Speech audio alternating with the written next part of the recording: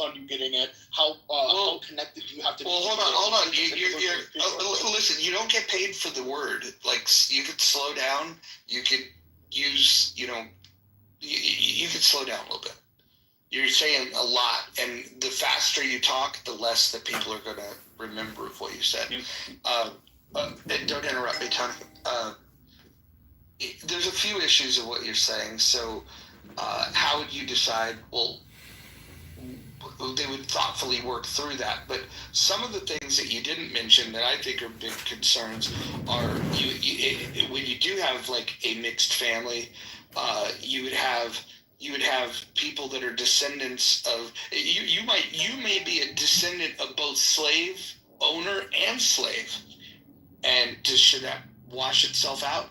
The other thing that I think is interesting is the very people that are asking for it are also taxpayers, and they're the ones that are going to be funding the reparations itself. So there's so many questions, so many pieces of this that to me just make it illogical. But the first and foremost, if you weren't a slave, don't say that you're owed money. Like the idea of usurping the pain of your ancestors. Look, the world's been a brutal place, and a lot of fucking fucked up shit has happened. That doesn't mean that you're owed something. If that's the case, then everybody's owed something. I think if the faster that we can all accept the fact that the world owes us nothing, the better off we're. I think one of the more decent things of reparations I've seen has been the idea of like the proposed tax break for a certain period of time. I think that wasn't too crazy bad of an idea. I think that one was somewhat decent, but I'd have to hear it fleshed out. But I'm gonna say this.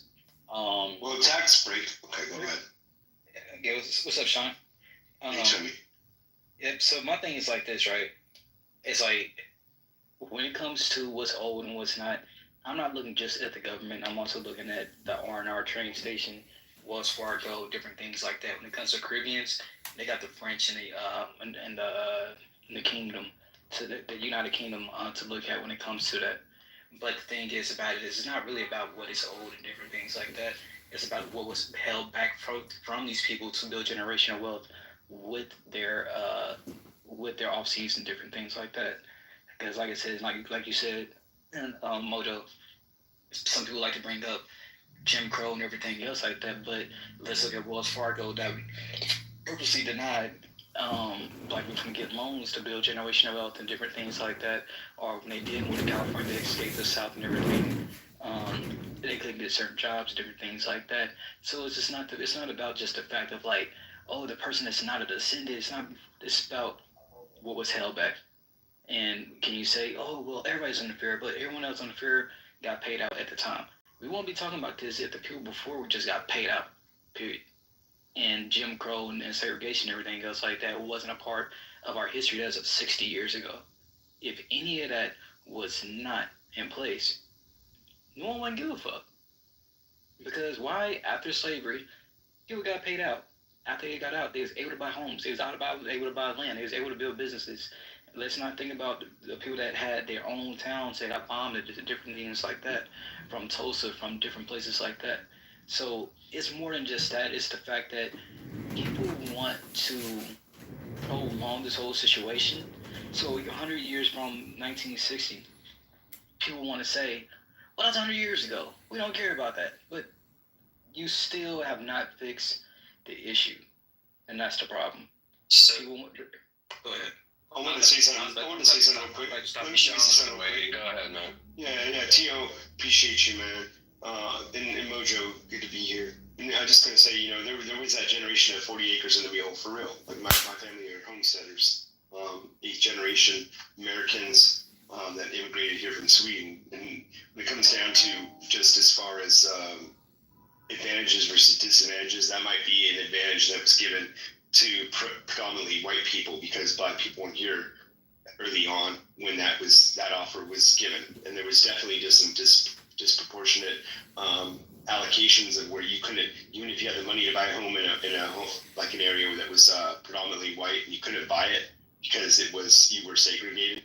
Those are definitely some things that are generationally have gone forward. But when it comes to reparations, The only thing I'm going to say is that you can dig up my great-great-grandparents, and you can't dig mine up because I'm going to file an exemption because nothing in our history, and I have all the checks, receipts, pictures, all the way up to the 1600 and actually it's 1648. 1648 my family goes back to, and I have all of it. We never had slaves in my whole entire family's history. So I'm not giving you shit for reparations. That's a point that people gloss over is just how few people had slaves, and so the idea of crucifying all of America when that wasn't the practice for most people. Most people did not have slaves, but that doesn't seem to be that doesn't seem to matter. People like Hakima want everyone to be taxed. It don't matter because it's the government that's paying. Like, so if you, like the immigrants that came over. How does the government get their money? By the people. And how From the people. Can I finish? Wait, let Hakima finish though. Hakima, continue, please. No, I don't want. No, that's because you said that. I mean, I just have a quick, so Tony, just a quick question for you, though, real quick, because I've been listening into Hakima, and again, I'm pro reparations, but Tony, if I heard you correctly, you're saying it's not just the lineage, direct descendants of slavery. It's you mentioned the Wells Fargo thing, modern day redlining, right? It happened during the pandemic. So if you had the power, how would you allocate either funds or what? Again, how do you determine who of the black community around the whole country, a week-old baby to 90-year-old man or woman is eligible? The same way they did the Indians. How the Indians, even to this day, a baby born, how you said, a newborn and stuff like that is allocated monthly checks and different things like that. Like I said, people look at the government, cool. Taxpayers don't want to pay it, cool. You still gonna get the same amount of money from all of the businesses and everybody else that they can sue, from the colleges, from the railroads, from the banks, and so on. So the thing is, how would I allocate it and different things like that? A lot of people that came here, they're African, then they come over here like, I'm African American, because you don't have a lot of scammers, dead ass. And the thing is, lineage. Where did you come from? Your bloodline, different things. Like, my family comes strictly from Louisiana. Every year we have a parent reunion where our family had their shed at where they had where they were slaved at and different things like that. Some people that. And it's not, like I said, it's not just about slaves, because I know a lot of people, when they bring up reparations, the first thing they think about is slaves. But that's just a small piece of what happened and different things like that afterwards and stuff like that.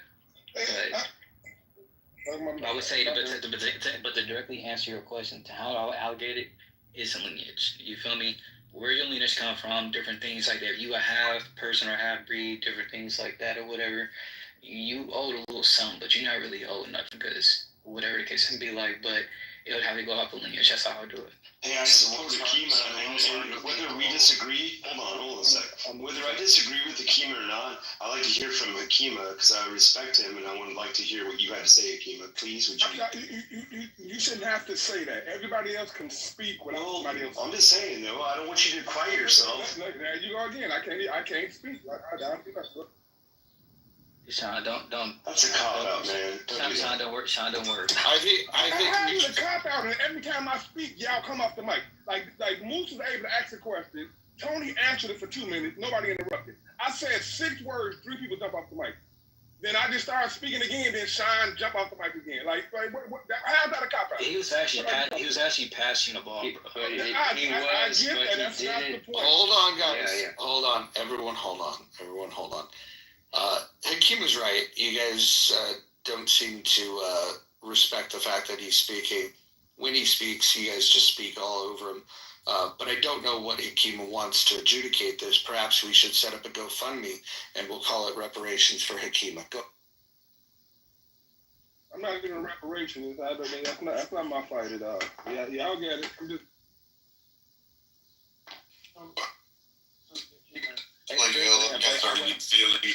Tony. So you mentioned like Native Americans and Indigenous, and you could have treaties. You can advocate for a treaty between Black America and the United States federal government. I would desperately convince you to look into how those treaties have been maintained. I would suggest you take a very deep dive in how the federal government and its interactions with Native American, particularly on reservations, how well life is there. As somebody who has, was kind of adopted into one of the tribes in New York and actually lived next to a reservation, I can tell you it's not peaches and cream. I can tell you that this idea that a majority of Black people have, that Native Americans get reparations, they don't. They do not. They don't get a fucking dime. This idea that somehow that the government, they just get to go and have money funneled into their coffers and somehow they're rich, they don't. That doesn't exist. They generated the majority of their wealth off of casinos, tobacco, and gas products by selling them on reservations, basically making them able to do a tax-free, duty-free, whatever you want to call it. So they also do crops. They also do mostly tourism and crafts. They have a large area into that. So a lot what I've heard on this app, when they go pro reparations, they'll attack the Native Americans and say this is great. And if you want that kind of relationship, go for it. But I promise you, you will be screaming that it is worse than Jim Crow. I can promise you that. Well, Brad, I'm gonna tell you this. As me as a friend, as a lot of friends that's Native American, strictly Native American, some have the benefits of what you said, the resorts and different things like that or whatever. And one of my friends named Matt, he actually gets a check from the tribe he's from. Whatever has happened, I didn't ask him long, all these questions and stuff like that. Just like he was brought it up because everyone thinks I'm Native American because the way I look and different things like that. And he was just giving a rundown like he gets $1,000 check every month, no matter what. He's been getting it ever since he was little. That doesn't come from the U.S. government. The U.S. government is not giving him $1,000. Hold on, Brad. Like you cut me off to say that, and then I'm telling you how it really works. You cut me. You interrupted me. And I'm sorry. Like, I said I'm sorry. I thought you was done. No, but that's fine. You don't have to argue. I'm just stating fact. That $1,000 that your friend's getting, and all these other incidences and anecdotal stories that will pop up magically in the ether on Clubhouse because someone knows somebody somewhere. I'm telling you now, the U.S. government is not funneling fucking money in like that to be able to give everybody $1,000 a month. That's not happening. That's nowhere is that happening. They do get certain benefits, discounts on colleges, because that in part was part of the agreement and one of the conditions. Fuck, Native Americans weren't even recognized as American until 1928 after they won their case after the 14th Amendment was adopted, because guess what? The 14th Amendment didn't apply to them. They weren't considered citizens of the United States. So this idea that people want to target this group seems really weird and wonky to me. And not that I'm giving them a lot of grace either, because a lot of their bullshit kind of goes through as if there were some mystical spiritual connection with the prairie grasses and the buffalo. But that shit, throwing all that fucking shit aside, most of the people do not know how Native Americans, and there is a famous guy, and his name is escaping me. He went to Congress. He testified before committees. He went around, and he was a Native American, and he told the U.S. government, hey, your Bureau of Indian Affairs, your bureaus that work with us on the treaties, they suck. And I encourage you to actually listen to him about what actually goes on there, how they've gone through periods of starvation. This COVID, Ireland was finally able to pay a debt back to the Cherokee and other tribes, because when they were going through their potato famine and their indentured forced servitude and all their bullshit, Native Americans sent money over. Irish people sent $20 million back to them during COVID because the U.S. government didn't send them fucking funds. So I encourage you to stop using Native Americans, because they will come on this app and tell you, you are not what you just don't know what you're talking about with them. No, Brad, I ain't getting any detail about what they get. I know people that get it. Like, I'm not one of those ones that do all that negativity and all that shit like that, right? One, I understand a person like you had to be persuaded something like that. I'm not one of the ones that says you don't have no right, no business on actually saying who are you to say who gets it and who's not. That's not how you get nothing passed.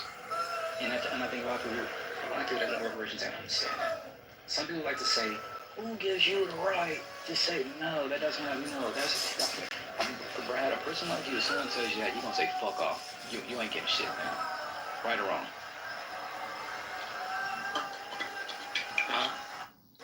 I think you went out. Your phone sounded good. DJ, you said what? No one can tell me to do anything I don't want to anymore. Yeah, exactly.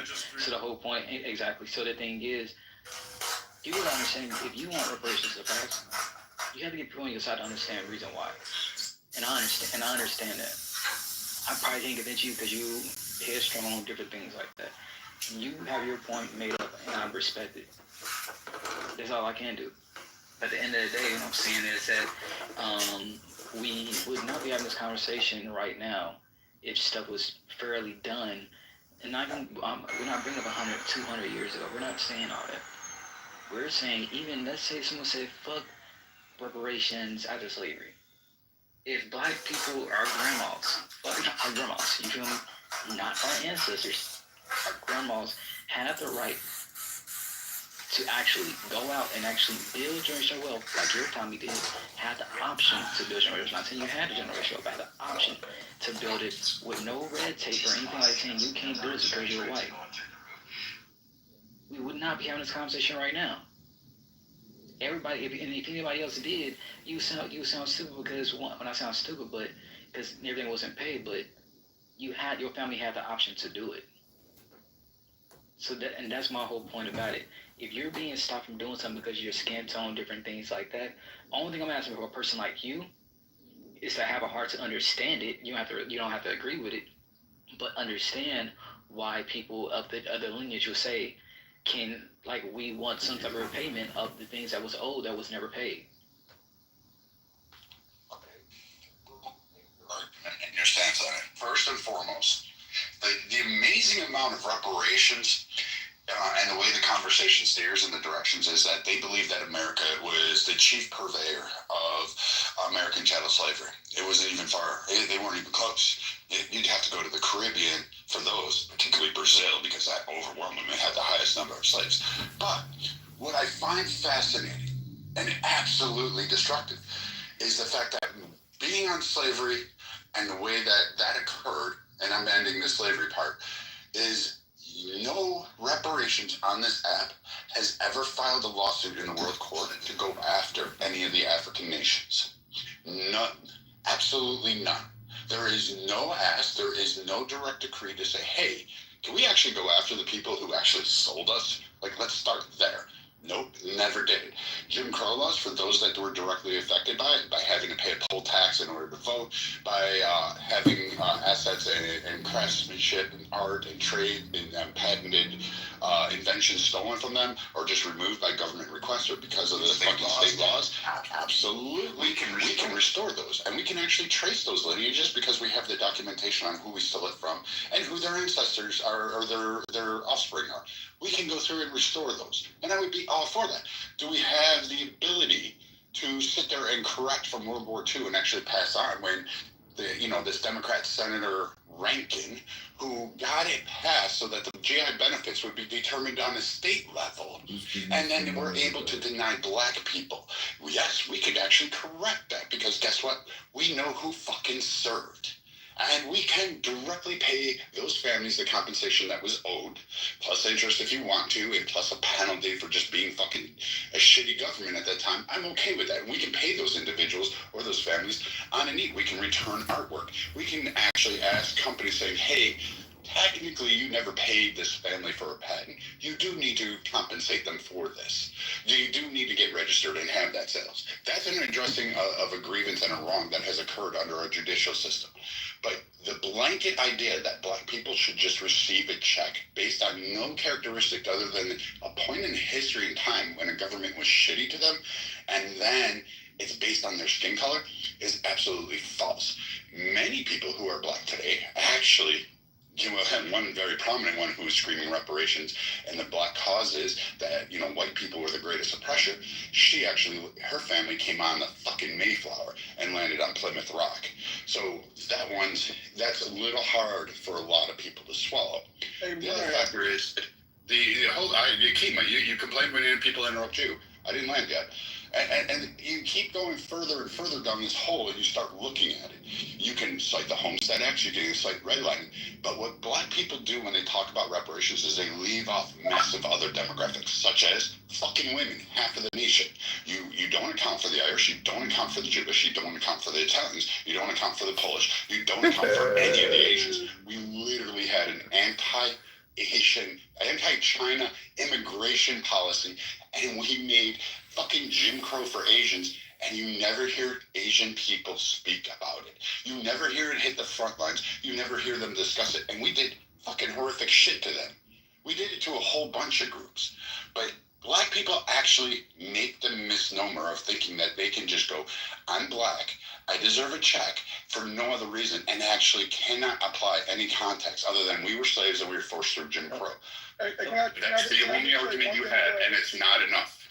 I just want to say one thing, bro. I just want to say one thing.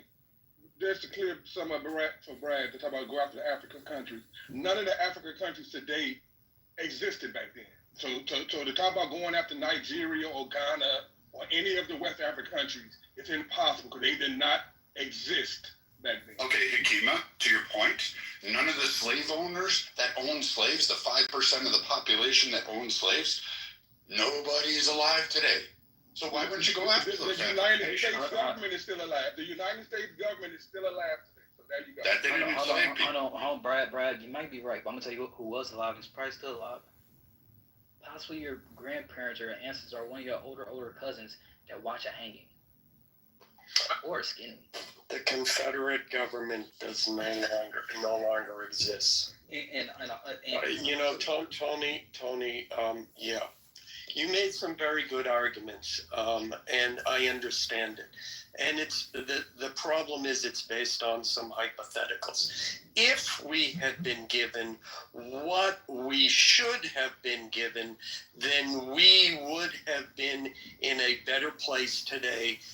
Therefore, we feel that we are owed money. And I get that. That's not a bad argument. However, I like to do math. So if we look at the civil rights and war on poverty programs that began in the 1960s, the general number is $20 trillion was spent on it. Now, ignoring the fact that when those were signed into law, I think it was Lyndon Johnson was surrounded by black people. So clearly these were programs that were made for black people. But as has been argued on Clubhouse many times, well, those benefited mostly white poor women.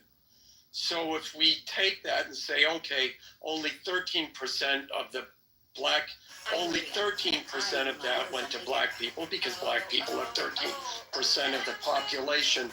That's still $2.6 trillion. Jewish people got $30 billion after World War II. That was their reparations. So I don't think, even if you want to say, okay, that's a little high, I still think $2 trillion in reparations certainly is on par with what other groups have gotten. But putting that aside, let's go to the hypothetical and the cost of freedom, what it costs the U.S. government. Let's say hypothetically, at the time of the when the southern states seceded from the Union, the North said, hey, you know what? We're good. You want to keep slavery? Go ahead. We're not going to get involved. We're going to split the United States. What would have happened? Hypothetically? Well, hypothetically, I think slavery eventually would have ended. But there's 350,000 white men whose ancestors would have been alive today. How much do black people owe them? And what price are you going to put on that? So I think we can all go into hypotheticals here, but ultimately, the way I view this is simple. At a certain point, correctly so, black people were unfairly treated. But at a certain point, the assistance that comes from other white people through the government in the form of taxes and other legislation has got to end. And I think we are seeing the end of that. And I view the whole discussion of reparations as a desperate attempt to keep that money flowing. And it's got to end. And people are getting tired of it. As a philosophical ending point, I'll say, read the book Bleak House by Charles Dickens, and you'll understand the psychology of all of this. So let's go back to what Brad was saying. He said something about the different races and different things like that. I think it was called servitude, slavery, or something like that, or whatever I read up on. A lot of people that came here, they was offered to come to America. Come here, work for 10 years, you're offered land and a house and some other stuff. I can't remember exactly what it was. I know that's just the main part I remember. They was actually offered something. Now let's go to the Japanese and people like that, how they was treated, different things like that. And one knows in the South, if you was not pure European blood, you was treated fucked up. Period. You feel me? Now, those same people that left the South, that went to New York, West Coast, other areas like that, they try to act like the white people. They was doing way worse than the fucking white people that was doing to people in the South. Well, not to hang in the shot, let me take that back. That's way too much to say. But in the West Coast and different things, like there was no free spot for black people to live and actually grow something, period. You went to the West Coast, you was getting kicked out of neighborhoods by Asian people, Hispanic people, Armenians, and different shit like that. Don't know if y'all know that. It's still like that to this day. New York, I can't speak for New York because I haven't did too much history search on New York. And I never really talk about something I do not know nothing about. That's just not me. Now, Alan, everything you were saying, different things like that, I hear you, I understand you, and different things like that. I just don't 100% agree of saying nothing is owed and different things like that. And y'all cannot sit here and say, oh, our grandparents didn't do nothing, or I didn't do nothing. Cool, you didn't. But guarantee any of your cousins, it's anybody that's between 8 to 100 years old, not 100%, they watch hanging. They watched something that was totally fucking against humane and said nothing about it. Only a few people that was older came out and spoke on it and said, at that point in time, it was a different way of thinking. I changed how I thought. Who said that? The owner of the Cowboys. We're not going to sit here and look at all these photos of hangings and skinnings and a picnic, pick a nigga, and different things like that happened in the 1930s and 40s and the 50s and 60s and shit like that. So, y'all gonna have this, like, I don't give a fuck attitude, cool. But also lets me know that you have no heart. It also lets me know So that's it. We didn't say enough. Can I get in this since this is He answered, Brad. I'll be quick. The fact that we didn't say anything, you have no idea what people said.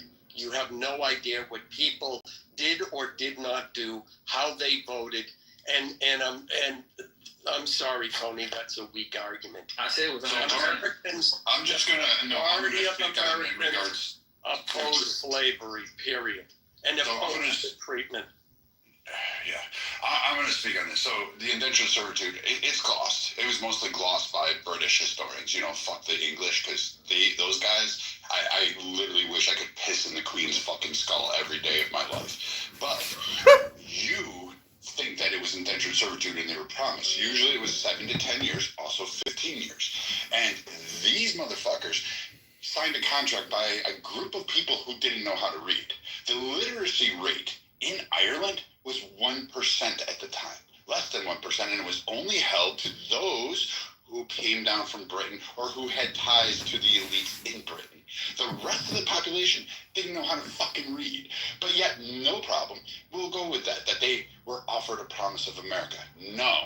They were offered the promise to get off the land, which was actually given to people who aligned with England's interests. So all of the colonialism and all the bullshit that every other country experienced around the world under England's issues, they first tried out in Ireland. That was the testing ground for all of this shit. So those Irish people were gathered up. Children were taken to the tune of 500,000 at a time, put on these things called coffin ships, and these little boxes that they were allowed to stand in, which were no bigger than, guess what, a fucking coffin. And then they had to sail the months-long voyage across the North Atlantic, which is fucking precarious in its own right, and go and land in a shore and be fucking treated there. They didn't even know if they were actually going to America, because at the same time, guess what? They were also sent to the Caribbean, which is why you have such deep Irish roots or Irish DNA throughout the Caribbean, because guess what? They had to work in the sun and the sugarcane fields as well. Or they were sent to Australia, or they were sent to the continent of Africa to work under the British Empire. This is why Irish people and Irish DNA is so proliferated around the world, is because they were literally kidnapped and sent around the world. And as far as like the potato famine that people want to bring up, they had a blight of potatoes, but it wasn't the food source that was primarily the cause of it. What was the issue of it was that Britain, when there was plenty of food in Ireland at the time of the potato famine, was actually taking all that food and hoarding it up. So when other nations knew of Ireland's struggles, such as the Native Americans in the United States, Middle Easterns, King of Spain, and they tried to send food stores to Ireland to save starving people because they're on an island, they were blocked by, guess who? The twat waffles, buck teeth, fucking red coat, fucking wannabe, pompous ass, inbreded cyst of fucking humanity, the English. So those fucking cock waffles were nothing more than just a parasite on it. And yes, they were conquering. They did a lot of conquering shit. Hats off to them for doing it. The redcoats, blah, blah, blah, blah. But you know what? Fuck them. I don't really care. If you dropped a nuke and fucking on Princess Diana's grave, I would do a Irish jig. I don't have any love. And then as far as indentured servitude in America, you would actually be found surprised, because it was more of like a weird parole system, that if the Irish indentured servitude was able to meet the terms of their conditions, all the owner had to do was say, well, they owe me a penny, or they owe me a pound of extra, or I had to do this, or they violated some other thing, and they just had to make it up. And so these people were indentured servitudes for a lot longer than you'd like to think. And usually they were released when they were well past the age where they could keep up with the younger ones. So yes, black slaves were treated, but so were white people. And I suggest you read a little bit more about what was called white cargo back then and actually understand it. And then you can fast forward to where we have slavery that has existed in history. And you don't hear me crying about it. And as far as redlining goes, that people bring up all the time, again, you forget that women were redlined, Jewish people, Black, Hispanic, Irish, all of these people were redlined. We have a whole demographic of it. We literally have this whole system in place where people are like, nah, we're going to redline whole groups. And banks could do that shit. But the only time that you hear about it is, again, when a black person says, we were redlined. But no other groups are sitting there going, yeah, we were redlined too, but somehow we beat that shit. We just decided to build another time. I don't know, but Brad, you realize... Yeah, so again, I didn't cut you off with your rant, so you can... I thought you was almost done, my bad. And when we go to Jim Crow era, I would say, anybody directly affected, we owe reparations to. What you are accounting for is, again, a blanket thing due to the fact that everybody sold probably some member in your family a long time ago that you have no recollection of, no historical evidence of, and nothing to actually present. Somebody's going to say, hey, here you go, this happened. There's a lot of shit that happened in the world. And a lot of you have this whole notion that we can't go over to Africa and sue them. We can't sue this because they weren't nations back then. Well, you know what? the U.S. government wasn't the same then either. I mean, we did have a civil war. You don't have the Confederacy to sue. You never sued any of the major holding offices over this. And now all of a sudden you want to do it as a whole by people who were never slaves, which the federal government already deemed in the recent decision in Tulsa, where just because you were black and you were living in the United States does not mean you're entitled to any kind of compensation because of what happened in the past, unless you were directly impacted.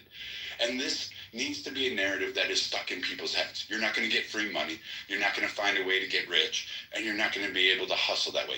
The best thing I can tell you is go get education, which 22 states offer free college.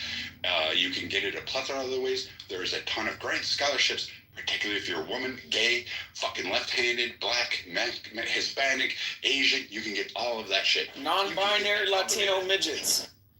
Latino midgets. You can get all that shit. And you can take it and go build wealth. And oh, by the way, the thing about we weren't able to build systemic wealth, wealth leaves after 3 generations. But guess what else happens? Nobody ever cites the other part of that study. Systemic poverty also leaves after 3 generations. It's a complete lie, Brad. It's a complete lie. Just like how black people didn't know how to read back then, yet the average black person had a full practical understanding of the Bible. I just don't understand why people are going to continue to perpetuate this lie. And to be very honest with you, a lot of black America better be careful when it comes to the question of reparations and following the money, because a lot of said black people were in business with those white slave owners, okay, and slighted a lot of them as they were losing their businesses. So who really owes who what? Hey, Brad, to go back, you realize how you came up being our... Wait, hold on. Before you go, Tony, I want to make sure. Is anybody that has not had a chance to speak at all want to jump in here? Jason? Yeah, I would appreciate it, yeah. Go for it. Yeah, so I'll just say, I guess one thing I always bring up in these conversations is what about the British royal family? I mean, it wasn't this United States government that legalized slavery or set it up.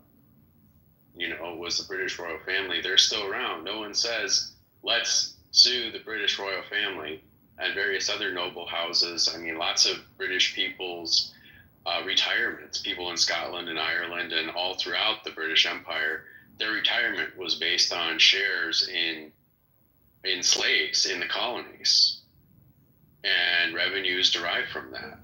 Those estates are still intact. There is actual continuity of government there, and for any nobles that are still around, I mean, they didn't make new nobles after the 1700s, so we're not very many.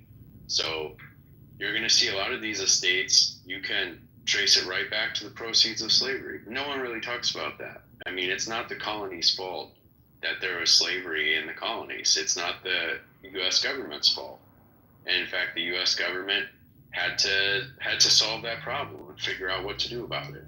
And I don't think, what are we looking at here, 70 or 80 years? I don't think 80 years is such an unreasonable timetable on which to resolve that. Let's say 90 years. I don't think 90 years is so unreasonable.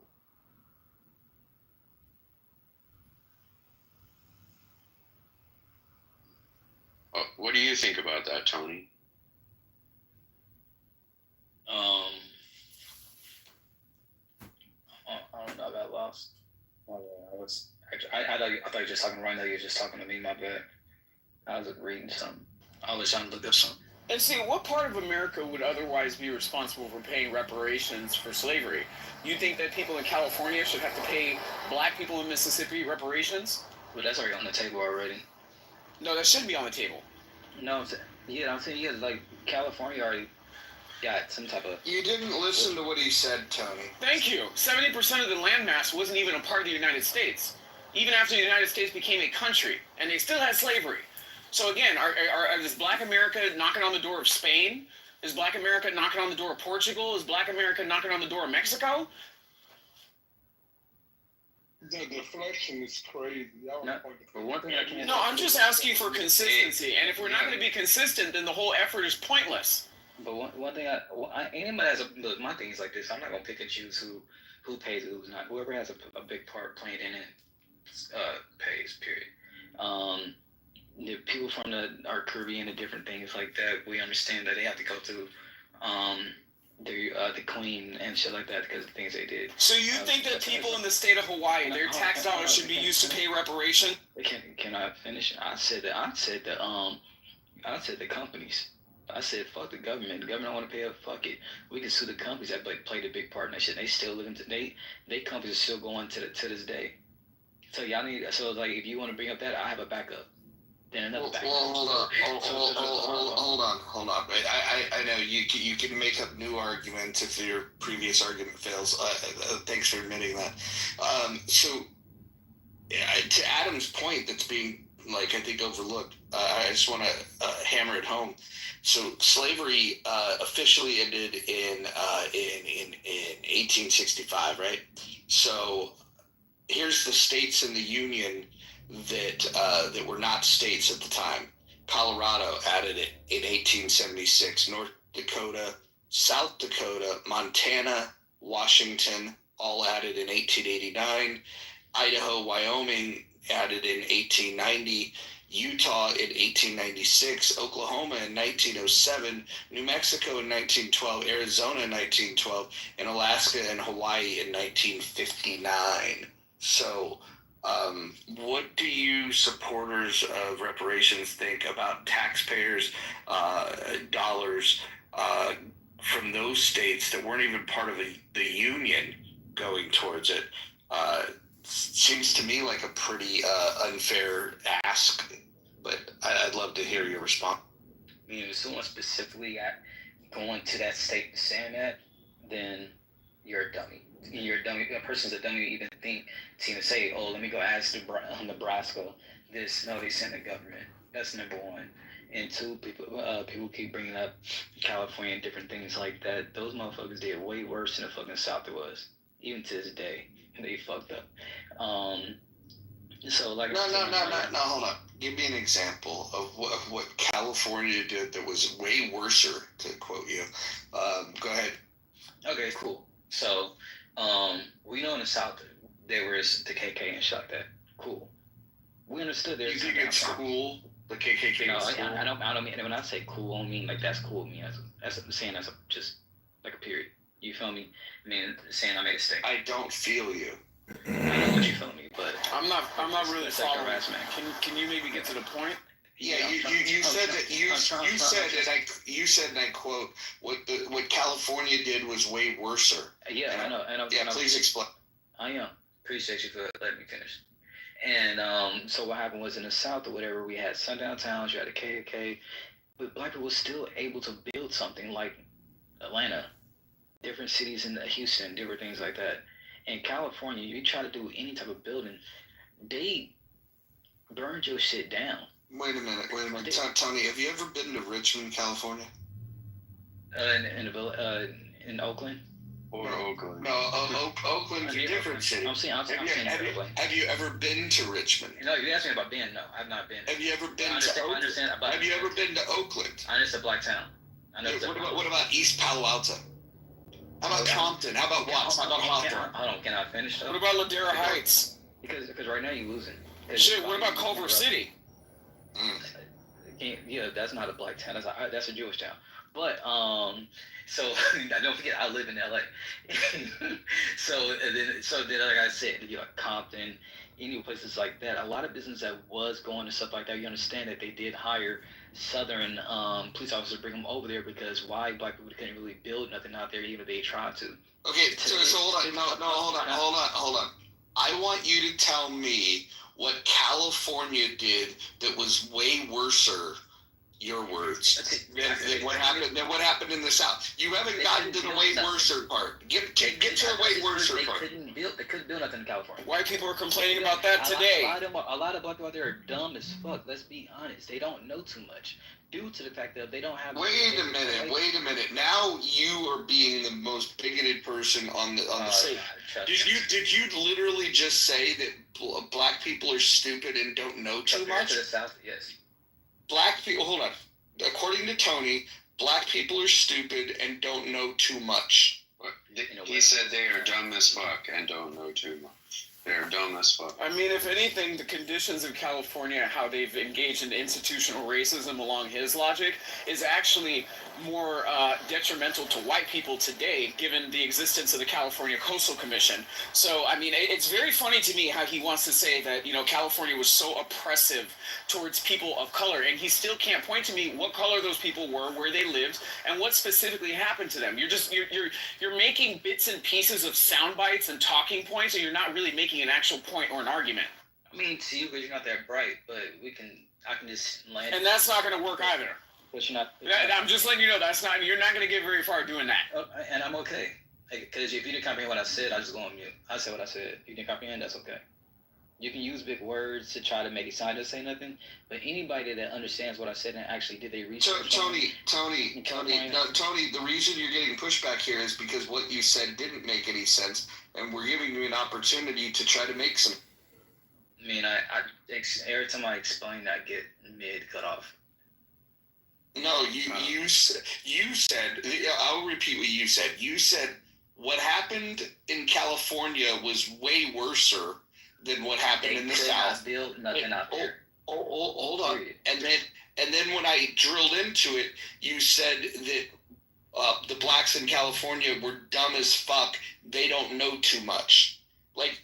Honestly, Tony, I think that your talking points are clearly the most anti-black that I've heard on this stage.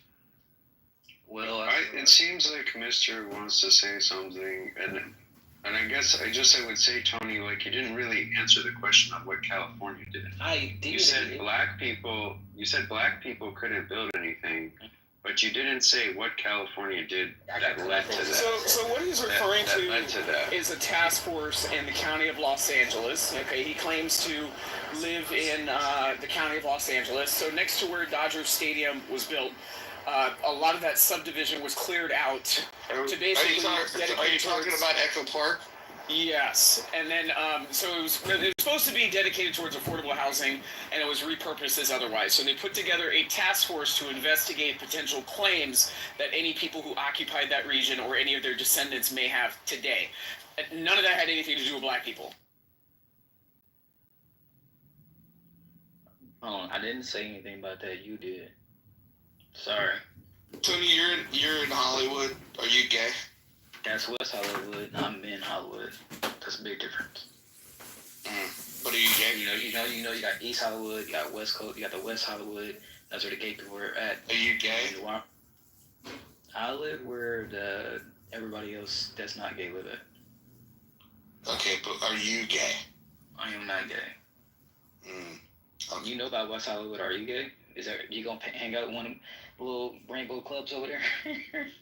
No, when I went to Hollywood, I would hang out specifically at the Troubadour. That was my hangout. Well, I sound fine and that's it. Have you ever been to the Troubadour? The what?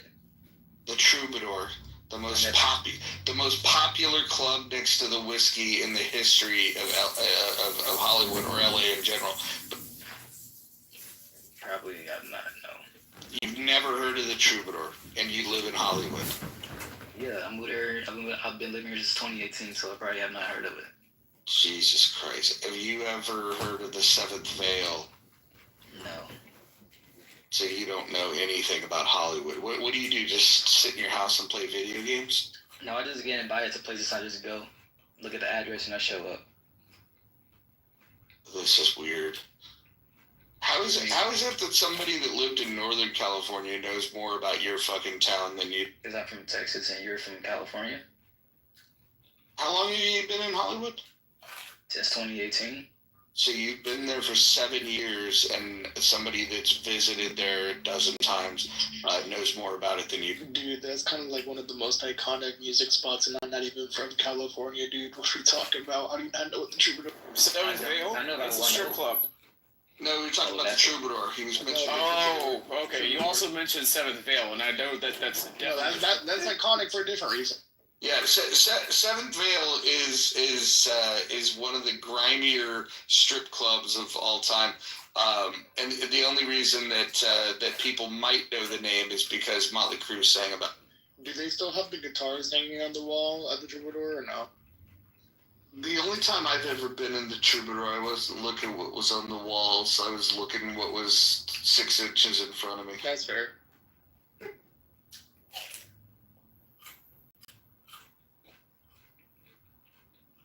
It's fucking wild. It's amazing. Hey, I still- can I answer the question on why? I know about the Viper one. Oh, hold on. Yes, you can, Hikima. Yes, you can, but I want to answer something from the chat. Harry asked, have you ever been to the Viper Room? I never went into the Viper Room, but I will say that I was in the Hollywood Hills at a party with friends the night that River Phoenix died at the Viper Room. And so there was a chick that came to that party, like, it was like fucking sun's coming up, and she was just bust out crying, bawling, and I was in Hollywood when River Phoenix passed away, but not at the Viper Room. I wasn't swanky enough for that. At that stage of my life, I was all about well drinks at dive bar. Okay, I'm going to answer real quick on why the government and not California or not some immigrant who just got here in the 1950s. Why it's the United States government? Because they legalized slavery, they enforce fucking slave laws, they suppress fucking slave revolts, they stole land from blacks after Reconstruction. Then not to talk about the redlining and the Jim Crow that happened afterwards, all sanctioned by the United States government. So it ain't about what state you live in. My state didn't do this, the government did. If you don't want to be part of the government, you don't want your taxpayer money to pay for it, then leave the fucking country.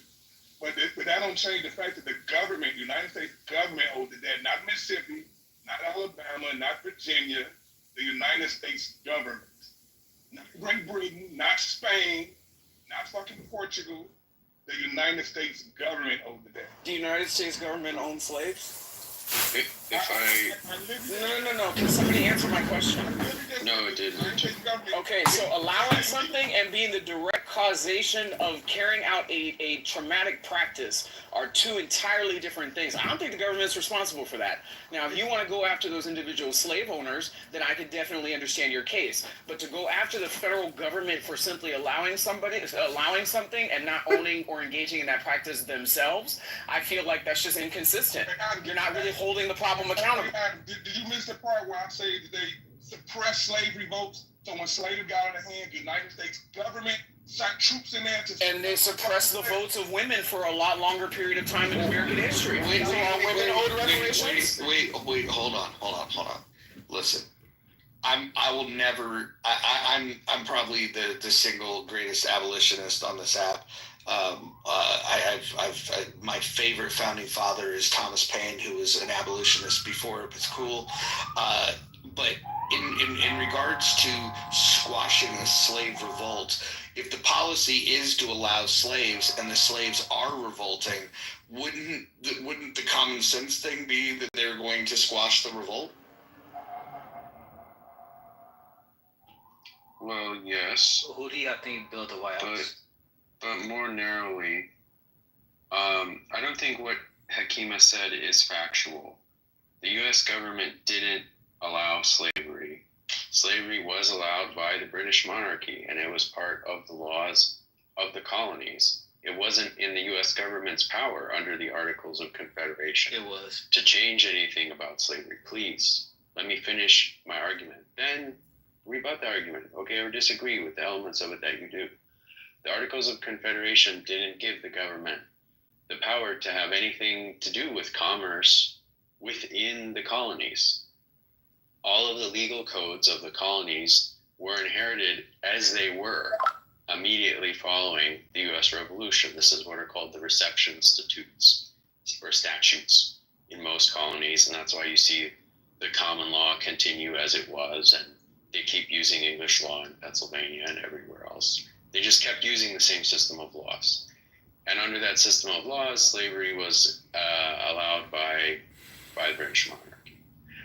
Jim Crow was also never the policy of the U.S. government. It was the policy of states. In many cases, we're talking about what are clearly state policies enforced by the states. The U.S. government was not much involved either in, it didn't write those policies, but also was not involved in enforcing those policies outside of maybe large revolts. You know, for the most part, catching slaves, returning them, everything else, that would be handled by state forces, and it was. So I think there is a kind of category here. Yeah, I want to respond to something Tony said. By the way, that was great information, Jason. Hopefully people caught everything he was laying down. But so Tony mentions the 3/5 clause. I don't think Tony understands the 3/5 clause. In fact, the people that were opposing slavery did not want slaves to be counted in the census. It was those that wanted the slaves to be counted as a full person. They wanted that in the census so they could then retain them as slaves. So make no mistake about this, Tony. If they didn't have the 3/5 compromise, if they would have counted the slaves as a full person, this is the lack of understanding, and that it's. I don't blame you. I blame the education system in this country.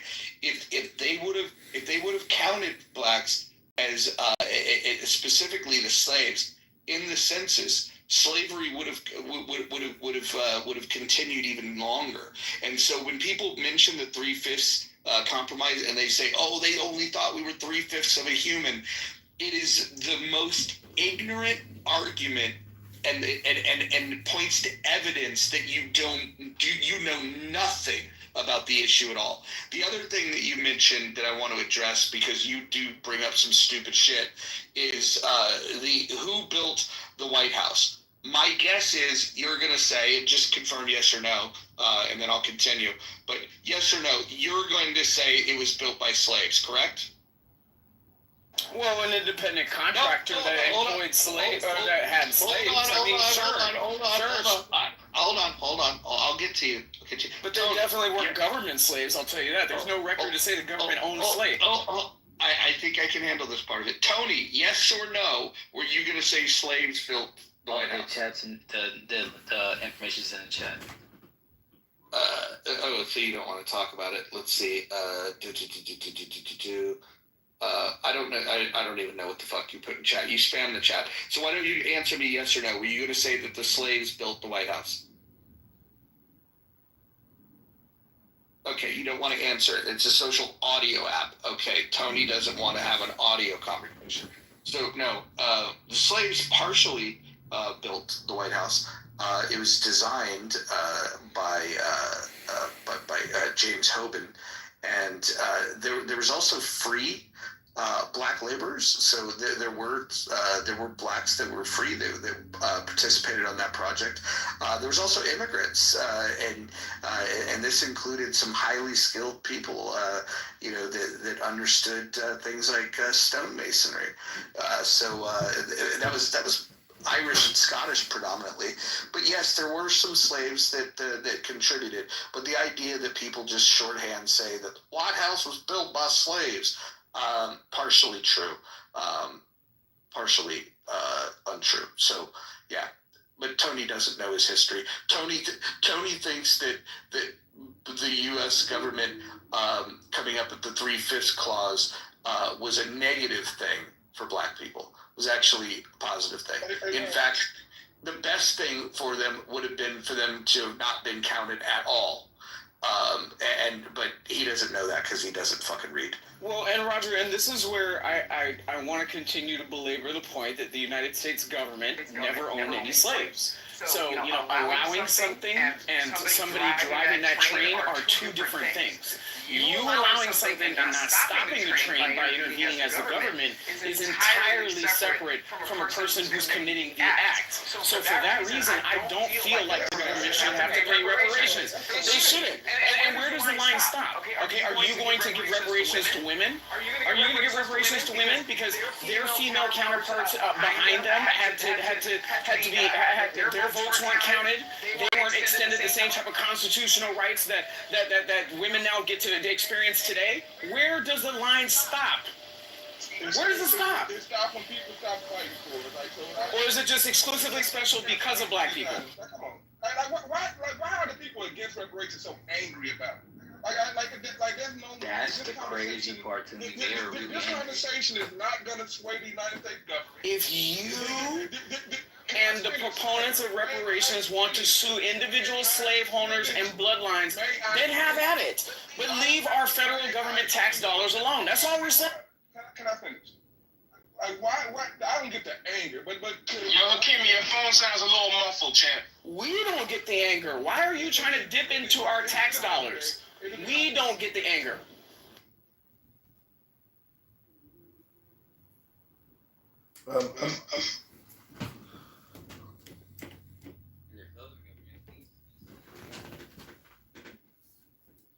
Tony, what do you think about the national debt? If we pay out, and Hakima, if we pay out reparations to African descendants of slaves here in America, what do you think about the federal debt? How much should we increase the federal debt by? 2 trillion, 5 trillion, 10 trillion, 50 trillion? How many trillions would make you happy? Thank you very much for consideration of this question. No trillion, not a single. Wait, hold on.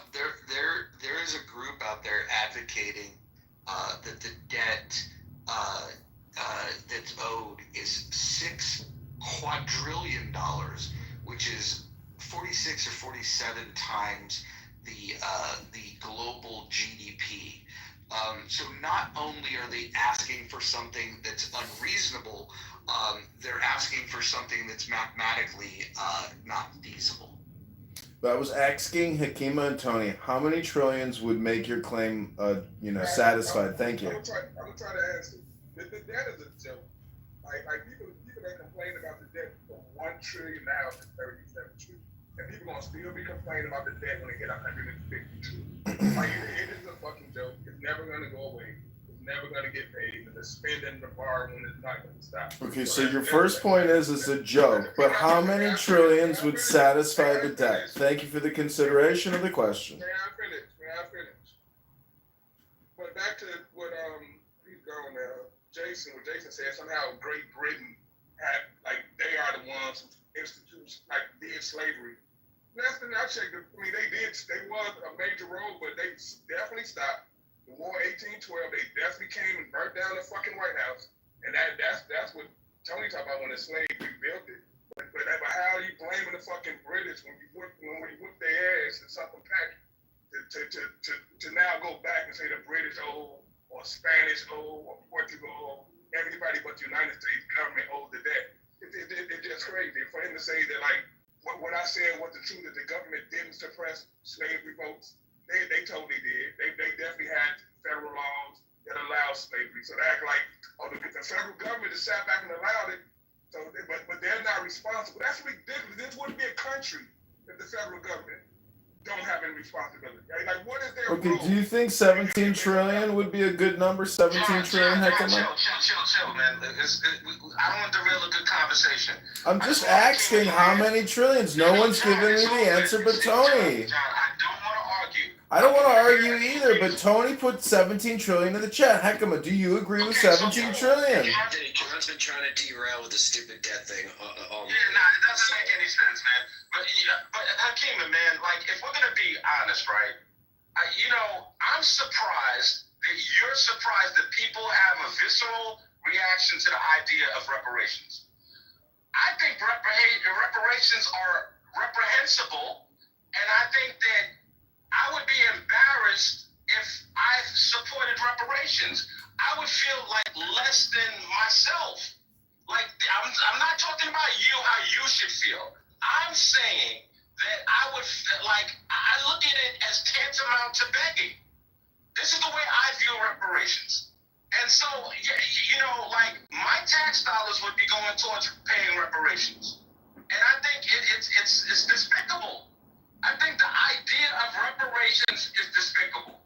That, it's a stain on the history of America. Slavery was. It's horrible. It's horrific. It's all of those things.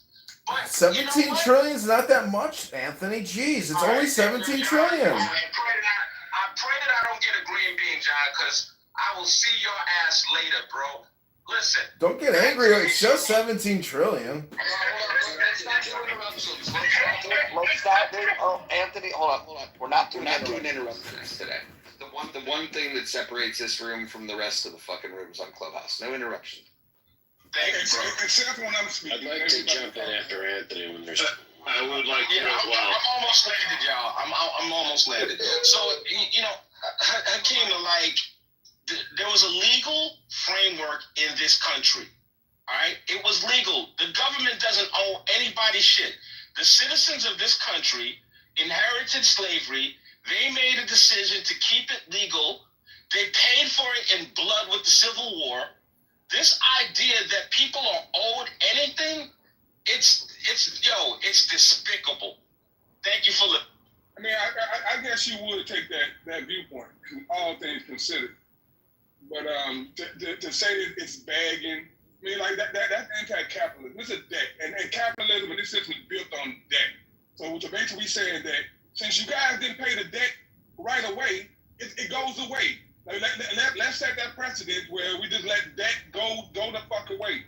Just because somebody the person in power refused to pay it. Because they had to pay that shit in 1865, we wouldn't have this conversation. Maybe the slaves would have blew the money and shit would have been over with and we would have been probably worse off or whatever. But they should have fucking paid it. And just for the simple fact they did not fucking pay it, now that people are asking, what people have been asking, like Brian said earlier, all of a sudden you ask for reparations. It's not all of a fucking sudden. You've been asking for this shit for over 100 years. Okay, you got it. Hang on, see, no, I just wanted to keep it brief. Were you done? No, I wasn't done. Okay, go ahead, man. Go ahead. No, you go ahead. Well, I just asked if you were done, so you can continue. I was talking. How the fuck stop me from talking and ask me what I done? It was me by mistake, Hakima. It was by mistake. Take a breath. I did it by mistake, Hakima. It was a mistake on my end. I saw moves come up. Whatever. Y'all weird and stuff. Y'all go. I was going to say briefly, so Mojo, you were giving Jason flowers earlier for dropping facts about, really the federal government never had any involvement with the oppression of black people in this country. So, just a couple of highlighting points. Obviously, the voting rights for black people came much later. Early segregation within the federal government, separating black employees from white employees, and of course, federal housing policies from the 1930s, very infamously known as redlining, all from the federal government. Go ahead, Steve. Yeah, I mean, so I think it's worth mentioning that if you add up the it depends and the support, it's actually 56% right now. So it's majority of the room. So I'm gonna lean into the it depends category for a second, and I'm gonna give the proposal that I've heard about 65% of conservatives on Clubhouse have agreed with me or said they would be open to it. I've never heard Brad or Roger's response to it, though, so I'm going to give it. It goes like this. Jim Crow segregation was federally, legally mandated segregation that shouldn't have happened. There are African Americans still alive today that experienced it. So only that group, which would be people who are 61 years old or older, should receive reparations. That reparations can be based off of the same number that was given to white slave owners for reparations in the 1860s, which was like $370, adjusted for Dow Jones increases over the last 100-something years. So it would come out to about $150,000. The total cost of this would be about $450 billion one time. So what is your thought on that? And again, it's only for people who are alive during Jim Crow segregation, which was sanctioned by the federal government. I think if you were alive and you have a grievance, you have a much better case. I am sympathetic to the reparations that were paid out to Japanese that were interned. My objection to slavery is based on who is complaining about the grievance. If you were not impacted directly, I would not give you a penny. And if the people that you're asking to pay are no longer alive. Like, look, if the victim and the perpetrator of a crime are both gone, then what we do is we say, wow, that was a tragedy. But if the victim's alive and the perpetrator is alive, I don't see why we wouldn't want to seek justice. Hey, Roger, quick question, Roger. Hey, do you think they should have paid it right away, like they promised? Do you think they should have paid it? I think, well, I'll tell you this, from a practical standpoint, it would have been far fucking cheaper when there was a lot less people to pay, and when it would have just been better. Because think about it this way: once upon a time, 40 acres and a mule, there was 40 acres that you could have gave to each of these folks. There was enough mules to go around. I mean, the 40 acres and a mule thing can't be paid out because we don't have 40 million mules on planet Earth. Like the reality Keep the fucking mule. Okay, great. What do you want? What do you want in replacement of the mule? You want an EBT card? $5,000. Whatever fucking mule costs today. Plus interest. Don't forget the fucking interest. Well, this is the problem. When you start factoring in the interest and you multiply it by 40 million black Americans, that's where you get this absurd number of $6 quadrillion, which averages out to $151 million for every black American. You don't multiply that amount of slaves or the interest is based on the time. No. You're not listening. For somebody who doesn't like being cut off, you just did that to me. So what's fascinating is you didn't listen to what I said. There's a study out there, and there's a group that advocates for this.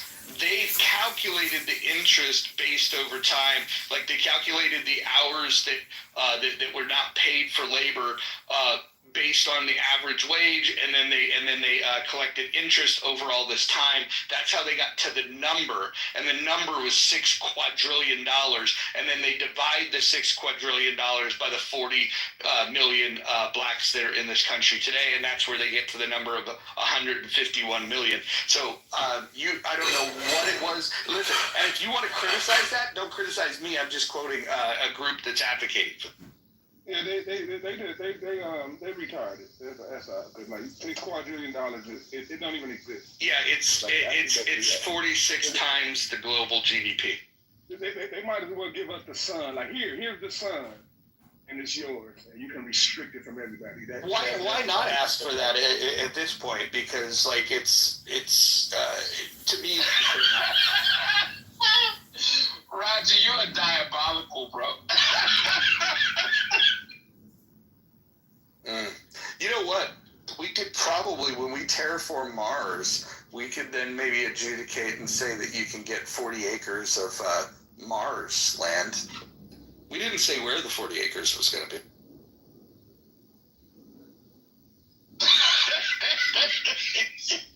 You said, why not ask for the sun?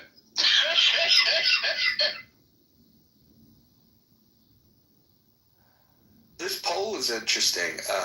23% support, 44% do not support, 35% are in that it depends, which means that if the people that support reparations were to convert a plan for those that say it depends, get some sort of compromise, you could get to 58% is what this is telling me. So maybe the most important people in this room are those that with the purple that say it depends. So Don and Dr. Adams, maybe some people in the chat, what does it depend on? Don? I think that, I don't know, I'm not a reparations expert. I think that there's a lot of factors, and it's just not my expertise. So I don't even get involved in that. That's why I say it depends. I mean, I couldn't even begin to be for or against, or I don't know. Hey, Ms. Lopez, here's a question for you. Do you think a debt is owed? Let's not to get to the nuance of who owed and from who. Do you think a debt is owed to somebody? Yes, but is this a debt? Or is this something horrible that happened to people? I mean, it's both. I would say it's both. I mean, something horrible happened, and it's a debt, a repairing of a nation. Hey, she should have been done. She just set a bar though. I like that. Wait, I was gonna say this though. Wait, hold up. What do you mean? She just said a bardo. I'll be honest, man. It's okay. Roger, that's street vernacular. You know, when somebody says something that's kind of like poetic in a way, that, you know, the reaction is she set a bar. I think Roger know that part. I think he didn't. He didn't see it. I missed it also, so I think that's what he said. But no, I agree to what Roger said a second ago, talking about on the people that depends and stuff like that. A lot of people in America is on that in the middle. But the thing is, when people bring up reparations and stuff like that, people want to attack everybody and say you don't have a say so. And the people that depend, they're gonna say fuck you. You gotta convince people. Like people gotta convince others if you want something done. You can't. Nothing's gonna always depend on just what you feel. Tony, I think a lot of people gotta wake up on that. Tony, I got a question for you. How many slaves do you think there were brought to America? I have to do my research. I'm not one of the people. I'm not. Under 300,000. Yeah. I don't know. One thing, if you realize about anything about me, I say logical stuff. I'm not one of the people that say, "Oh, the history said this and it never said this." Okay. I do my research. Tony, what does your research say about the amount of slaves that were taken to Brazil? Again, I have to do my research on the exact number. Yeah. I mean, I've always found it fascinating that Brazil, there was 10x the amount of slaves taken to Brazil than there were to the U.S. And for some reason, and I've never ever, and I mean never ever, heard anyone on Clubhouse talk about the reparations that are owed to people in Brazil. I've never heard this. That's because you're not listening. The Caribbean. Tony, I know you think your voice means more than that, but I'm talking. But just the Caribbean do have a reparation movement going that more than likely do include Brazil, and they are, from my understanding, a lot closer to achieving their goals than Black Americans are. Well, the thing is, Mojo, is that a lot of people don't even know about that. They don't know about the sugar cane and different things like that. They think it only happened in America. That's why you don't realize people speaking on it. But a person like me that knows about the Caribbean, everything happening in the Caribbean, different things like that. So Tony, on a scale from 1 to 10,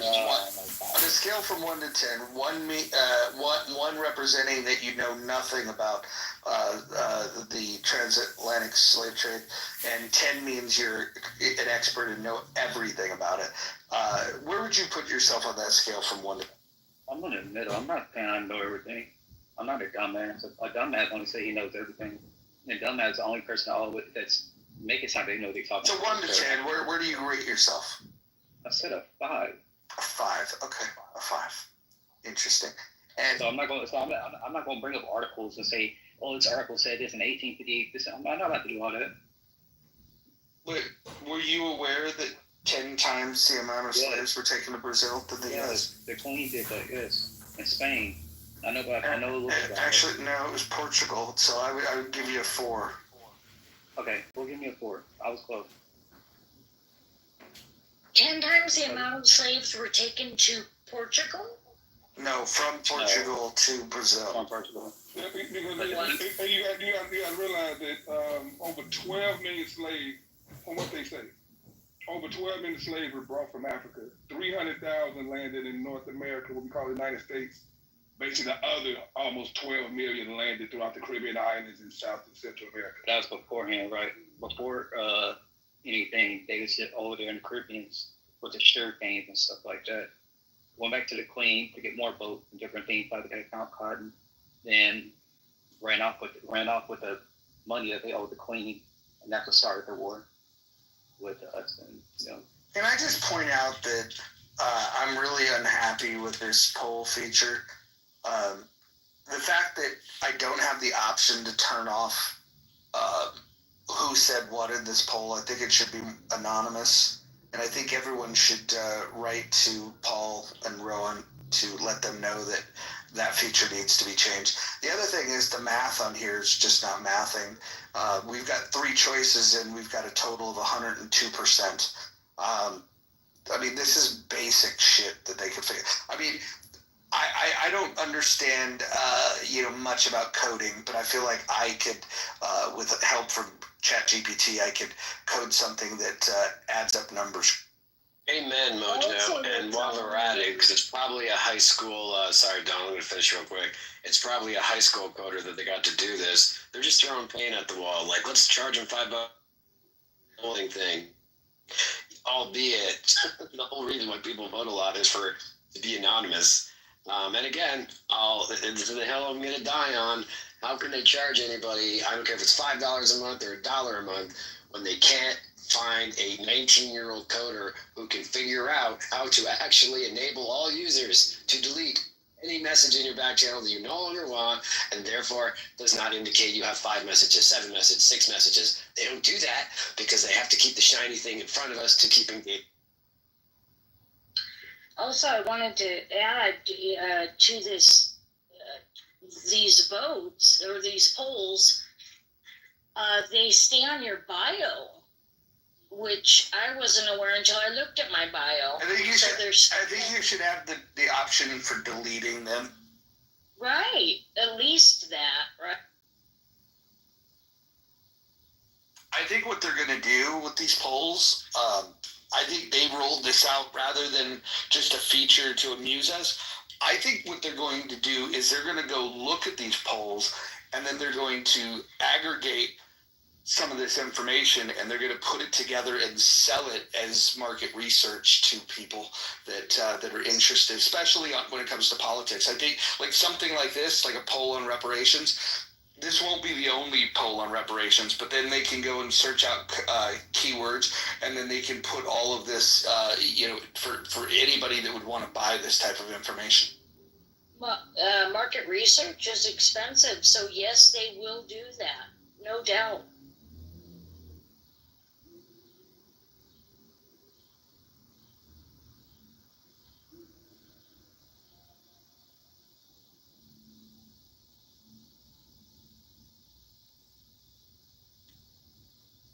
Yeah, I like that I have 2 different polls in on my profile that you could see where I've asked about the attractiveness of Monica. She fared very well in both of those polls, by the way.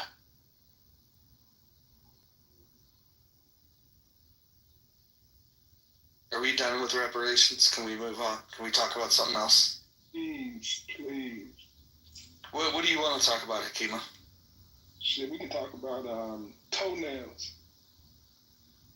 I was just trimming my toenails while I was on mute. Good reminder, I have to get a mani-pedi today. I just got Where do you go to get this done? Do you go somewhere fancy? I have nowhere regular, and I don't get them painted or anything. I just like to get, pampered once in a blue moon. Just your neighborhood spot, it's, I think 17, does this seem crazy? $17 to just get your nails done without getting them painted? Does that seem high? I don't know. Maybe it's California price. I think that's reasonable. Are they throwing the toes in at that price? Oh, no. So, mani-pedi, again, no paint, no polish, $45 out the door. Yeah, that's pretty good. And a good pedicure, they're going to give you the good old-fashioned massage down at the calf, all the way up to the calf. It's pretty cool. Yeah, I'm a big believer in getting pampered. When I lived in the Bay Area, I used to drive out to Cupertino from the East Bay to this spot that had you put your feet in the water and they'd have these fish that would like pull the dead skin off your toes, and I did that like once a month, and then there was a news report that said that place had been closed down because people were getting like infections from it. So I dodged a bullet. I never got an infection, but I always thought it was cool that you could, like pamper yourself with fish.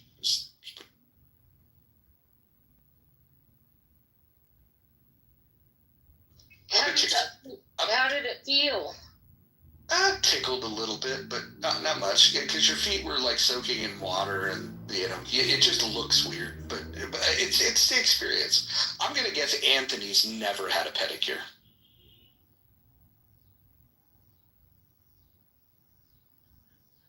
Anthony, do you ever let other people touch your feet? If I had to bet, it would be a definite yes for Anthony. I hope he answered. Hey, I ain't gonna lie to you, I do. I go where I have like my mimosa and stuff like that. Do you allow men to rub your feet? No, you cannot. Robbie, do you and Anthony ever get like scalp massages? I mean, assuming if you're bald. I'm not bald. I got hair. I was asking the bald PTRs. Oh, the bald PTR. Oh, okay.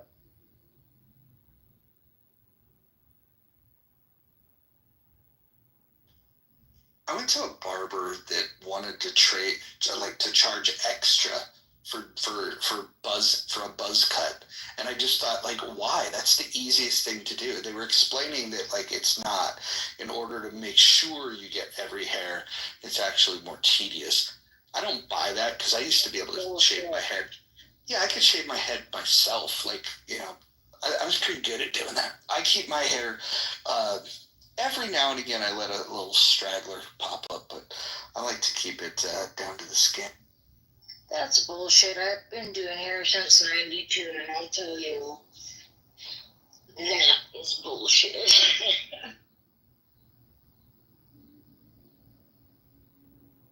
Hey, Roger, so you're bald in real life? Yeah. I've got a little bit of a problem with the hairline on the top. It's funny. I've got like the hair up front, but I'm developing this like center of the head baldness thing, and it's not bald. It's just thin, and so sometimes I'll grow it out and then just wear hats. But like I just don't like the hairline. Like typically I take it all down. In the wintertime, I might go with like a like a mid skid fade, and let some hair persist on the top, just because it keeps you a little warmer.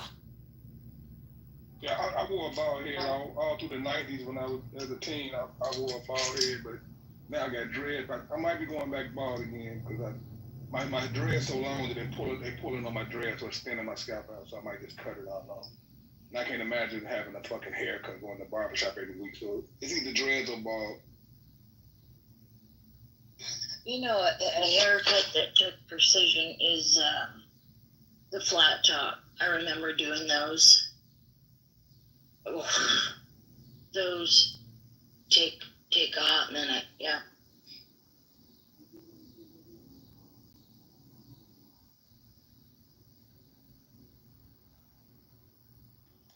I wish I could. I wish I had some hair, more hair on the top. I would do a mullet. I think soccer players have brought mullets back, and they look very stylish if done correctly. Any of you fans of mullet? No, I used to cut my ex's hair in a mullet, but the hair in the back was super long to the middle of the back, and the sides were clippered in number 3, and it went into a flat top on the top. It was a really cool cut, and that was a bitchin' haircut because it was styled, but I can't stand it.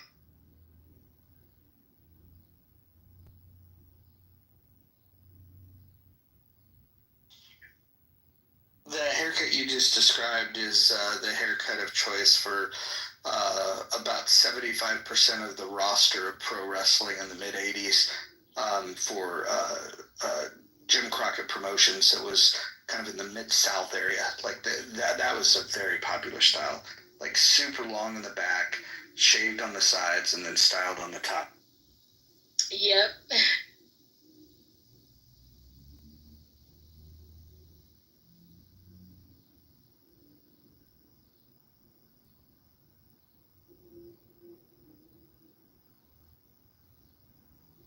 I have some growing tail though. I'm trying to bring that back. That was a big thing when I was younger. So I'm bringing back the tail. I haven't. You know what? I haven't seen those in years. I had a duck tail. Yeah, once it's long enough, I'm gonna braid it and I'm gonna put beads in it. I had that too. The school auditor on the braid my hair. No, braid them. They're taking them.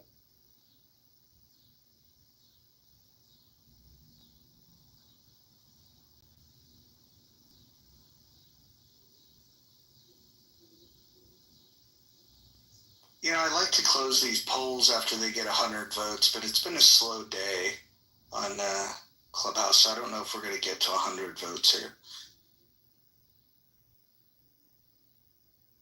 Those of you in the chat that are not voting, shame on you. Yeah, I think everyone in the chat should vote. And let's see where you're at on that.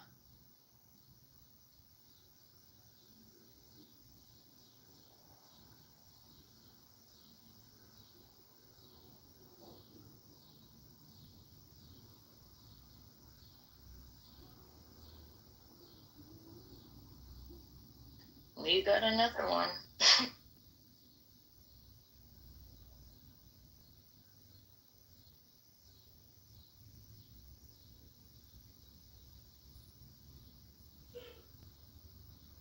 I was surprised to see that the U.S. has paid reparations. I put it in the chat. I put the paragraphs in the chat. 2 different cities for wrongdoings, or like the Tuskegee Airmen, things like that. The crimes, but I don't know how this is going to go. I have no idea. The legalities and the amounts and everything. No idea. I mean, it seems like something that is on the face of it, it's just completely illegitimate, the idea of reparations for slavery. And what it really indicates is like some sentiment against what the law or the government are really supposed to be about. Like, they're not about doing good, okay, or being fair in the most generic sense. There is space for other people in society to do that. They're about addressing wrongs that have some kind of legal basis for addressing those wrongs. And slavery is never going to come under that. You know, it just could never come under. It's just legal? Both because it was legal and because it was legalized by the government we inherited it from. Okay, if you want to say making it legal was wrong and is the fault of somebody, okay, that's the British king. That's not us. It's it's in the state charters and all that kind of stuff. It's not something the U.S. government did. So you just can't make all Americans pay for something America didn't do, America didn't set up, America didn't do, and that America wound down relatively aggressively. I mean, unwinding slavery in your society is not an easy task. Not a lot of societies have done it. A lot of societies have been destroyed by the attempt to do so. It's not something that, I mean, it's kind of remarkable that the U.S. survived slavery. Because typically what you get with slavery is like, people can't be enslaved forever. They're going to do a revolt and kill everybody and get free. I mean, they can't. How long can they endure that for? So that certainly was a potential outcome. But okay, we unwound it. I mean, what could we have done better here that we didn't do? Are you going to say 90? Okay, it could have been 70 years, not 90. But are you going to tell me it could have been 10 years? I mean, is that realistic? It's an argument against reparations for slavery. It's not an argument against reparations for the subsequent Jim Crow and all of the things that the government actually did do. Yeah, the governments that did them, yes, you're right. Those state governments did those things. And if we go to the states and we say, look, you did Jim Crow, you got to pay, it's hard for me to say that's wrong. But then, okay, Alaska and Hawaii, what did they do, So. Well, yeah, I mean, Alaska, Hawaii, but there's 11 other states that, weren't states in 1865. But I appreciate expanding it into things like Jim Crow and other injustices. I think specificity is the most important thing. And I think where this argument usually gets hung up on both sides is the generic argument where, if you just say, oh, a debt is owed, okay, well, you're going to have to break that down. Who was the victim specifically? Who was the one that violated them? And then who are we proposing we pay it out to? How is it paid out? Who pays up? All that kind of stuff. Those things matter. And I don't think it's unreasonable to say that if you want taxpayers to fund it, because taxpayers are responsible for the country's debt, the state's debt, but we also, as voters, have a right to have a say on what we spend money on. And so I think if you're looking for taxpayer dollars, taxpayers should have a say in this. And this is why I think taxpayers are going to say no. Where I think an easier ask, at least towards the federal government, for anything that you think they might have done wrong, is to go after the 28% of federally owned land. That's just an easier pill to swallow for taxpayers. How do we get back from toenails to reparations? What the fuck is going on right now? Well, we've got 50 votes so far, and so far the plurality are supporting are in the do not support camp. No, I don't see it that way. But you do have 60%. Well, right now it's 42% say do not support, so that's a plurality. It's not a majority. If you count it depends. If you wanted to say that 50% of those go in either camp, then you can cross the 50% barrier. But the support camp just needs to come up with an argument to flip more. I mean, 36% saying it depends. What you should be asking if you're really in support of it is asking those people that say it depends, like specifically what does it depend on, and how can you get them on your side? How can you turn it from an it depends to a support, and maybe even to a staunch support? See, clarity. I just think they would just need some clarity on what it is, and I think that'll push most of the people to the support camp. Is anybody in this room opposed to when the U.S. government paid reparations to the Japanese that were interned? Is anybody in opposition to that? No. How did they sort that out again? Exactly. How did they allocate? How did they know? I guess it was more immediate, so it was easier to see who was directly impacted. Those were actual survivors that were paid out, and the dollar amount, I think if you look at what they were paid, I think if we did something similar for to address the issue that Black Americans may have, I think that number people would find offensive. They would still probably vote in support of it, but this is one of the questions I always have is like, does the issue go away afterwards? Like, what do we do? Do we then say, okay, we're in a post-racist America, the debt has been paid and that everything is great, and how do you put a dollar amount on that? I always find it weird, even in cases where, if somebody was, killed, and there's a restitution that's owed for that. How do you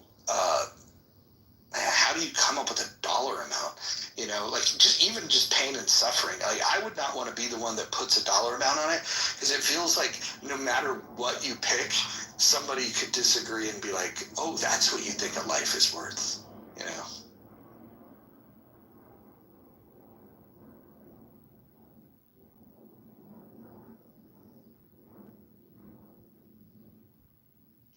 I mean, it won't go away, even with Japanese people, right? Like, they got reparations. Japanese people, Japanese Americans are doing great in America. But when I was attending more regularly at Sokoji in San Francisco, there were always one or two people that were like, "Oh, now we need to go to the something or other for Japanese Americans who were interned. And, the white people did this. America did this to us." And it's like, bitch, you're a lawyer. You have a good life. And so does everybody else. I don't understand why you keep reaching back to this, and then it's like, and obviously Japanese people themselves, so many people are like, "Oh, you need to visit Hiroshima." It's like, do I ever say to them, "You need to visit Pearl Harbor"? I will say, some people don't let go of shit. Yeah. Well, are you going to compare Hiroshima to Pearl Harbor and the amount of loss? I'm just curious if you're saying that with a straight face. No, I'm saying it with a straight face because they started it, and and Hiroshima is justified and Pearl Harbor was not. Okay? Hiroshima was part of the conduct of a war that they started. But I never say that to them. Did you go to Pearl Harbor? What rarely comes up in this, too, is the fact that the bombs dropped on Hiroshima and Nagasaki actually saved lives on both sides of the conflict. I mean, yeah, it's not any worse. What would they do to Nagasaki or Hiroshima if they didn't nuke it? They would firebomb it. That's what they had been doing, and if they would have continued doing that, the death tolls would have been much higher. Not to mention, the death tolls on our side would have been higher. I had a friend. She's passed away now. Very elderly Japanese woman. She was in an internment camp when she was little. And she does not have a negative, any negative memories about it whatsoever. She did not have when she spoke about it. And she actually says she was treated fairly well. And her family was treated fairly well, and everyone around her fairly well. She didn't see any horrors, thank God. But so, I mean, that's one perspective, but she's gone now.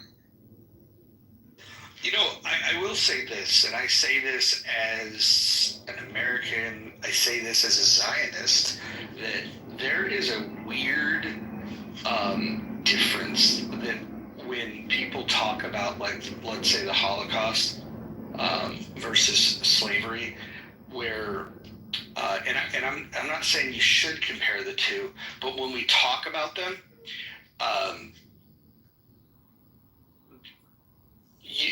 you're allowed to talk about questioning, the thought of reparations for slavery. I talk about it all the time.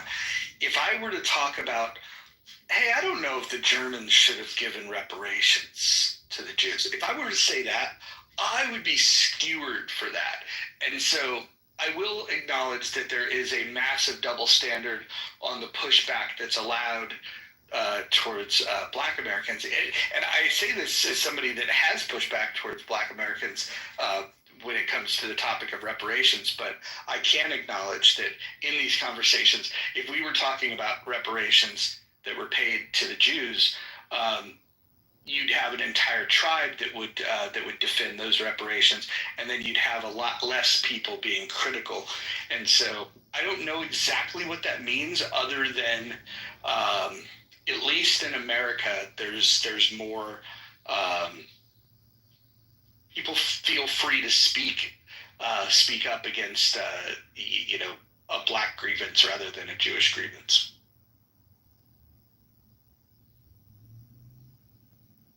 Do you see that differently?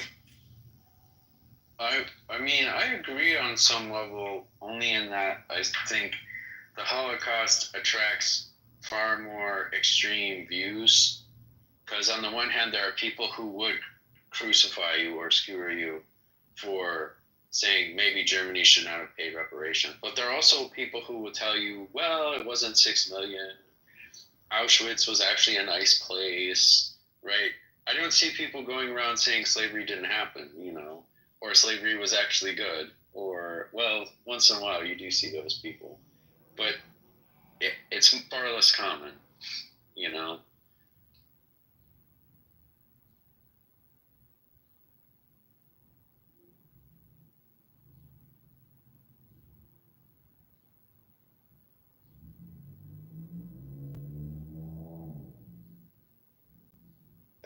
What do you think the blowback would be in modern day Germany if they hadn't paid reparations?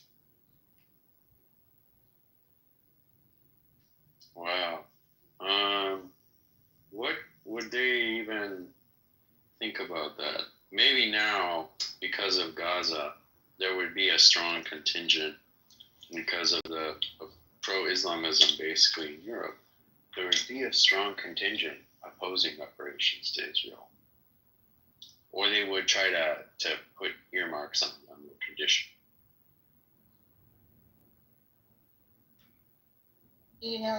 A public apology goes a long way. I'll just say that. Does it though?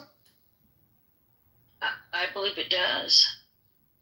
For some it does. For some it's meaningful, right? Recognition. For some it's just like, fuck, they could have just said that.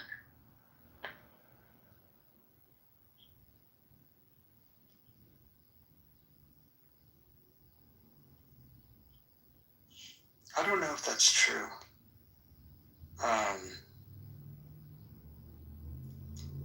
So I'm looking this up. So Bill Clinton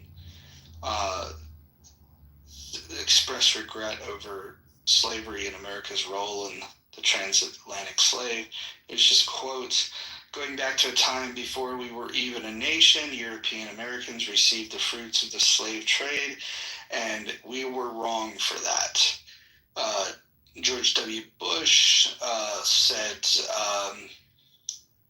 one of the greatest crimes in history and a sin. Barack Obama says he acknowledged slavery and racism many times during his presidency. He did not issue a formal apology, though. I don't know, do you accept what Bill Clinton said as an apology, or what George Bush said? Because they're not. No. They never said the words "I'm sorry," but they're acknowledging that it was wrong. No. I mean a separate public apology addressing the situation, right? Addressing it in full. The recognition of it all. Yeah, some Congress people did that. Did they? Yeah, and it wouldn't matter. I mean, when Tony is saying, we wouldn't be having this conversation if people had been made whole or whatever. We would be, because people in democracy from time to time get it in their heads to vote themselves some kind of benefits from the public coffers. You're going to have these ideas, and they're going to be bad, and you have to oppose them. And there's nothing we can do to make this go away.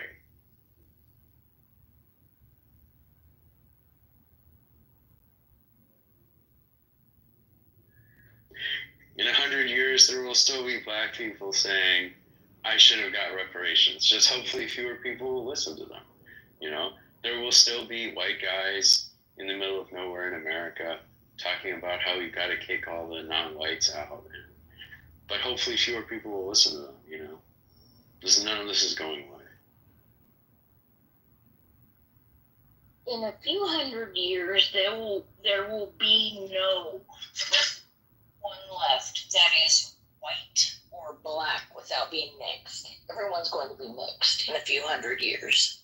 Climate change will wipe out humans, and we're going to be replaced by AI. I mean, everyone is pretty mixed now. People don't. I don't know if people will move all over the country in such a way that there will be still relatively distinct populations. I mean, particularly in more rural parts of the country, you have people who are super white and you have people who are very black and going back a long ways.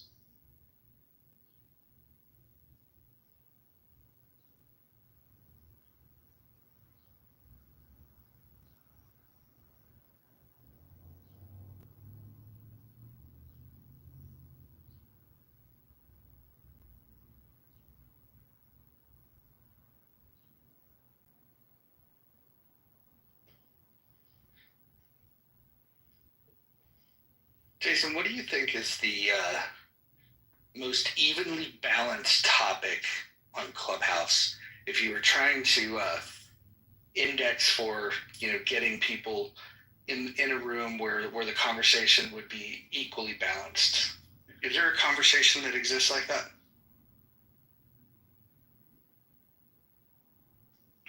Well, I'm having a hard time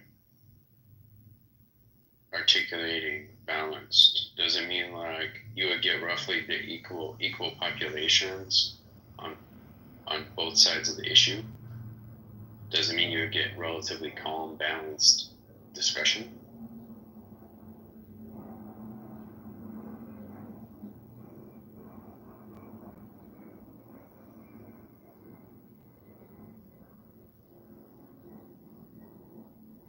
One thing that lots of people can agree on is they want to see the Epstein files. This is true, but I think the reason why people want to see it is pretty bizarre.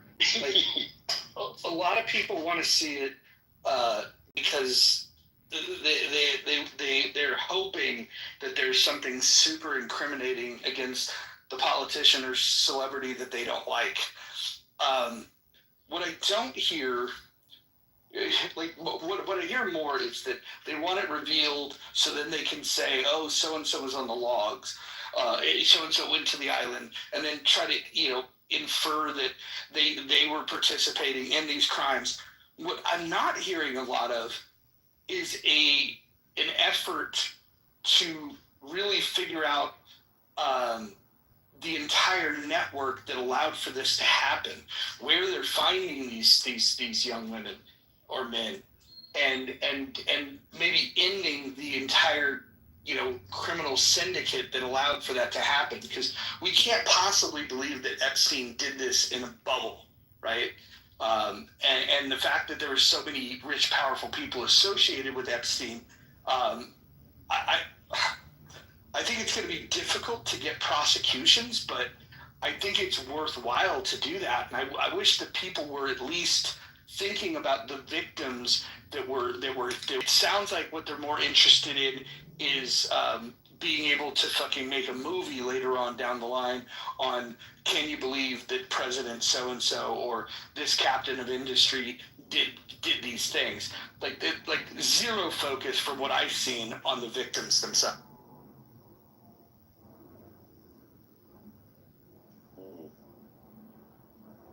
Yeah, another thing is like the Epstein video, right? I mean, CBS did some coverage of it, and for once I read a liberal news source and wasn't like, this is some biased nonsense. Like, they just did some balanced and factually oriented coverage. And they're like, look, you can't see the staircase in this video. So no, you don't know if anybody went up there or not, you know? There's a few other things they looked at. I mean, that shit's fascinating. And the hard reality is we're not going to find out the truth. Maybe no one will find it out. Certainly none of us alive today will be around when the truth surfaces. And that's a sad thing. It's just like JFK, MLK, some of these things do not get revealed. You know?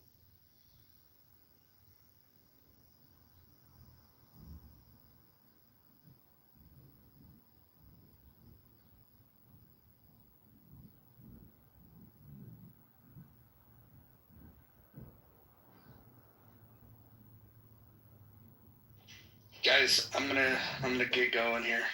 We'll talk later. Okay, have a good day. Have a good day, John. Ralph Lauren and Gianni Versace, all of our great, fashion icons of yesteryear, presented us with beauty. We wanted to look at beautiful people, man or woman. We didn't care if they were gay or straight or gender benders. We want to see beautiful people because beautiful people inspire us to want to be beautiful and go out and shop. We don't want to see fat asses. We don't want their identities and their zipper tits and their dicks cut off talking about we're selling and shit like this. We don't want to see this weird shit, all right? And so, shout out to the American Eagle. Now, we're going to go in order. Shay, you came up first. Then we're going to go to Dr. Mitch. Shay, did you have anything to say, sis? If not, we'll go ahead and go to Dr. Mitch. Well, welcome to the stage, Shay. Great fucking room. Thank you, Lex. Welcome to the room, Lex. Everybody cash in your pink tickets. Go ahead. Yeah, I was commenting on what you were talking about earlier. It's about why there is this action. In her eyes, the reason why is because we want to punish the population. It means that she doesn't know any other reason, and this is the reason that she was given, and she goes to her conclusion based on this. And that's why I wanted to go to the beginning.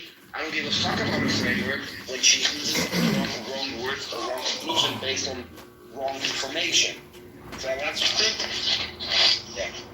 But that's what I'm telling you. Like, it's not about whether she has the information or not. I mean, I defend Israel not based off all of the But how can, but it's crazy. But Simon, punishment is about intention. It's like the word murder. If someone is dead and you call it murder, and I call it an accident or self-defense, then it's not about a framework. It is there are facts at the end. And if you're basically your framework, though, that's what I'm trying to explain to you. You're no, it's about facts. If I went, it's about facts. It is about facts, guys. I'm sorry. It is about facts. If I go and I stab you in the street, if I go and I stab you on the street, hold on. It's about. Let me just finish one sentence. Let me just one sentence, and then I will listen. I care about if I stabbed you because I saw you in the street and I hate you, it is murder, okay? It's not self-defense. Yeah, it's very clear. And calling it self-defense is without... Yeah. So one, Bima is still at the back of the room, so I don't want to speak for her, but based off of my conversations with her, she does not believe in the concept of states or rule of law in the same way that you do.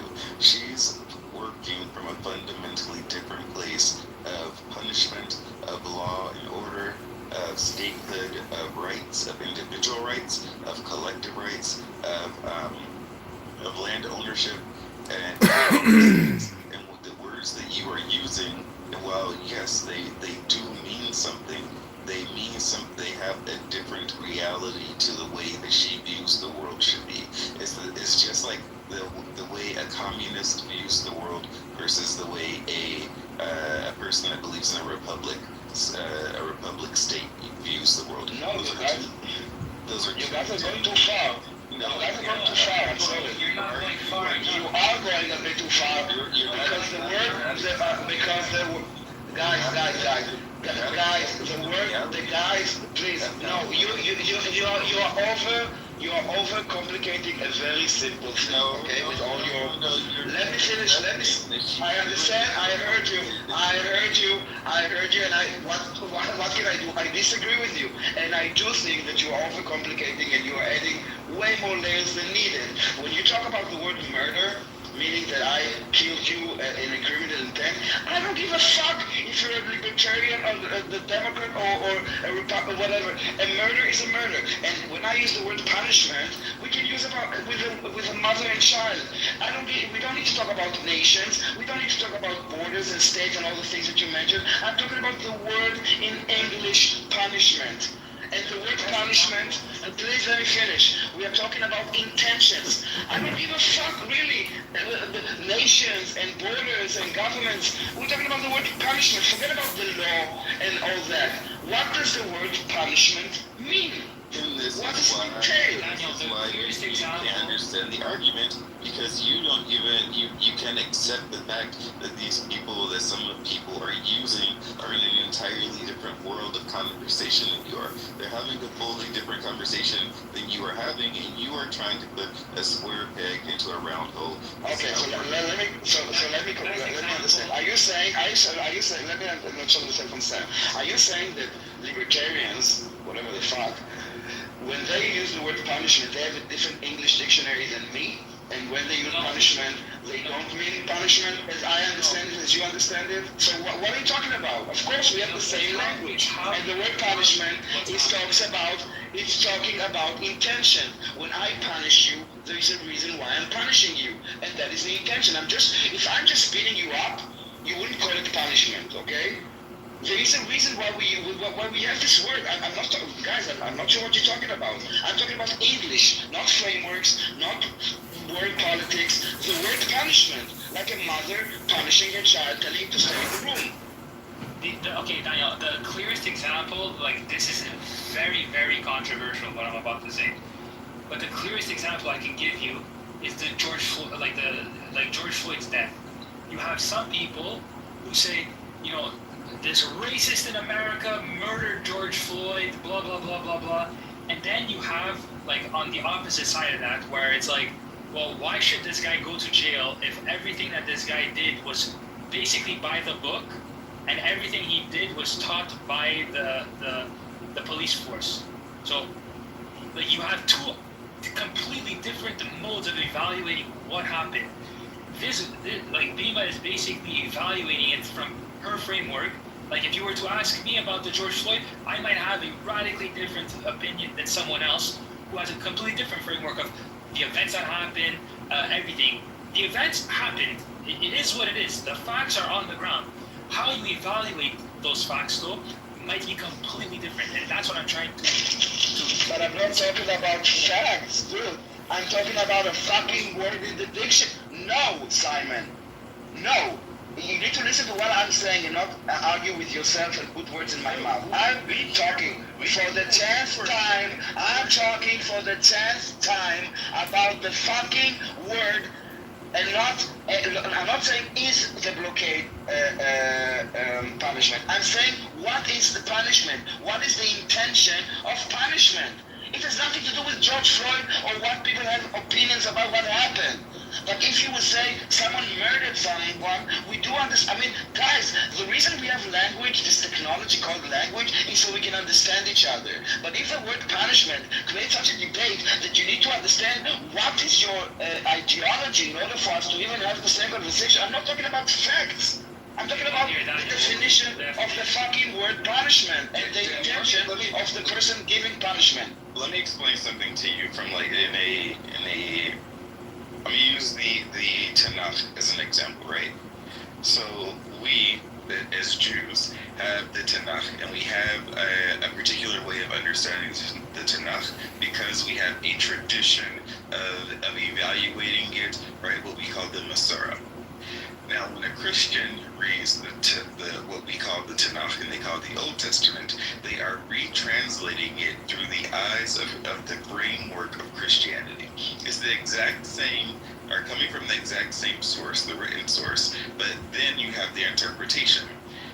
this is what's happening with Bima and a few of these other people, is that they are evaluating words through their framework, and yes, they are interpreting it in some ways that we view as wrong, because we are viewing them through a more traditional way that is rooted in the political structures that we have today. And they are saying that those political structures are wrong. Therefore, they are evaluating them through this system. We can call it libertarianism, whatever the fuck we want to, but that's the way they are thinking about it. And they are not going. You can say, I'm talking about this word in this traditional definition that's written in this book, and they are saying, well, we see the way that it's been traditionally used, and we disagree with it to this extent. Well, she didn't get to a point that she said what you're saying, and I don't think that she would say. And I actually do think that if we would give her a minute and she would have to think about the word punishment, she would come to the same conclusion as she would find in the dictionary.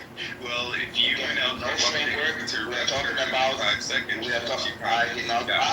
Listen, I did not interrupt her, because I am the one that invited her to have a conversation with me. You guys interrupted us. Okay, we were having a conversation. I was asking her a question about the word punishment. She answered me about the collective mental punishment and reading some kind of a definition. I don't care about the collective punishment, because I wanted to break it down into small pieces so she will be able to think for herself. Even punishment, before we talk about collective punishment or even the definition of collective punishment, what is punishment? And you guys are also taking it to like libertarian or local framework. No, guys, it's a fucking word. Open a dictionary if you would like. I will do it for you, and I will read for you the definition, not my definition, not Zionist definition, the fucking word that we all use, by the way, many times, most times, out of the context of the Gaza conversation. Sure. It's a word that we use since we're children. On the word, Daniel, nobody was rejecting. No, but this was my point to Bima, to break down the entire claim, to see why does she, so she will do the thought process with herself, so I don't need to force feed her. Why do you call it a punishment? Let's discuss, is it even a punishment? And punishment has intentions, same as murder. That's the difference between manslaughter, an accident, or murder. The result is a man is dead. But why? Daniel, intentions matter. If I read the word punishment on Google, it just says the infliction or imposition of a penalty or retribution for an offense. She's simply saying, if I didn't commit an offense, you don't have the right to punish me. So how do you justify that now? And I mean, obviously I know how you justify it, but I'm simply saying that, once if she accepts. Can you read it again? Then it just says the infliction or imposition of a penalty as a retribution for an offense. Exactly. So it's a retribution. First of all, the word retribution is very, very important. And this is where we're missing. The blockade was not a retribution for anything that happened. It was a blockade is for things that will happen. The retribution was against those that committed those crimes, and they are either in jail or dead. That is a retribution. What you're talking about is consequences. Well, I'm simply saying that I'm simply saying if she operates from the framework that a state cannot punish me for the sins of other people, I mean, I technically agree with all of that, but I operate from the framework of that's completely irrelevant when you have nothing to do with that within that state, and my state is at war with your state. All of that goes to that's completely irrelevant when it comes to states. But she doesn't operate under that framework, so that's what you have to kind of go with, not bickering over was a punishment or not. So, and I disagree with you, because I don't think the state it matters right now. I think the word matters. She does not. And I understand that this is where you are talking. This is not what I'm talking about, and I will stop talking about it because you seem to not understand what I'm talking about. I don't care about the state. I'm talking about the word punishment, and I already said 5 or 6 times that it's the same with a woman and child. There is no state that you need to have or be a libertarian to understand what is punishing when a mother punishes her child. This is what I'm talking about. You agree. But no, you don't agree. You actually argue with me that she cannot handle it because she has a different framework to understand the word punishment, and I don't accept it. Sorry, guys. I don't. That's not what I said. This is what you don't understand. We agree with you. We are telling you that she does not agree with you, and just because we understand her differently than you do does not mean that we agree with her. Yeah, well, I mean, and I understand what you're saying for the sixth time, and again, I don't agree with you, and I don't think that you let her a chance, and I think that if I don't think that she's so stupid or so like narrow-minded, and I do think that if she will stop for 10 seconds and look for the word and we can like break it down, maybe she will come to a conclusion to understand what the word punishment is. Forget about collective or state or nations or people. I don't care about it because I'm not talking about the collective part. I'm talking about the punishment part. And I'm saying it for the 8th time, and if it didn't go through by now, then I'm giving up. Personally, I did not interrupt her one time when she spoke. I did not say one word while she was on stage except for let her finish what she had to say because other people kept interrupting her. So, I mean, she's still in the room. If she would like to come on stage, I would actually be interested to know if I represented her position well or not. I didn't even see she's there. I mean, if she wants to come up, she can welcome. Yes, Anybody who interrupts her is getting put down instantly. I don't care who it is.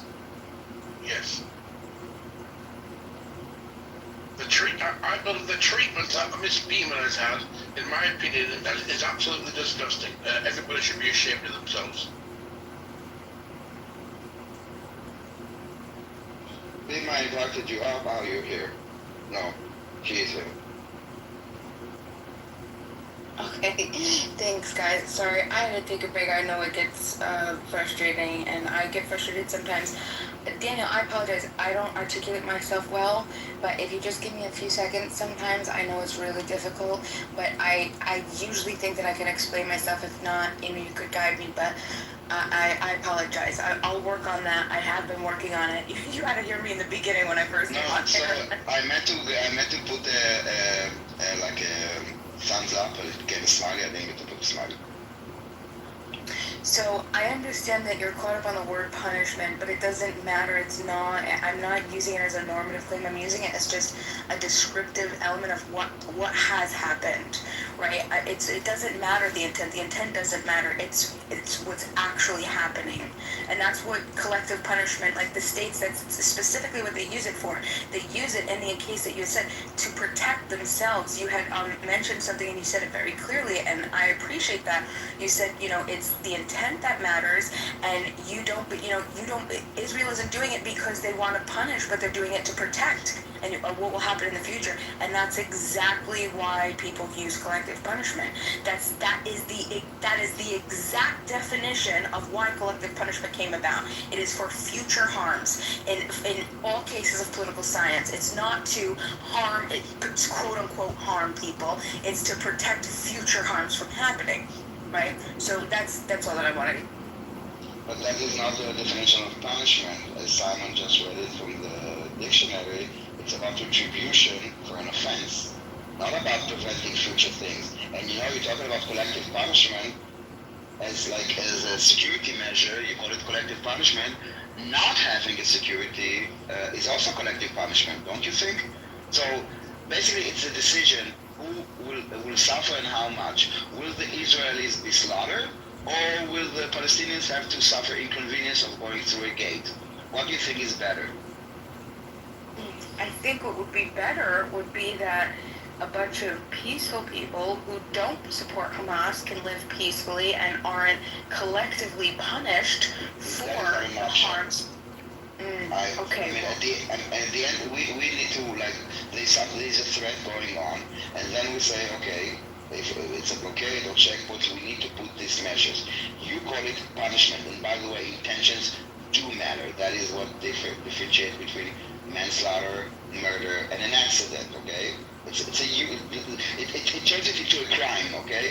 When you call everything that is inconvenience a crime, that is a very slippery slope. Intentions do matter, and the definition of punishment has an intention. It's retribution. Okay, it's to make you pay for what you did. But imposing security threats and calling it punishment is just incorrect. And the other option is that we will not have security, which also has a threat. So which one? What should we do? Who should be punished? Daniel, I don't think you're arguing with me at this point. What you're arguing with is the definition and the understanding of collective punishment in the realm of... No, I am arguing with you because you're the one invoking the word punishment. And I'm trying to ask you, why do you call it punishment? Right, but it's not punishment unilateral. It's specifically collective punishment. And because there are things that are done to, even in your mind, like I'll steel man if you're like, I'll take your position. Even if it's, let's say I'm a part of this, I'm there, I'm living there, it is still descriptively, okay, it is descriptively inflicting harm on people that have not done something. It is the consequence. That's why that's the whole definition of it. So it doesn't matter the intent, right? In this particular case, collective punishment, it doesn't matter the intent. What matters is the consequences, is the outcome. And because there are some people who are being harmed for the actions of other people, that is why they call it collective punishment, because those few people are being punished for the actions of the others. And the punishments... Why do you call it punish? Why do you call it punishment? Daniel, could you please maybe come up with a different word? I mean, this is kind of silly. We're arguing over the meaning of punishment, and I think what Dima is trying to say is creating a future for the people of Gaza where they are suffering consequences for something they haven't done is a problem. Maybe the right word isn't collective punishment, but could you suggest a better word? No, because I tell you why not. Because punishment is one party inflicting on another, okay? Calling it a problem or that they are suffering, yes. But then you're not blaming us for causing the suffering. Yes, they make stupid mistakes, they face consequences, life is horrible. I agree with this. What she's implying that we are punishing actively with intention the Palestinian population because some people did some bad things. And that is basically a blood libel. So this is why it's important. If she's willing to give up the claim of collective punishment, happily. But again, she's talking about the collective punishment. I didn't realize that she didn't convince me, she didn't try to explain why is it punishment. Everything that is uncomfortable for you is punishment? No, Daniel, here, let me give you an example, okay? I happen to love pit bulls. Pit bulls are one of my, it's a thing for me. A lot of people don't, pit bulls. People, they're little dogs. They're little dogs that can be very, pit bulls saved my life, changed my life forever. So I have an affinity for pit bulls. A lot of people don't like pit bulls. So now imagine I have 10 pit bulls and I bring them to the dog park with a bunch of other dogs, okay? Now they're all playing. One of my pit bull, let's say two of my 10 pit bulls gets in a fight with the other dogs and they start beating them up. They attack them. My 2 pit bulls attack them. But then I take all 10 of my pit bulls and I say, oh, sorry, we all gotta go. And nobody could play anymore because 2 of you proved to be bad and did something bad. I'm gonna take all 10 of you now, and now we all have to, we're all back to the car. That's it. That's collective punishment. Okay? And that's all that I'm saying. So when any type of sanctions, massive blockades, these types of things, that is just collective punishment by definition. No. So let's say you have, I don't know what is people, but let's say pit bulls, or did you mean pit bulls? It's a dog. Pit bull, terrier, pit bull. It's a controversial dog. Okay, so let's say there were a few instances of pit bulls that were biting other dogs in this dog park. And then after it happened, yes, those dogs were like barred for life. But then they said, listen, pit bulls needs to come with a muzzle. Would you consider this a punishment for all pit bulls? And I want to ask you on top of this, hold on, what if we don't so-called punish the pit bulls? What about the rest of the dogs that are being slaughtered by those pit bulls? Like every week one dog gets killed. So what is your solution? Not to impose any bad I know what you would say. It's on an individual case. You can't say. So we made it. I understand. So every time. Okay, so every time a pit bull kills another dog, we will just say, okay, this pit bull is not allowed, and all the rest, and then another pit bull kills, and then another pit bull kills, and then another pit bull kills. Yes, it's a violation of individual rights.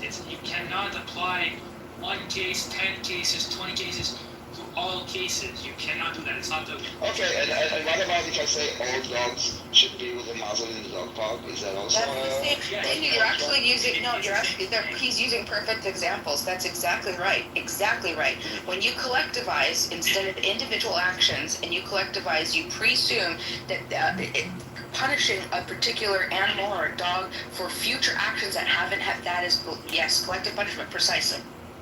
Yeah. So you see, for example, putting a muzzle on a dog as a punishment for the dog. Right, exactly. As long as, hold on. Actually, this is one of the biggest reasons. The intention is to punish the dog. So you believe that the intention of the muzzle on his face when he goes to the dog park is to punish him. No, the regulation itself is the actual punishment. The fact that you have freedom. Yes. And I mean, I believe in this as well. Don't even get this twisted. I don't believe in collective punishment either, on an individual basis. But I'm operating under a framework that you cannot apply this in the context of another nation, because the reality is that it cannot be done. So, a blockade, for example, it's not collective punishment against another people. It's the protection of individual rights of your own citizens. So it's not matters. Yeah, the intention matters, but it's also it's not about punishing other people. A blockade is literally we're protecting our own civilians even if it's at your own expense. The moral obligation of your nation is to protect your nation, the individual rights of your people, not if it's at the expense of yours, tough, basically. Daniel, I'm a little confused, and I think you could really enlighten me here. Are you in favor of a two-state solution, or are you not in favor of a two-state solution? I'm not anymore. I don't see any possibility of a two-state solution, to be honest. And not only this, I don't think that anyone wants a two-state solution, not the Israelis, nor the Palestinians. So it's a made-up idea.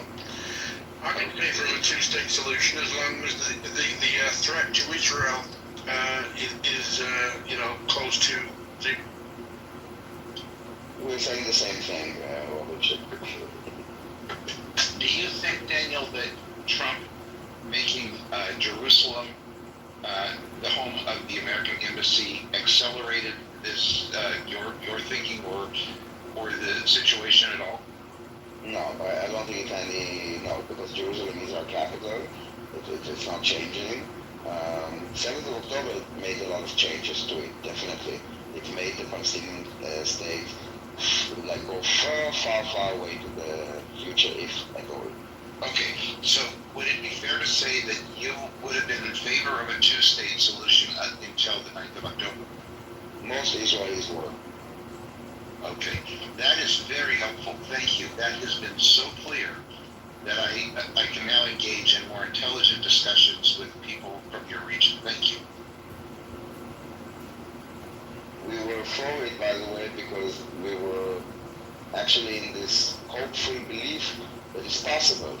And after 7th of October, we understood that it's far from being possible. That even the people that were working at Israeli homes were actually providing information to Hamas about who lives where, who has a dog, how many children, how many rooms, all this information so they can go and slaughter those people. Even those people that were taken care of by Israel. If I were to say that Hamas is the successor to the PLO, would you agree or disagree? No, they are not. So you would disagree. So these two things are not true. Thank you. They hate each other. And basically, they are both corrupt governments that are exploiting the Palestinian people. And if you would Google or ask like an AI to list you the top, I don't know, 10 leaders of the Palestinians throughout the ages and how much wealth each one has and how they got their wealth, you will see where all the money that the West is pouring into the Palestinians is going to. They don't want a state. I feel like the PLO was the entity that came up with Jimmy Carter the two-state solution. So when you say that the PLO and Hamas hate each other, that helps me know that this is no longer. I'm becoming persuaded to your point of view that this is no longer viable. But up until this discussion, I wasn't persuaded because I always envisioned the Palestinians as being oppressed by a lack of wealth and by a lack of organization. But if they're at the point that they will not subject themselves to organization, then I can gradually be persuaded to your point of view. People that support Hamas and Hamas settlers believe that the PLO are just the pets of like Israel and the Zionists because they work together. So like this is one of the reasons why they kind of hate each other. Do you know how many people actually support the PA for the Palestinians? I think it's a very low percentage. Yeah, see them as legitimate leader. Yeah. No one. That is part of this joke of recognizing the Palestinian state. They have nothing. They have no leadership. They have no parliament. They have no judges. They have nothing. What are you recognizing? Like. So yes, in the practical world, I understand this. What I'm about to ask you is only theoretical, and I don't want you to feel like I'm trying to push something that isn't real. But if the UN were to go into Palestine and force or compel the people to live under a Palestinian state that was developed to be civilized. And that was to educate the people and take care of their basic needs. Would you be opposed to that? No, they have to get it. I don't think that, like, yeah, I mean, of course, they need to be getting with education. Like, yes, I support this, of course. We all support this. I will tell you, if there's one entity that is doing things for the Palestinians, it's Israel. The UN is not the solution. UN is part of the Palestinian problem. UNRWA that exists for 75 years as a refugee, whatever, is not settled zero Palestinians. They are keeping the Palestinians as stateless refugees, victims on welfare. And they got used to it. That is the problem. They have zero independence, zero autonomy, not because of us. And they are very much oppressed by the Hamas and by the rulers. But the world is like talking about Israel, this is why I say we should not oppose the Palestinian state. I think we should say, sure, go ahead, recognize the Palestinian state, and good luck to the Palestinian state. But the Palestinians will have to build it. No one will hand over a state for them. This is what they're missing. Do you support Benjamin Netanyahu? No. Oh, wow. You see, this is the problem, because when I see Benjamin Netanyahu on American TV, I hear such, such disrespect for these human beings that are in Palestine, and I recognize that their ideology is evil. I'm not trying to say I support, any of their evil, but those of us who are not close to the situation, it probably is somewhat the way you might feel when you see Donald Trump. I don't know. But I think this is a piece of the understanding in the United States. What do you mean disrespectful? What do you mean? What did he say? Yeah, that's a good question. Let me try to say it. It doesn't really be accurate, just like the sense of it. No, I like this. I think you're right, and I think that one of the challenges in our modern world is being specific. I had a paradigm prior to this discussion, and this discussion has moved my paradigm. I'm coming much more to your point of view. But when I first came into this room and heard you and Bima talking, I was locking more into my position that you don't think the Palestinians are human, that you want to limit their freedom because they are a subhuman class, and that is not a fair representation of your point of view at all, is it? I wasn't even close to this. I wish them prosperity and health and good jobs and good work. But they are a threat right now, and we need to acknowledge that they are a threat. I don't have anything, I don't want to cause them harm. But to be honest, Israelis care for one thing. We want to live in safety and security. That's it. We don't care too much about the Palestinians, to be honest. Well, there's no problem with you. You should be able to live in safety and security. I absolutely agree with this. It's just incredible to me how poor our understanding of this situation really is. Because most of the media we get comes with one bias or another, and I accept the argument that the U.S. Media is maybe slightly biased, or I shouldn't even say maybe, is slightly biased to the Palestinians, because we still are thinking of a two-state solution. I'm not sure that they are necessarily biased. They are very unprofessional, and they are fighting a world that their income is based at the end of ads. Okay, and if the Twitter sphere is talking about a hospital that was bombed and they're getting reports from Gaza that 500 people, so they will do like breaking news: Israel bombed a hospital, 500 people died. They didn't check anything, but they don't have time. They need to kind of be fast in order to be relevant. That is the problem that the mainstream media is having, that they kind of lost, they don't have the time anymore to fact check.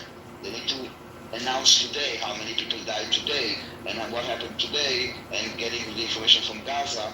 They're not in Gaza. The information coming out of Gaza is Hamas. All of it.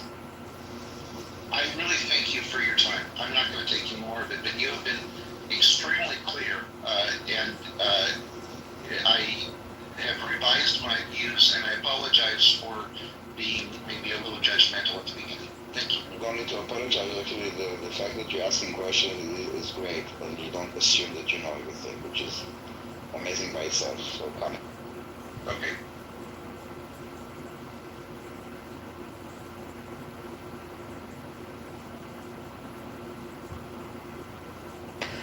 I have a question about leadership in the West Bank. Why is there no leadership? Are they being suppressed? Are there no young men who oppose Abbas? Or there's no elections, etc.? I don't even know how the system works there. I mean, they haven't had elections in 20 years. Yeah, Mahmoud Abbas is in his 20 years of his 4-year term. So there have been no elections. That's not part of their government to have elections. No, it is. They just don't do it. Yes. They just don't do it. They were elected for 4-year terms. For 4-year term. It's now on the 20th year. And the reason that they say it is because East Jerusalem is not part of the Palestinian Authority, and until the people in the East Jerusalem can vote, they will not hold elections. Oh. What do you think of that? What is it, East Jerusalem? What is it a part of? It's part of Israel, obviously. Okay, so they oppose the borders. That they basically, it's an excuse to stay in power. Let's be honest, okay? You could have election because Gaza is separated from the West Bank, and they manage, okay? They have two different governments. And they could have elections in the West Bank and in Gaza if they only wanted to, but it's corrupt leadership, and the entire world is silent about it. Not only this, they reward them with a place in the UN and now recognition of what? Of two terror organizations that is abusing their own people with the corruption stealing from them. This is what they recognize. This is why it's so funny to me to hear that France and the UK and other idiot politicians are recognizing this entity. It's weird to me. Canada too. If they really wanted to vote, they could like create an app that will allow them to vote. Yeah, also. Or they can like just have them mail in a ballot, but they don't.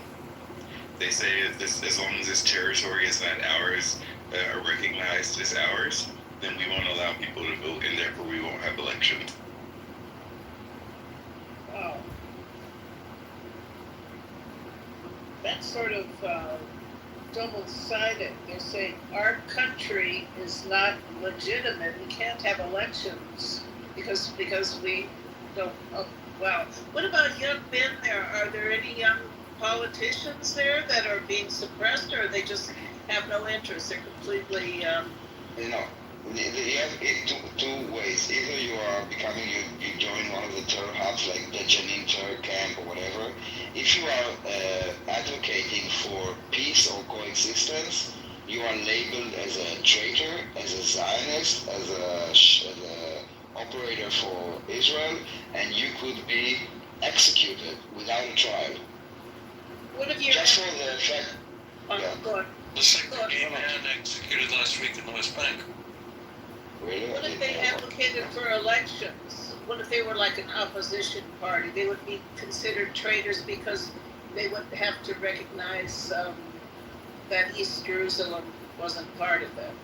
I think first of all, I wish there was, and I'm asking this in Palestinian rooms, and of course they know nothing about it, but there is no Palestinian leader that is not a terrorist, unfortunately, right now. And when I mean a leader, it's someone that actually has followers. People tell me like Hassan, what's his name? The Green Prince, Sam Hassan Yusuf. Yeah. Yes, he's a Palestinian voice, but no one, like, he has no followers in the Palestinian people. And the Palestinian narrative is basically whatever we do wrong to our people or we don't do is because of Israel. And as long as they can blame Israel, the world is quiet. So when this Abbas dies, what's going to happen? They'll probably have a civil war, and then somebody else will take over. Yeah, exactly. Someone else just like him. Could be worse. Could be worse, yeah. He didn't actually have to kill him by position. It will either be by force or it will be like an election that you will have, like, I don't know, Hamas, Fatah, and Palestinian Islamic Jihad for them to select for. So it doesn't matter what they select, it will be who will oppress and brutalize us. And use us to attack.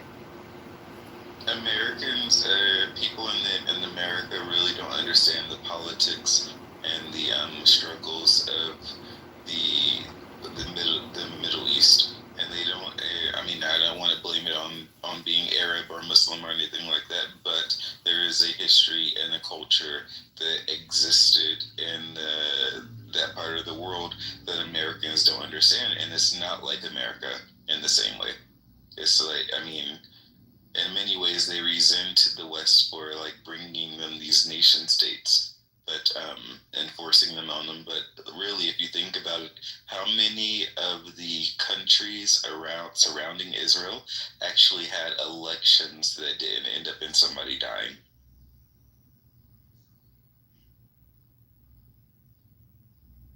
Like, you know, when people say free Palestine, and I'm like thinking free as what? As Syria, as Lebanon? No, they actually want free Palestine to be like Israel, the one that they want to destroy. The only prosperous place in the Middle East without natural resources is Israel. The only democracy, the only place that you can have freedom of speech, freedom of religion, freedom of protest, freedom of opposition. That's the only place. And the entire world is focused on us. Look at Syria, look at Lebanon, look at Egypt, look at Iraq, look at Yemen, look at like all those free nations. This is what they want to another place like this. I hear people Man, listen, if they go back to the 1992 agreement, 1993 agreement, it would be good enough. We cannot go back. To even have that, yeah, they're in no position. No, we cannot go To back. me, when I hear Free Palestine, it's like listening to like. Did anyone watch that movie Braveheart?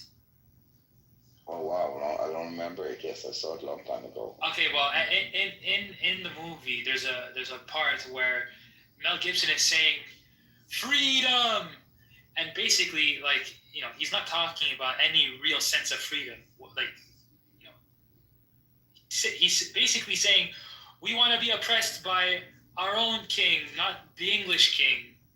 You know, so it's not like they're actually advocating for real freedoms. They're just saying, listen, we want to be oppressed by who we want. And it's like oppressed by Israel, oppressed by Hamas, you're still being oppressed. I mean, like you know, these people don't have a conception of what political freedoms mean. So it's very difficult to take that sentence very, like, you know, as serious as they expect it to mean. But listen, Simon, do you live in Israel? No. Have you ever been to Israel? Not yet. Have you ever been to Israel, man? Simon, come visit. Come visit. It's I'm amazing. gonna come with my girlfriend. Let me know when you Yeah, come. I'll so take you you don't know around. what's happening there, bro. I'm in Israel. What is your free from the occupation, yeah? But I'm in Israel. What is your question? What? What if I said it's wrong instead of just telling me I haven't been to Israel? Yeah, man. So you don't know what is happening. No, that's not what I asked. What did I say? I wonder if he was in Israel. That he knows. Yeah, man. I You was been in in Tel Israel? Aviv 3 years ago. What you talking about? Okay. man. What did I say that is wrong? Don't tell me that I haven't been to Israel. Just say, No, Simon, I tell you you're wrong was in wrong. what you said because X, Y, Z. No. What you said was wrong. When you hear free Palestine, it's like hearing like free what? You mean? Like Mel Gibson when he said like freedom, but freedom for what? You know? But freedom for Palestine, man. Freedom for the people, man. That's what this means, man. But freedom is something specific, and I'm saying when Palestinians say freedom, and when Palestinians say free Palestine, it means free, like to actually be free. But these people don't have a notion of freedom. That's why they're in the predicament that they're in. So there's nothing to suggest that they have no concept of what freedom is. So because they've been occupied for fucking 75 years, man. So why? Oh my God! He said 75 years. Yeah. So let's do a quick history. 75 years ago, who controlled Gaza? No, I'm not talking about Gaza. We're talking about Palestine. Palestine is Gaza. West Bank. What? Okay, so I'm asking you about Gaza. Who occupied? There was a difference. Hello. I asked a question. You said that there's an occupation for 75 years. So 75. You know what? 70 years ago, who occupied Gaza? 7 years ago, who occupied Gaza? Yes, you said that there's occupation of 75 years, right? So I'm asking you. It was a democracy. Can you listen to my question? Of course. No, Hamas. You want to this answer? Wow. Hamas. Can you hold on? Hamas was created in 1988, okay?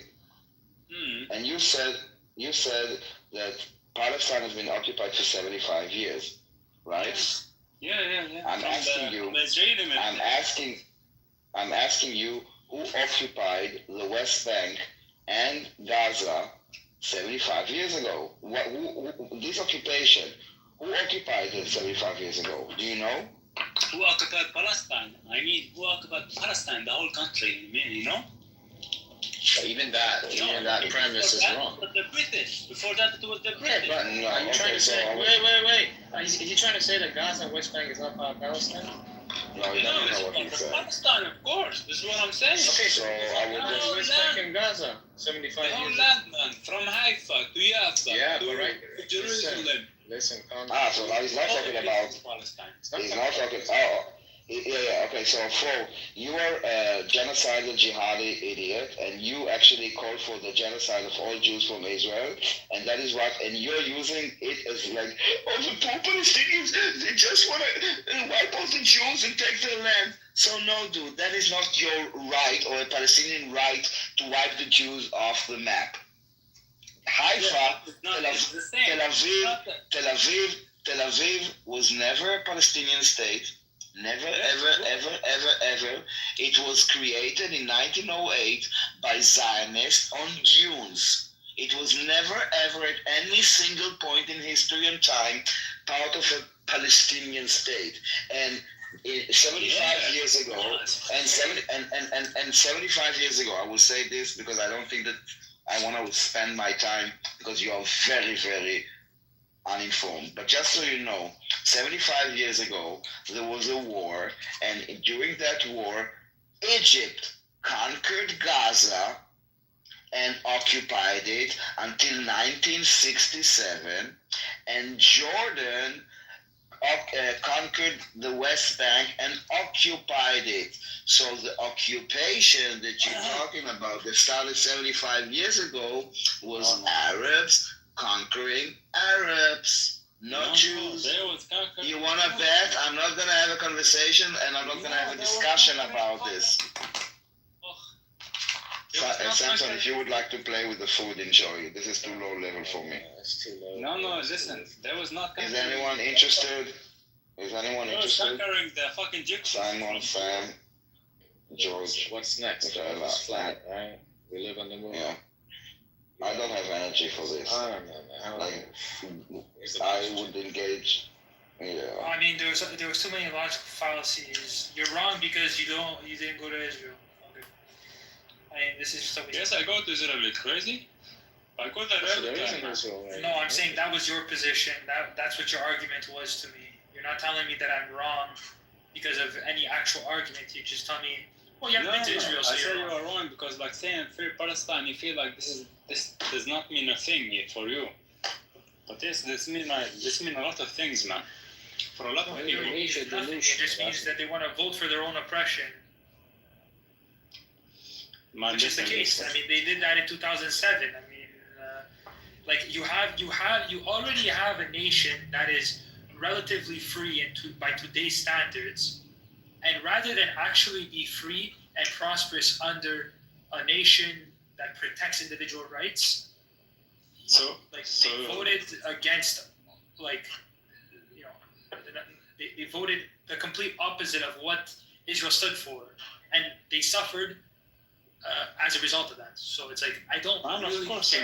in every occupation, you got to have a resistance, man. Occupation, it's a normal thing. No, it's not a normal thing. Like when Germany was trying to take over France. You're not oppressed. This isn't the oppression Olympics. In World War II, when they have in a war, and Germany was trying to take over France, you know what France did? They resist. You think that Germany? Where was your summit state? They did France and fucking Belgium and all the other countries resisted the German. Do you really think you're France? Where was your summit state? No, you're Germany. You're Germany. This is a joke. Yeah, but don't you think that they resisted? I'm asking you, they resist or what? There was resistance. There was a resistance. You call yourself France, but you're Germany. But the French people, did they resist the occupation of the fucking Germans? Or no? Yes that's or what no? the Jewish people are doing. If you think you're trying to Because put you yourself want in to the take that position land of, back. you're not France in this scenario, bro. You're literally Germany. So You're Germany. You're huge. No, I'm not Germany. You're Germany by a lot. It's basically like saying Poland went after, like Poland, or you're basically saying Germany went after France, but France is beating Germany. I wanna give saying, you. fuck, I can't believe what I wanna give you a brand new example. Look at Russia and Ukraine. Yeah. Russia trying to take over Ukraine. And what is Ukraine doing? They're resisting. But you're not Ukraine, bro. It's Ukraine. You're not Ukraine. You're Russia. You're Russia. Israel is Ukraine. It's like saying Israel has always been Ukraine. The Jewish Now we are people talking politics. Listen, we are talking politics, right? Yes. What are we Jewish people are the weak good guys, and all around them is the strong bad guys generally. Yeah, that's history. Because the Jewish people represent the highest values, and the people around them have learned from them, but it's, listen, you know. do you want to talk religion or do you want to talk No, it's history, social history. Where's Simon Owen? It's all about politics. What's poppin'? It's all about politics. Very Man. yourself. When it comes to this, it's politics. Well, what are you saying? Look, I'm asking you another It's all question. about the fact that you're Germany attacking France, and France is winning, and you're crying that France is winning. That's basically what you're saying. Yes, but right now Hamas is winning, man. Hamas is what? Okay, by like what metrics are you saying Hamas is winning? Hamas is winning because they are putting the rules for the fucking war, man. They're putting the rules for. Okay, so what are you guys crying about then if Hamas is winning? Yeah, just give the people food, man. Why? Why? The winning people. So do you want people to starve? No, because this is Yeah, the loser should. You're saying the loser. Bro, I don't know what you're talking about, but it's not. I don't know what you're talking about. As if the. Hamas is winning as a military group, you know? They are winning. But there are people who are civilians. They need to eat. Civilians? Okay, what is civilians? Oh, wow. Are you pro So your grandfather was in the first line in the war? Are you pro Hamas? Man, I'm pro freedom, man. I don't think you are if you're advocating for a Palestinian state. What does it mean when Palestinians have state? What the fuck does that mean? What will happen? It means that they're going to vote for their own oppression again. I have a question. What do you think about that? Just let Simon, man, listen. If you don't understand nothing about resistance, then you are a weak man. I'm sorry to say that. Your understanding of resistance is perverted if you think that the Palestinians are resisting anything. Yes, they are resisting. What are they resisting? They're resisting the occupation, man. Okay, occupation? Okay, of what? Of the Jews? No, of the fucking gypsies taking over the land. Okay, so what land would this be exactly? That would be the geographic place placed in the Middle East under, let me see which sea it is again. What is the name of the sea? The sea. You're advocating for these people to be... You want to take an eraser, you want to take the map and the middle. You don't even know where this place is geographically. Like, are you kidding? Man, I know where this place is geographically. So how do you not know what the Mediterranean Sea is? I don't know what's the name of the sea. You crazy? What is It's like one of the most famous seas on the planet. Like, I don't get it. Like, it's the Middle Sea. This is your goal over here. Which country are you from? It's the Middle Sea, man. You crazy Mediterranean fucking bullshit, man. Middle Sea, Mediterranean Sea, yes. And you know what river it is at least? Where are you from? Man, I'm from Mars. No, you're from Yemen. The things that pass for masculinity nowadays. This is crazy, bro. This is literally think about what you're advocating for. You don't even know where this place is. Listen, man. If I step on top of land, man, I can say Can you tell me the river? Where are we centering this? It's You already have a Palestinian state. It's called Syria, Jordan, Lebanon, and part of Egypt. As far as I mean, they already have Palestine. They have 4 different Palestines right now. They have Jordan. They have Syria, parts of Syria. They have parts of Lebanon and parts of and Gaza, of course, which is parts of Egypt. So what else do you want? And I think that, by the way, we gave them a land for peace deal for Gaza. Since they went to war with us, they should be rescinding that. That is literally the right thing to do, is to annex it and kick those people out to Egypt. That is literally part of the deal. that we made with Gaza.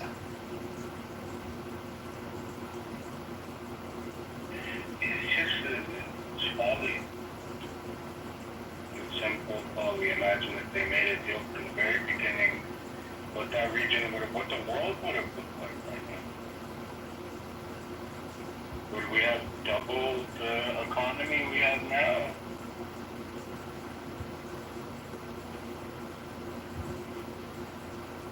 Look, I keep pointing to the videos, I put it in the chat, if you scroll up.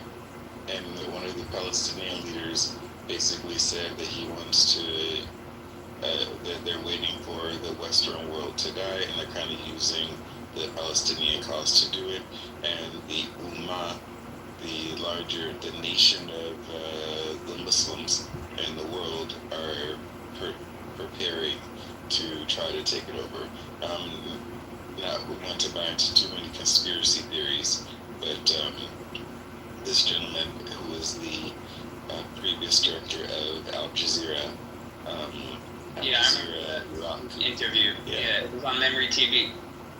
Well, that was a shorter one, right? But this is there's a full-length interview that he did recently, I think a couple of weeks ago, that I suggest to anybody who's curious, watch.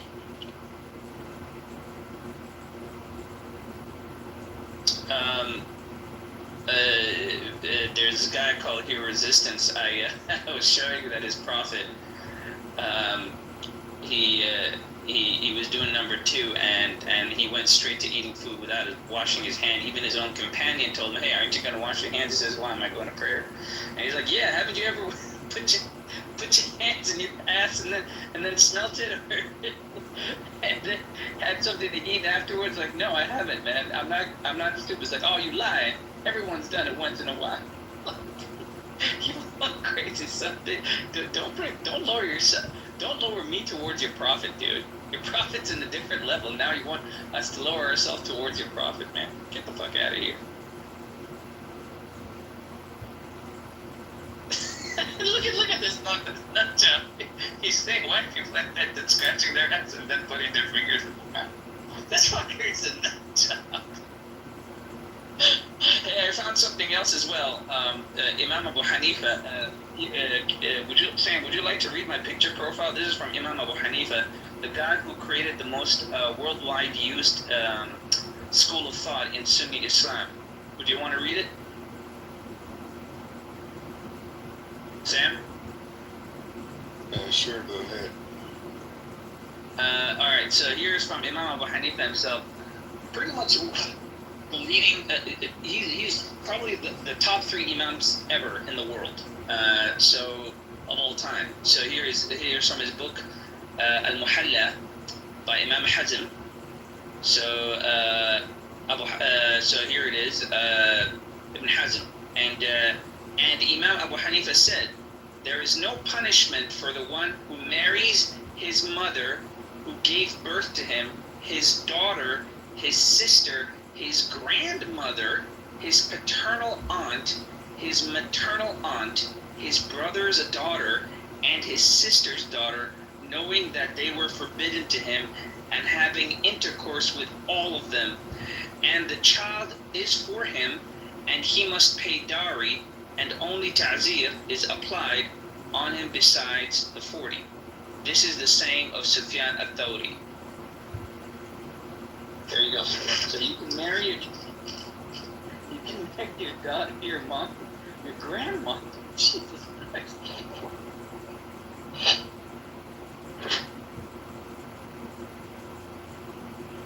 Yeah, Judaism as well as preventing all that. Really outlined for each relative. That's pretty messed up, man. That is pretty messed up.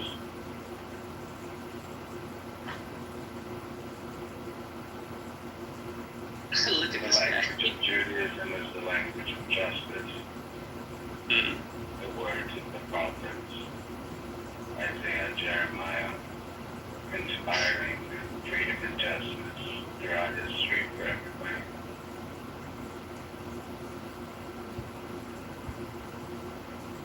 monstrous stuff, man. Pretty monstrous. I put a hadith in the chat, and it says, and the prophet said, Allah has appointed an angel in the womb, and the angel says, "O Lord, a drop of discharge of semen, quote unquote, or i.e. semen. O Lord, a clot.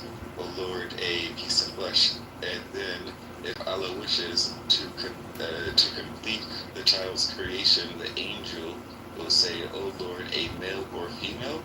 O Lord, wretched and blessed in religion. And what will be the life? What will his livelihood be? What will his age be? And what will he write? What will he? Oh, I'm sorry. The angel writes all his while. The angel writes all this while the child is in the womb of the mother.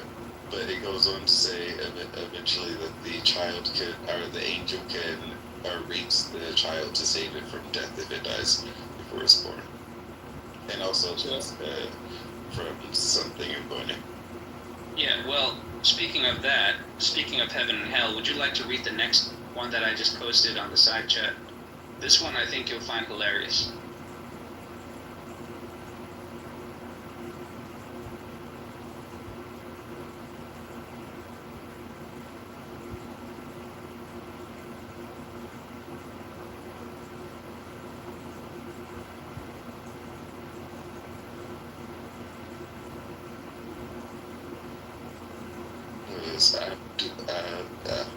Abud Darda, is that how you pronounce it? Reports God's messenger as saying, God will create Adam when he created him, and struck his right shoulder and brought forth his offspring, white like small ants. And he struck his left shoulder and brought forth his offspring black, as though they were charcoal. Then he said to the party on the right side, to paradise, and I do not care. And he said to the party to the left shoulder, to hell, and I do not care.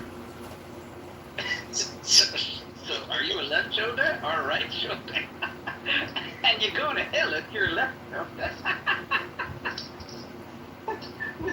What kind of crazy shit is this, man? Well, I think the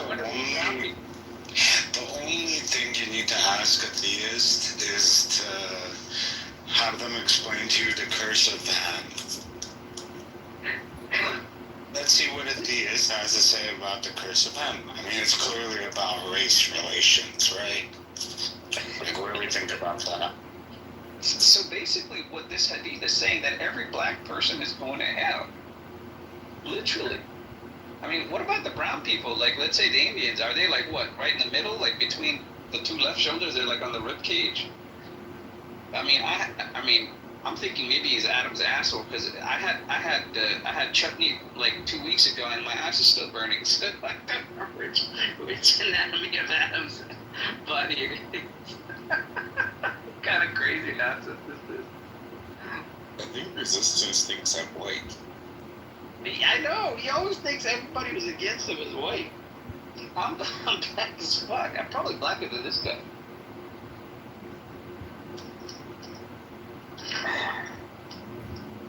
Yeah, oh, by the way, he doesn't know that his own prophet is white as fuck. Isn't he a ginger or something? Yeah, apparently he is. When he gets revelation, his beard starts turning red. And so the hadith talk about the whiteness of his chin, the whiteness of his armpits, the whiteness. Like, there's even a hadith that says, "Hey, I'm looking for Muhammad." Is like, "Do you know where he is?" And then some guy points and like, "Yeah, that white man over there." Literally. and then Umar, one of the rightly guided caliphs, actually puts a fatwa saying if anyone calls Muhammad a black man, he'll be killed. Literally. So this is after his death.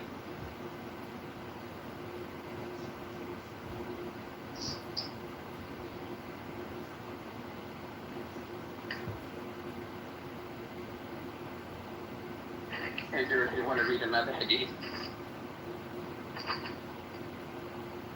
I got lots of them.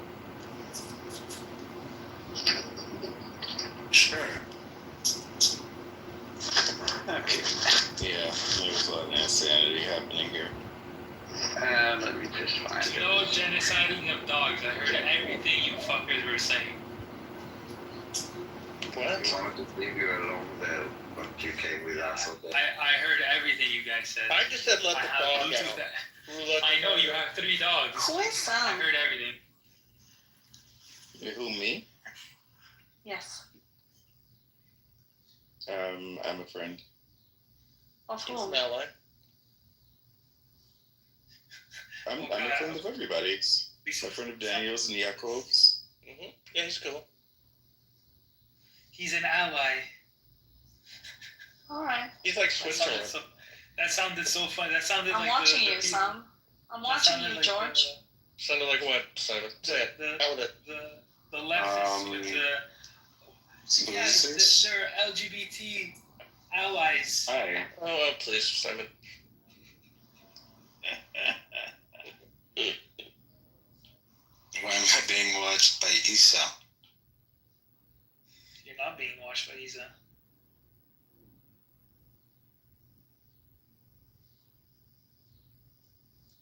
I got kicked out of this room. I don't know what happens. How did you get kicked out? Yeah, I don't know. My app just shut down. Did you guys get it down? Every time that somebody finishes a poll, I get kicked out. Hey, George, I just posted the hadith that I wanted you to read. Wow, I'm surprised that you guys get this room going. It never lasts. That's the reason why I just opened the other room. Is there one where he slept with another man, or is that just a mistranslation of leaving No, the right side? He slept with another man with his wife included. Like he was. Just a regular Can you put the reference on the chat, please? It's on my picture profile. I'll bring it up right now. No, I know, but can you put the so I can copy and paste it? Was he at the top or the bottom?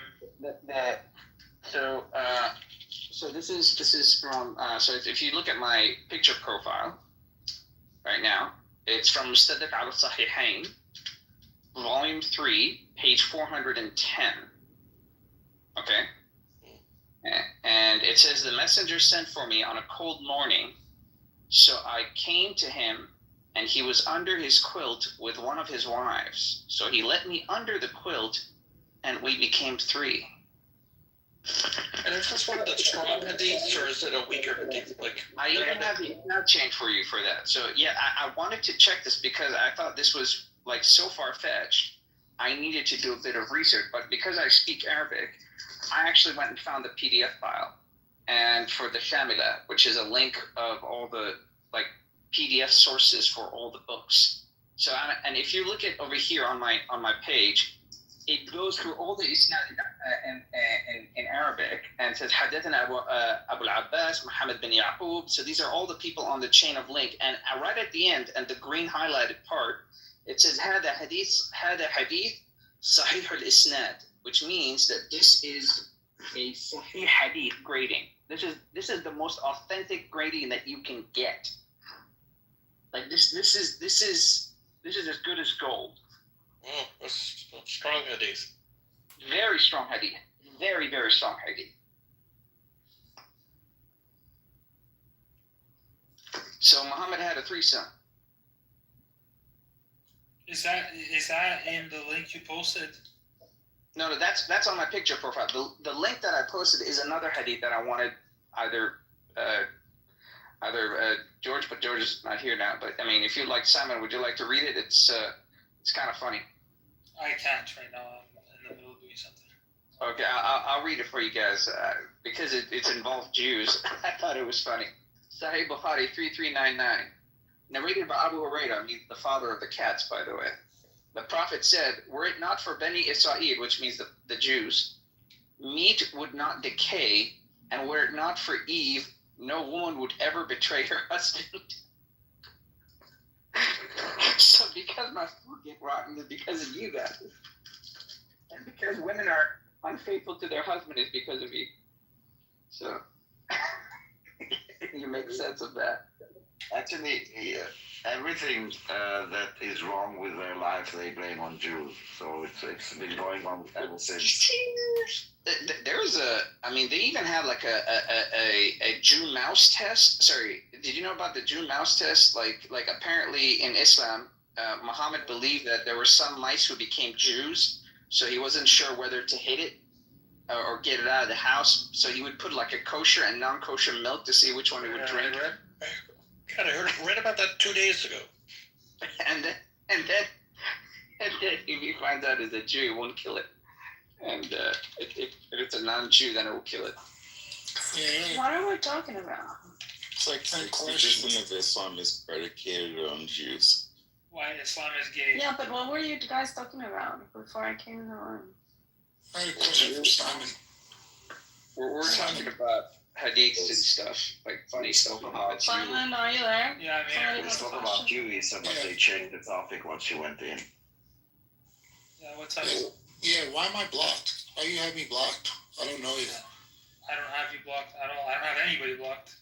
I've never had anybody blocked. Alright. Yeah, British said you couldn't come in the room. I'm actually following you. Hold on, Simon. British told me that you said you couldn't come in the room, and I said that was very strange because nobody in that room had you blocked. And Simon is retarded. He doesn't block anyone. Yeah, he's just a retarded child. Yeah, I'm actually following you, so I don't know. Okay, I followed you back. That was weird. I just followed him back. That was weird then. Yeah, I don't know why. Well, then I think somebody else had me blocked, and then they undid it. I guess they didn't want to say. It was just British. It was. I predicted it may have been fish because he was in his feelings. No, that's the reason why it was weird, and I told him to send you the link. Yeah, I couldn't access. I couldn't access. But it's alright. I followed Jimmy like a few days ago when he was mod with when we had like that big room or whatever 2 days ago, yesterday, whatever it was. But I followed him when there was a big room. In the itty bitty titty that we were all there. Yeah. Alright, all love. That's it. Yeah, Simon is not drama. He's just retarded. He's a normal retard. Yeah, you say you never come to my rooms. Yeah, Phoenix, because we are surrounded by Muslims, and then they report me, and then I get banned for a week. Because she's a woman. Well, tell me who to kick out, and I will. I'll even put you on mod. No, thank you. But yeah, I don't know. I got reported the other day by a couple of Muslims, and I got banned for a week.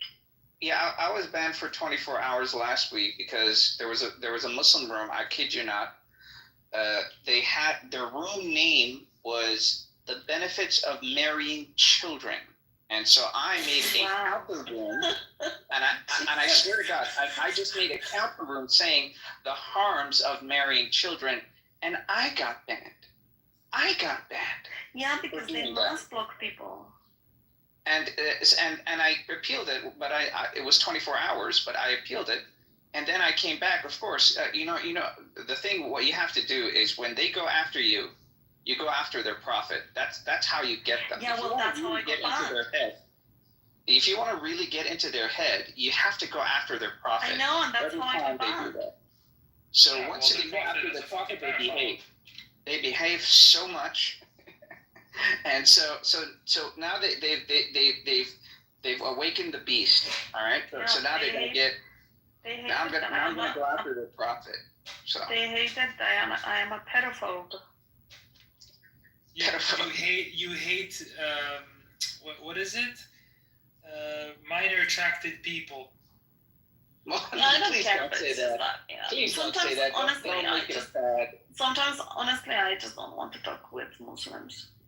They're retarded. I mean, I talk with them, like you, for example, and like you, I am, and the people that are smart, but otherwise it's just like a lot of... all the people who hate Islam are smart. Thank you, I appreciate that. Yeah, but it's mostly like, my friends are some Jewish people, and so we end up always talking about Israel and stuff with Palestine, and that's how Muslims come in the room. But it's not that I actually look for Muslims. Yeah, well, I have to say, I have from my father's side, all my family is Muslim, and I'm the one who left Islam. And may I ask you, Phoenix? I don't know if I asked you this before. How did you come to the realization that Islam was an evil ideology? How did you wake up to that, being a Muslim and being raised like that? Well, my situation is a bit unique because, so I had this coffee shop. I ran it to the ground, and the next thing was for me to take my father's trade. And my father was a qadi. You know what that means? My father was an Islamic judge. So he retired by that point. So I went to study in the Middle East and become... Islamic judge meaning like in a Sharia law country? Yes. No, he went to courts, he does arbitration, all that sort of stuff. So I went to study Islamic jurisprudence.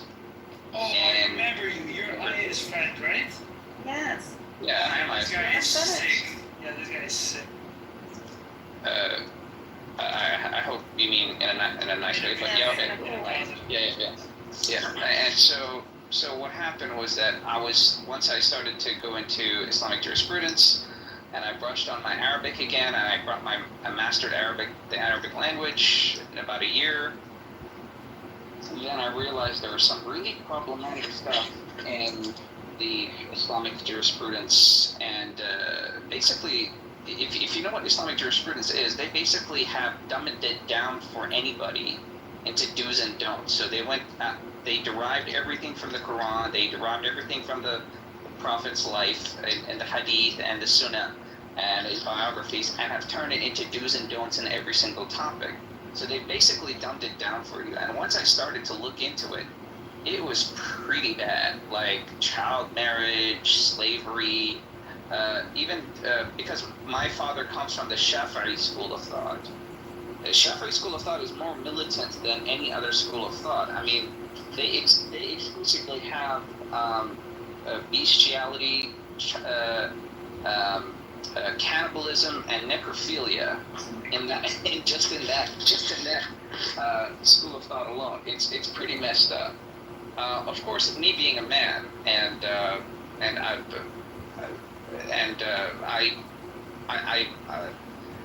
I wasn't I brushed it off, okay, and because of my ASPD, and so what happened was that the thing started to hit me hard and put me in an awkward position was when I started to actually sit behind a judge in order to learn in the courtroom. And once I saw him when he presided on some of the most disgusting, the most vulgar things that I've ever seen. I actually saw a farmer. He had like 8 women, and if you know in the Muslim world, if you have like a lot of women, you're gonna be getting a lot of dowry money. So that means you can make good cash. And he married his 3-year-old girl to this 38-year-old man, right? And the 38-year-old man was being pushed into marrying his daughter. And the 38-year-old was like, I don't know, man, I want to have sex with my girl on my wedding night. I don't know if I can do it with a 3-year-old. And because there's an Islamic tradition where Aisha was the Muhammad's child bride, was actually fattened up. Yes, and she was fattened between up. the thighs. No, but she was fattened up. She was fattened up in order to take the penetration. So that's why around 9 years old she got penetrated, because she was fattened up to the point where he can actually take it, right? So she said, "Don't worry, I'll fatten her up. And Hold on a second. For context. Yeah. What country? Where were you born? Where was your father a judge, and where did this happen? My father, being a judge, you're not in one single area. So you can. My father was a judge in many different areas. So he went to different countries. But most of them were in the Middle East. Most of them were in the Middle East and North Africa. And where did this anecdote of you sitting behind a judge to learn, where did this happen? I'd rather not say because I've already been doxxed, but somewhere in the Gulf countries. Okay. I'll say that. But it was in the Arab Peninsula, was it in the Middle East? Yes, in the Gulf countries. I'll say it's in the Gulf countries. Okay. But so... Just last thing, were you raised also at some point in the West or only in Arab Muslim countries? I was born and raised in the United States of America, but I very often went back to the Middle East area. Where your family area was, and you did stuff there. Okay. Yes. And so what happened was that while I was sick, so for you it was known. That's right. Sorry to interrupt again. For you it was known like these things were kind of like unethical and immoral and all of this stuff because you had a different understanding of the framework, or at least you understood the Western framework. Correct. Okay, I understood the moral framework of what is being free and what the principle of harm and all that sort of stuff. So I understood it very, very well. Luckily, because I actually went into university not in my early age, in my older age. That means I've already been instilled by these morals to say, okay, you don't do this stuff. Okay, so I knew enough not to, my innate being says, okay, this stuff is wrong. Like maybe someone who was younger, who hasn't been actually instilled these moral values. Yeah, you already had a westernized framework. Yeah. So when you saw this one, what happened? It clicked you. So in the contract, it's called the nikah contract. So they said that, okay, if she dies on the wedding night, you can have your money back. Okay, so that's why he went with the wedding, and the reason why they're in court is because that 3-year-old girl literally died, and the man wanted his money back, but the farmer spent all the money, so he's coming to the court to get his money back. And I said to myself, I even saw the coroner's report. I literally saw that she was flattened. Okay, she was absolutely flattened. Her rib cages were turned into frying pans, like literally. And then I told the judge, and I said, "Aren't we gonna actually ask the question why this man is still walking? Like, I mean, he just killed a 3-year-old girl." And he says, "Well, it's in the contract, so there's no blood money required." They knew what they got it themselves into. Okay, that was when I said, okay, this is some really effed up shit. And I realized I'm gonna have to do exactly what this guy did and allow this to happen. And that hit me hard. That hit me really, because really hard. Because in the end, you need to put yourself into context, and under Sharia law, that was okay. I mean, you had your mind under the framework of Western cultures, but that didn't matter then. Yeah, but then it mattered to me because now I have to do exactly what this guy did, how he would have judged, but so I actually went to my dorm. I was shook. I was shook for 3 days. Like I didn't even get out of my dorm for 3 days after what I witnessed. And after a while, I actually went on, and the last straw was for me when I actually saw a case where this man, he's a slave trader, and he was taken to court by his customer, and because he believes that he actually oversold a slave, and the person who is the witness is the slave itself. The slave was literally in the room, and I was like, oh shit, I got to get the fuck out of here. I got to get the fuck out of here. And I called my mom and I said, hey, Mom, don't ask questions. Don't say anything. Just get me one way ticket out of here.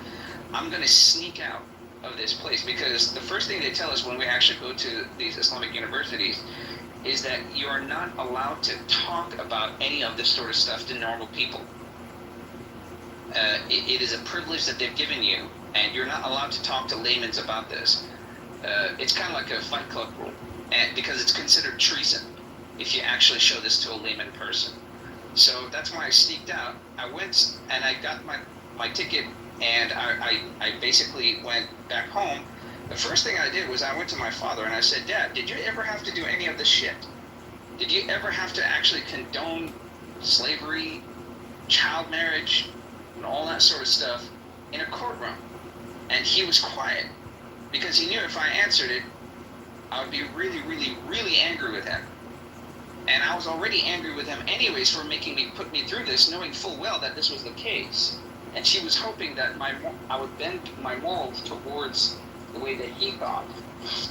And so I punched him in the face. I literally did that. That was the first time I ever actually raised my hand on my father.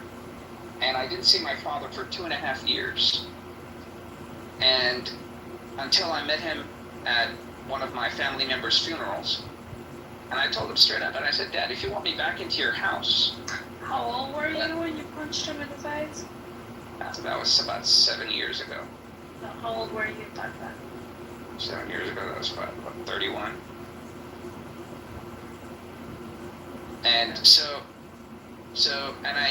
and I said to myself, and I told him straight up, I'm not a Muslim anymore. If you want me back in the house, you have to accept the fact. And I said, if I accept that fact, my own family member is going to disown me. It's like, well, you got to make a choice. You got to make a choice, either me or your family. And after a while, he actually chose me. But now my family, his family, basically my extended family from my father's side, is coming after me. And they're saying that my blood is halal, which means that I'm ready to be killed by them. And it's okay. I have a few. Well, I don't know. Like that sounds like an incredible story, but under the tradition of Islam, I mean, you don't really get to tell your dad, oh, why did you lie to me? No, he was complying. He was being a good Muslim. He was actually acting according. That's what he told to the law. Yeah, but he was acting according to the law. So in theory, you did have no right to actually talk like that to your dad or demand from him any explanation or even put him into the dilemma of choosing you or choosing the family, because the one in the wrong there was you. So my question is, if this actually happened, how is it that you made it out without punishment? I mean, you went against Sharia law and you went against tradition and you went against the book, the Quran. So how is it that they gave you a pass? Because you're protected by laws of the land? Yeah, I was in America, so it's different. Okay, I get that.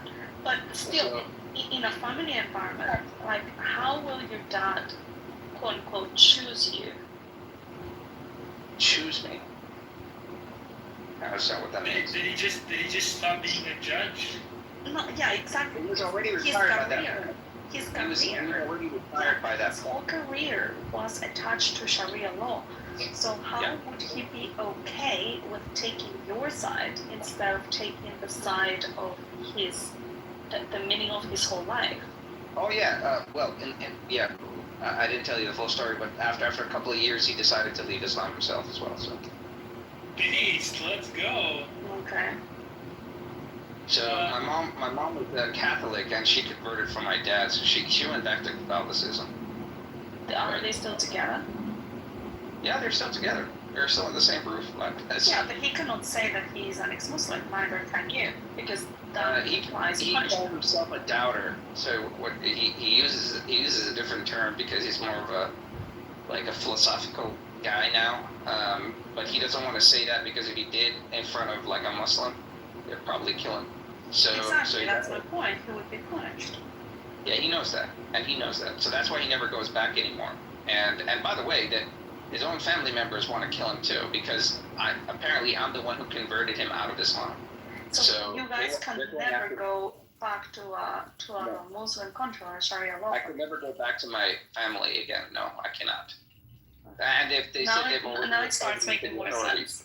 But that's the reason why I have this question. Look, listen, Aziz, if you want, bro, ask whatever questions you want. Like, just simply saying that this guy is lying. Like, does this actually shock you that this stuff happened? Guys, are we really believing this story, right? We Okay, are. put that So, aside. hold on. Put that Instead of aside. saying- Does this come to a shock to you? I'll tell you my points of contention. Aziz, I'm talking. Instead of saying, oh, you're so stupid for believing this, instead of saying that, why don't you challenge anything that he said? Hold on, I'm not done talking.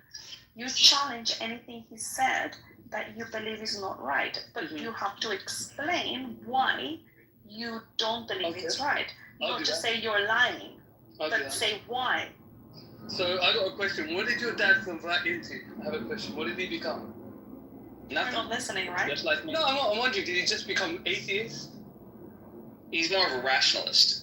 Right, but did he like formally become atheist? Didn't you hear what he just said, or No, did you just I'm think I would say he's I'm asking a question. He no, he said- believes in the grand design. He's a doubter. He can answer his own questions.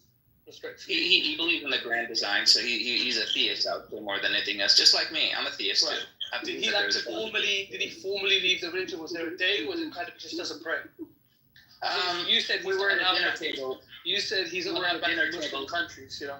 No, we were at a dinner table, and he told me straight up that I haven't prayed in the last couple of months. So so now you're not allowed in Muslim countries. I'm not allowed in Muslim Like countries because my own family members told the authorities about me that I'm a mulhid, and I've also converted my father out of Islam. Therefore, my blood is halal, including my so father. you can't go back to Egypt now. Is that right? I'm not from Egypt. To wherever in the Middle East. No, I'm not. It doesn't matter where Aziz. It doesn't matter where he's from. I know it doesn't matter. It's just you don't have to lie. Okay, then stop. It's not important either. Stop. What I'm saying is, obviously, there's this idea like, oh, you've converted out of religion. Now Isa said you're banned from Muslim countries. Is that no, I didn't say I didn't. You see how you're an idiot and you're not paying attention. I didn't clarify. Say, Can you clarify? Yes, I can if you shut up. I didn't say that he was banned. I said that if he dared going back to where there is Sharia law or a Muslim country, he might put his life in danger because he already spoke against Islam and he spoke against the Quran and he spoke against Sharia law. So that will not be welcomed in any Muslim country. Well, you made an assumption. No, it's not an assumption. It's how things work. What, so has he made like formal writings that is he an author and he writes against Islam? Like what does that have to do? He already spoke why would they kill him? Why would they kill him? Because I converted my father out of Islam. My dad doesn't pray. That is considered fisaq fil ard. You know that in the Quran. They don't mention that. It's called. So there's a concept in the Quran that there's a verse in the Quran that says that if you cause mischief in the land, that should be in a punishment as well. You know who so that's in relation according to me personally, because I'm the one who actually is now disseminating disbelief. Therefore, my blood is halal according to Sharia. And if you actually studied Umdat al-Salik, you would know that too. No, that's actually not true. Just because you cause mischief, your blood is not halal. That's actually not true. You made that up. No, if you try to convert other people out of Islam, that is very select things that make your blood halal. It's very rare. So let's see what is the definition of someone who actually not only actively is rebelling against Allah, but also is making others rebel against Allah. What is that word called? But this is the thing. Your blood is not halal, bro. My blood is absolutely halal. You want it to be. You want it to be. It sounds like you want it to don't be. know. You don't know fiqh. So if you were murdered in the streets of Egypt, what method do you follow? There would be no legal proceedings. Go straight to your. Your method. But what is your method? Don't worry about that. That's not important. No. We're having a strict guidelines on Sharia. I need to know what your madhab is. All four madhabs you apply. All four madhabs. It doesn't matter what your madhab is. See, he doesn't want to even. If you got killed in the streets of Aziz. Yeah, I know more than you would ever know about fiqh. So don't even try to go. What fiqh do you apply? Go ahead. So answer me this. If you were murdered in the streets of Egypt, right? Look at this idiot. Right? You were murdered in the streets of Egypt for what you just told me. You tell me there will be no legal proceeding. Question. Just ask me. What fiqh do you follow? What madhab do you follow? It matters because I'm going to show you from your own books what fasad fil ard actually means. Go ahead, tell me which fiqh do you follow? What school of thought do you follow? So you no. Let's just have it. Let's not. Aziz, the guy is literally telling you from what you believe. I will tell you why you are wrong. You cannot show me one madhab that says because your dad doesn't want to pray anymore, you're allowed to kill him in the streets, bro. Okay, if he's That's saying not that what I said. You can't show me not one of the madhabs says that, bro. It's not the same. They don't even have disagreements about halal blood, bro. Hey, it's not the same. He even says Tuhal Allah. It's not the Tuhal same. Muhammad. He says that too. Oh my God. It's not the same not praying anymore than going out and speak ill against Islam or against the Prophet or against Sharia law. That's very different. Well, that's why I'm asking you. Is your dad is your dad an author? But it's different. Is your dad, what does your dad do now? Is he an author again? Does he write books? Oh and he's my retired? God, why does he have to write books? Why I does just he want have to to know, write books? what makes him publicly? Is he publicly splitting Islam? He doesn't need to be condemned. He doesn't need to be condemned by a government. He can be condemned by his family and the family and the community, and they can take the law or the justice in their own hands. No, they can't. They don't need a government. What are you talking about? Absolutely, they can. No, they can't. This guy has no idea what he's talking about. So he doesn't know that. Okay, an imam can actually do fatwa against a personal person. There'll be no legal proceedings after your family take the law into their own hands. If an imam actually puts a fatwa against you, what has happened? If an imam puts a fatwa against you, is that not a legal proceeding? So is there a fatwa against your dad? Apparently, from my cousins, they say yes, it is. Your cousin is not a mufti. He's not an imam. You know. No, he said he went to an imam. He already said what happened, and the people who were actually in the university can also confirm. So now they went to an imam and got a fatwa against me and my father. What are you going to do about that? So is that what they did? Did they do that? Did they get that? No. Did they do that? Palestine. Who is this idiot? Yeah, so you gave me a hypothetical. Did they get a fatwa? Because you're not going to get one. That's what they're saying. That's what they're saying. They've already got a fatwa. And that if I ever come back into any Muslim country, that fatwa is effective. You lied. So you've got an exclusive fatwa on your father, bro. First of all, they're not going to actually announce a fatwa, especially if I want to actually come back to a country. Famous? Like, who's your father? Listen, this guy is a nutshell. Who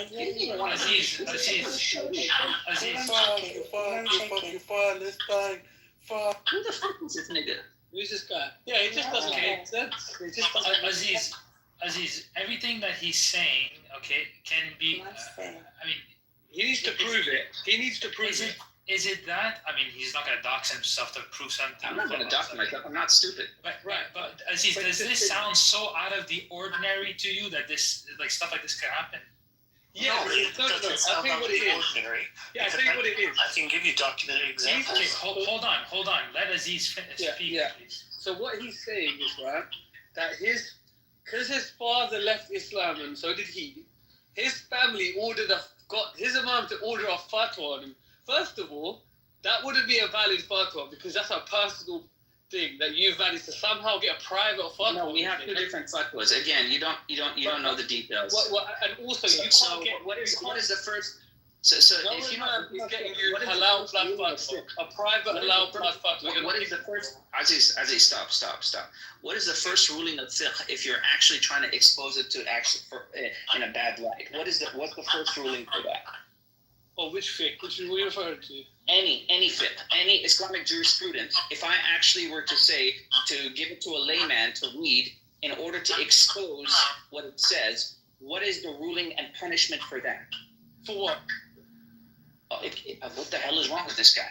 I'm saying if I show from any fiqh book, if I go to any Islamic jurisprudence and give it to a layman in order to expose it in a bad light, what is the punishment for that according to fiqh? according to Hidayah, according to any Islamic jurisprudence book. Yeah, but we're not laymen, you know. You're claiming to not be a layman, and I'm not a layman. So you're ignoring the new ones. That's what it is. You're not going to get us that. Apparently, there's a new one. He doesn't even know that there's a new one. You know, I could probably lie to these guys in the room because they want to believe you. Well, I know how this thing works. Let's see what you said, bro. It's borderline like ridiculous what you said. Okay, but Aziz, wait, hold on. Phonics. Let's not do the yes I'm right, no you're wrong. If you're gonna say that it's ridiculous, tell him why he's wrong. Yeah, I'll tell you why you're wrong. I'll tell you why you're wrong. Right? Okay, Aziz, let's see how much do you know about fiqh. Let's see what in terms of. Listen, that's not my and you're probably not either, from the sounds of it. It seems like I know more about fiqh than you do, and I know more about your Prophet and the Quran and the Sunnah more than you do. So far, it seems like you have zero knowledge. You sound like a Shafi'i. You sound like a Shafi'i. Maybe we should go to Shafi'i. I find it difficult to accept the idea, right? And maybe I'm just delusional, but that your family, because your father no longer prays, and you don't That's not what he said. That's not what he said. What are they? What are you? Are you publicly slating Islam? Like, what are you doing? Yes, I'm saying that Islam is a dangerous religion, and I took on your Prophet, and I took on Islam itself. And are you going out and saying that like in the streets? I talk about how your Prophet was banging 9-year-olds. I talk about Muhammad getting gangbanged by a bunch of the people. So now we're getting somewhere. So now, I also talk about how your own Imam Abu Hanifa says that you can marry your daughter and I get it. I get it. So I get it. I do get it. Like, I do get what you're saying. Now I get it. Like, so obviously you're like an outward spoken anti-Islamist, right? Cool. Yeah. Yes. I try to make fun of your Prophet every single day. Your father was a detractor, and I take religion. If they kill him in the streets of Egypt, he is getting a trial. Whoever kills him is getting a trial. I'm sorry, your fatwa is not valid. You can't get a private fatwa on your family, bro. It's not happening, bro. You made that up, bro. I'm sorry. The computer says no. ChatGPT, yeah. It's not happening, bro. You made that shit up. Why don't you actually? You can't do that. Aziz. Let's not do this. Why don't you actually in the Islamic laws that you know? Yeah. Why don't you just point? Because you're talking to a guy who was studying to be a judge. According to the laws, allegedly. Okay, fine. That's fair. I don't believe it. I can even show you. If you want to prove him wrong, why don't you tell him, listen, according to this law and that policy, this is why you're wrong and you don't have a private fatwa on your head. Why don't you do that rather than just saying, I don't believe you, I don't believe your story, I don't believe anything. Yeah, I don't believe the punching the father. Because Aziz doesn't let you pray, and he's everything that he accuses other people. John, hold on. Okay. Like, you with that, bro. Like, okay, fine. You don't have to believe literally any of that. But why don't you tell him exactly what it was that you think that he's not telling the truth about and why he would. You haven't. No, he asked you what school of thought that you have. You said it's irrelevant, and he's saying according to your school of thought, I can show you exactly why you're wrong and you're refuting. Regardless, listen, he's listening, right? Regardless of your madhab, you cannot get a private fatwa to order the death of your father and make the blood halal without legal proceedings. You can't. It wasn't a private fatwa. There's not in one Muslim country, unless you're MBS. Unless you're MBS, or it wasn't a private fatwa. You cannot do that. It wasn't a private fatwa. It wasn't a private fatwa. That's not a private fatwa. It was from the Chief Justice Ministers. It was from the Chief Justice Minister. But then your father must be a detractor of the state, bro. Yeah, because my father is someone an enemy of the state, bro. As well. Your father is a detractor. He probably did treason, bro. No, he didn't say his father was a judge. But he didn't just start saying right. He's probably a corrupt Supreme Court judge. He could be a corrupt judge, but there's no. No, there's no allegations. It was not. I'm mathing. I'm doing the math. No, you have no I basis. see that. I'm just doing the math, bro. Your Todia does not work here, my friend. Your Todia does not work here. You probably, it's probably true. Yeah. Don't try to play games with me, dude. I've played this game long before your vipers. So let me tell you something. It seems like you don't know your own. Private fucking creed. So let me go through some of the flip books here. I just posted something. Simon, would you like to kindly read about one of the flip books from the Hanafi school of thought? Since he always talks about. I cannot read. So this is a book called Baheshti Zeber. This is from Maulana Ashraf Ali Thanawi. He got his ijaza also from Al-Azhar University, since he always talks about Egypt. So I'm assuming that he would need an ijaza as well in order to go against it and argue against it. So why don't you read page 2 on the red circle part? Sorry, I'm just reading something.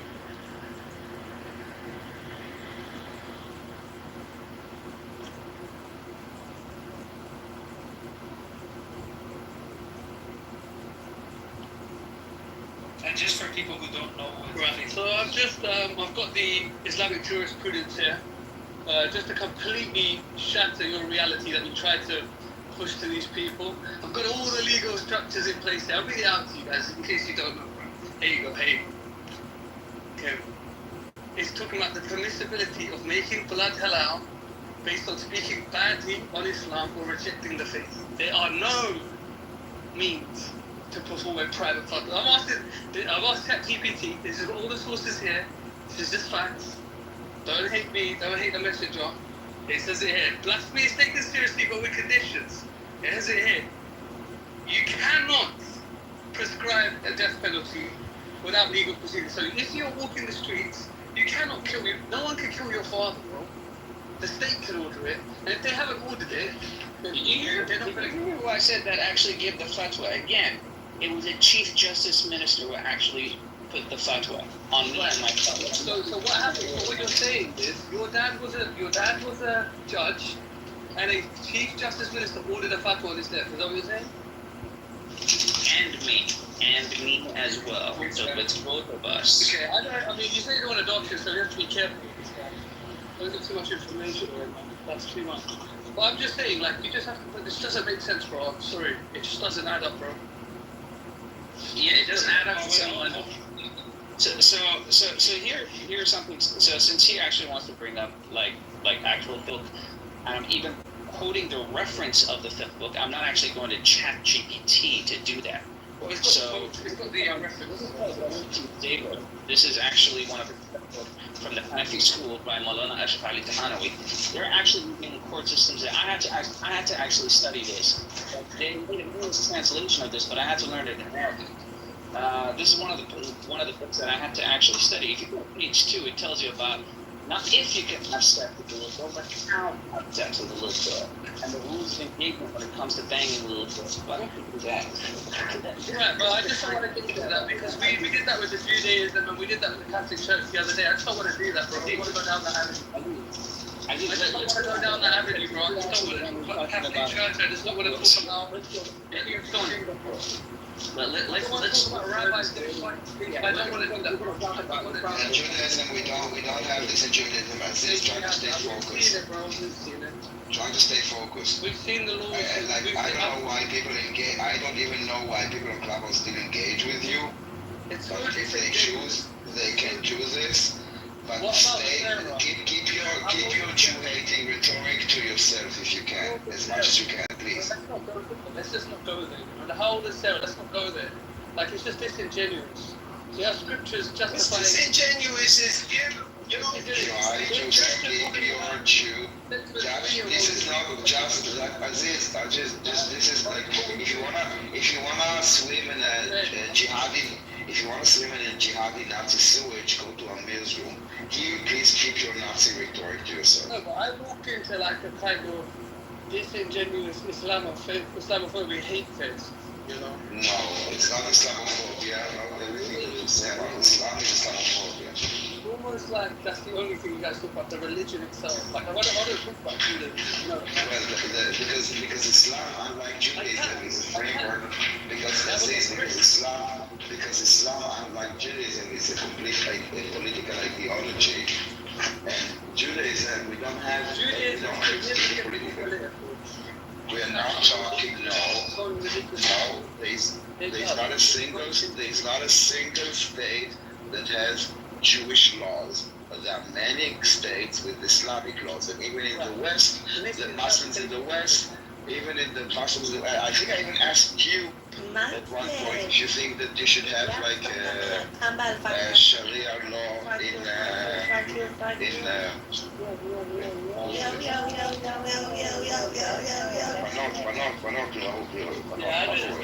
Jihad over here, pieces for retards. Yeah, I just want to say. Anyway.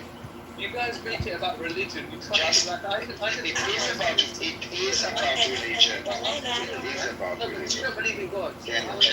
Let's read out what Abu Hanifa says. But you want to kill me because of your religion. That is my problem. So, since you brought it up, let's read what Abu Hanifa says about who you can marry. So this is basically one of the guys. You also don't believe in God. You believe in Satan or whatever you believe in. So you're not in a position to. And to be honest, Aziz, I don't care about what you believe. Just stay the fuck out of our way and don't kill Jews. That is all I'm asking. Don't kill Jews. Don't spread hate to Jews. Don't spread lie to Jews. It's very basic, simple things that I'm asking of you. And it is about religion. Your people from your religion that are taking dominance in all the top terror organizations that are screaming Allah Akbar. And unfortunately, Aziz, your religion has been weaponized to do awful, awful things. And people like you, let me finish. And people, let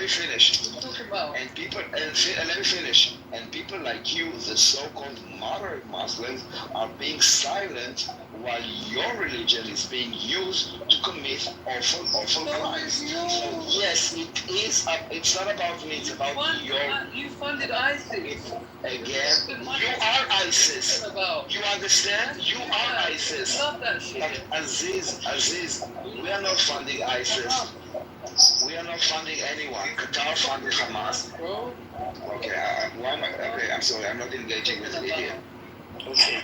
So there's actually documented cases about this. So as an example, you can have a fatwa. I don't want to have a religious discussion. No. So leave. Go down. So leave. Bye. You're not contributing anything, so you will not be listening anyway. Okay. So you can have a fatwa calling Congressman without. Can I respond to him before we move on? So this is from his own book. This is from his own Islamic jurisprudence book. This is from Imam Abu Hanifa, which is one of the guys who actually started the Hanafi school of thought. So this is as big as it gets. And Imam Abu Hanifa said in book Al-Muhalla by Imam Ibn Hazm says that there is no punishment for the one who married his mother, gave birth to him, his daughter, his sister, his grandmother, his paternal aunt, his maternal aunt, his brother's daughter, and his sister's daughter, knowing that they were forbidden to him. This is from your own scholar, who is pretty much the greatest scholar that ever lived from all the four schools of thought, with the exception of Imam al-Ghazali. But this is the guy that they actually, this is what we call a fiqh book. It's all dumbed down for you to the point that you just have to accept what it says. So it's very explicit that you can actually marry your own mother in the Hanafi school of thought. Okay, and there's two documented cases. So the one case you can have a fatwa calling for the death of someone without any legal proceeding of any kind. And that is, of course, the very famous case of the fatwa against Salman Rushdie. There was no trial, there was no indictment, there was no legal form, no defense right. It was simply a religious decree calling for his death, which was attempted and acted on by people from around the world. The other case I wanted to mention was the case of a 23-year-old in Saudi Arabia, Hamza Kashgari, who simply posted on Twitter 3 posts where he posed questions, and because of that, he was immediately threatened with death sentences. He actually flew to Malaysia to escape possible prosecution that was being threatened to him.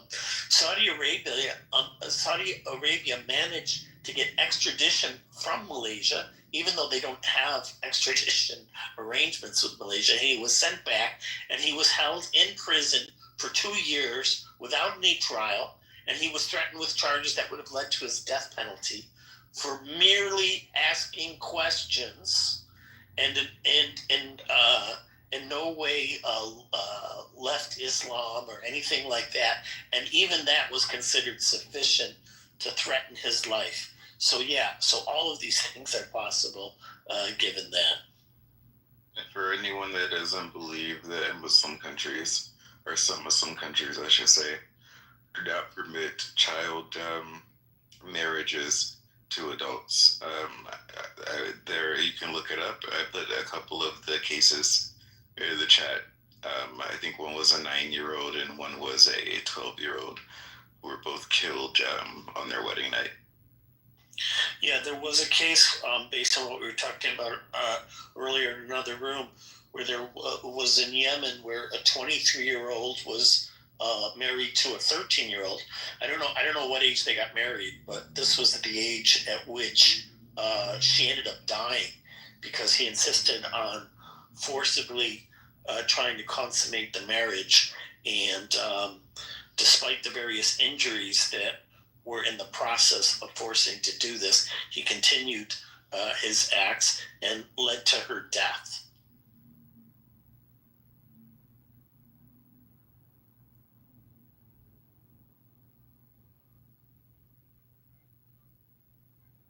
By the way, I have another one over here. If you guys look at my picture profile. So this is from Imam Hajj al-Asqalani from his book Fath al-Bari. This is the book that they actually use in order to understand the accuracies of the grading system. You know, the Sahih, the Hasan, and the Da'if, and the fabricated. So all the different grading systems come from this very particular book as to what the accuracy is. If you read this page over here that I actually have an excerpt of, it even talks about child marriage. And Ibn Battal said, it's lawful to marry a little prepubescent girl with an older man as consensus. So this is consensus among all scholars. Ijma'. So when you see the word ijma', that means all four schools of thought believe this. Even if she is in the cradle, and it's taken from the hadith of the Messenger of Allah that a father can marry his little prepubescent daughter without her consent. So even if she's in a cradle, she's a 1 month, 1 day old, totally okay to get married.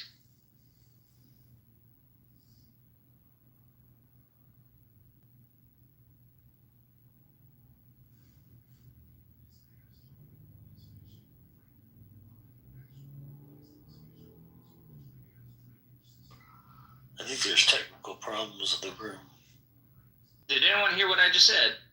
We heard you. I think that people are just sort of in shock. Yeah, so this is the stuff that we have to learn in Islamic University. I mean, I can go down the cannibalism route. It gets funny, like, if you don't take it seriously, but people do take it seriously, and it doesn't get funny in those countries. But now I can probably talk about it, and if you want, I can go down that route. No, well, there's YouTube videos you can watch where public stations in some Middle East countries discuss this and are giving advice or religious rulings to people, and they discuss this idea of marriage at any age, that there's no lower limit of any kind. You know, a few months ago I came across a book called Law, I think it was called Law of the Desert. It's about Bedouins and Bedouin law and how it was developed. And I think all of these legal systems, whether they be sort of Judaism or in Islam and Bedouin law, kind of developed. And I think that this is sort of the reality of the foundation of law, right? Because you have a set of moral realities, and you have a bunch of cultures that people interact with, and some of them get legislated and kept in through society because that's a part of like popular culture, and then some things get thrown out. Actually, I find legal development pretty interesting. But I think it's part of the same sort of thing.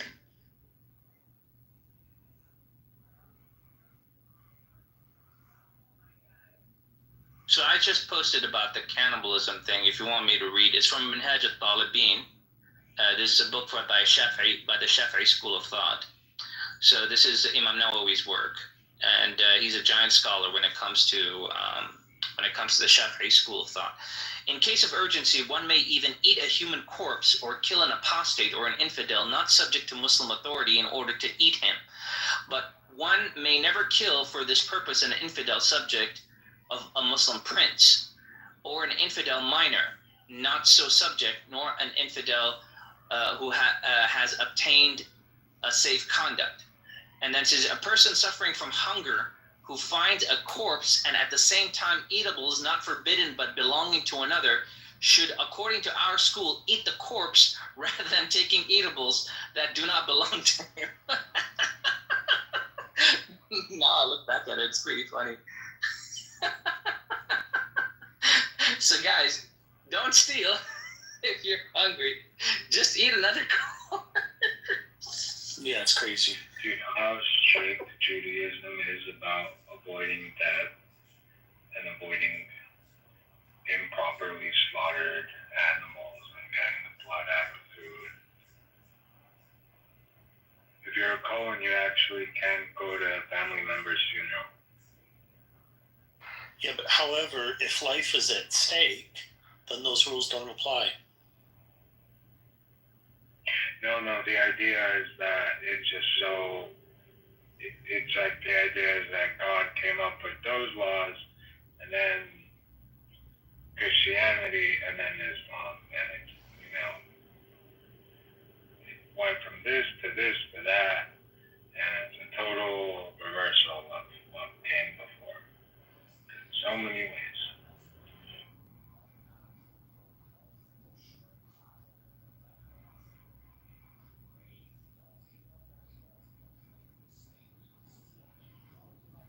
Jason, I didn't get a chance to tell you that I appreciated your comments from the conversation the other day. Yeah, I remember the last one we were in. But vaguely, I haven't seen you for a while, actually. Yeah, it was just like a couple days ago, within the last couple of days, when we were talking about what were we talking about? What I appreciated, it was a pro-life abortion discussion, and I liked how you're able to agree with people who are taking the opposing position, based on whatever the actual principles being discussed, which a lot of people have difficulty doing.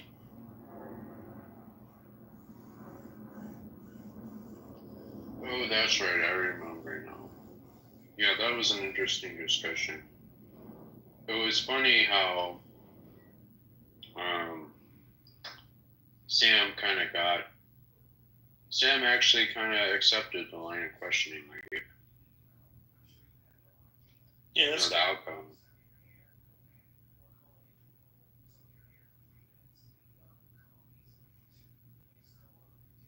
At the end, I had to give up because it started getting a little ridiculous and repetitive and kind of dumb at the end. But for the most part, it was a pretty good discussion.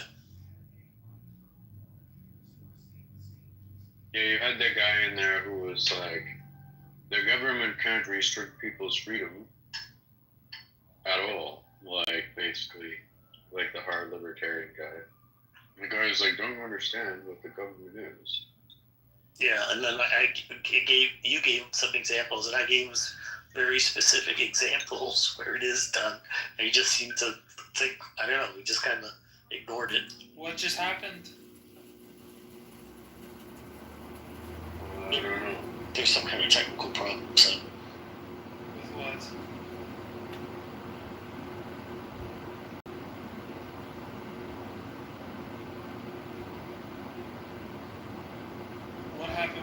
libertarian guy?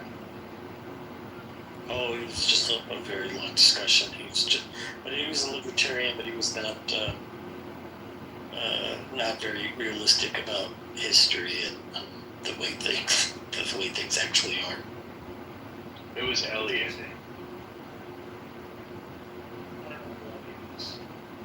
You were there for my conversation with Elliot. Actually. Oh, was it the one with the law isn't philosophical, or was it that? Yeah, well, yeah, and then Elliot was really advancing social contract theory. I was saying, well, like this was toward the end, and I think you had gone by then, but I'm like, well, dude, if you try to find a time when that occurred or something, or if you follow up on those ideas and say like, okay, does it look like a contract? Generally it doesn't, you know? And I said, we'll have to talk about it next time. Sam was actually saying he wanted to do it, so I didn't try to treat it in great detail, but Adam Smith had the good discussion of why social contract theory is maybe not so credible. Yeah, social contract theory is fucking bullshit. Tell me more about that. What's your take on it? I don't believe in social contract theory. I think it's an easy way to completely evade individualism, and it completely escapes like the reality of either you believe in the concept of individual rights or you believe in social contract theory, where we're basically like, you can just vote. You can vote on literally anything, as long as it's and the justification you can give is, well, because we just vote on it, it's acceptable.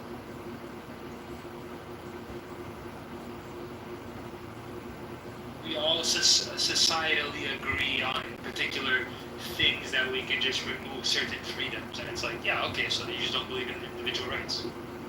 Then you have a misconception of what the role of government should be. Yeah, but Simon, you would agree that these individual rights aren't absolute, right? Yes, they are. Either you believe in the concept of an individual right is simply a moral principle. So it's like saying, well, me killing people is not absolute. Like me initiating force is not absolute or not. It's like, well, it just depends on your moral framework. Either you accept that the initiation of force is always evil, or you don't. So it's like saying, like, that's the point. And then the role of government is simply to recognize that moral principle and then define what that actually looks like. So that's why you have like laws to explicitly say, this is a principle that if you go past it, you're in violation of someone's rights. But if you're saying, well, rights aren't absolute, I can't help you with that, because a right is simply a moral principle. Either you abide by and you accept people have the right to act how they want, unless it violates the rights of another person. But in order to have that principle clearly defined, that's where the government steps in and then writes it into law. This is when you're in violation of another person's rights. So yes, rights are absolute. Either you accept it, either you accept that premise or you don't. But if you don't, then you simply just don't believe in like the totality of what individual rights actually constitutes. Well, rights aren't inherent, right? Rights are only like granted by the state or the collection of people that make up like the entity in which you live, right? So you live in a community, you live in a state, you have a government or some whatever, and they decide what rights are extended to the individual versus the collective. Like if you live by yourself, it doesn't matter. If I may offer a slightly different take on this, I kind of agree with Simon that there are some fundamentals here. The details are decided by the society. There isn't some way to like get the platonic form of the details. But if the society decides the right or wrong, then there are public policy consequences. And there are visible like stoppages and screw-ups and infelicities in the way the government works. So there is natural law. And I think this is the natural law position, the position of people in Edmund Burke's time and Adam Smith's time, the position of the people who embody classical liberalism. There is an order to this. There are policies that if you make them, they're not going to work out. You can't just make any policy you want because the collective says they want it. And that is governed by things outside of what people want. And we need to want to know those things and want to conform to those things. And that's what brings you around to concepts of natural rights. There are things we can embody in public policy and things we can't. There are people we can give certain powers to, and there are people who shouldn't have those powers relative to other people. And that is shown in the workings of it and in our experience with that. Well, Jason, I agree with you that there are limits to what a collective can do versus individuals' rights or natural rights, whatever you want to call them. On the other hand, those rights are not absolute. And that's the problem, is the collective can impinge on those rights. So as a very simple example, most people accept that individuals have a right to property, but that right to property isn't absolute, because you have the state has the power of eminent domain and can force you to sell that property. And that's just a contradiction.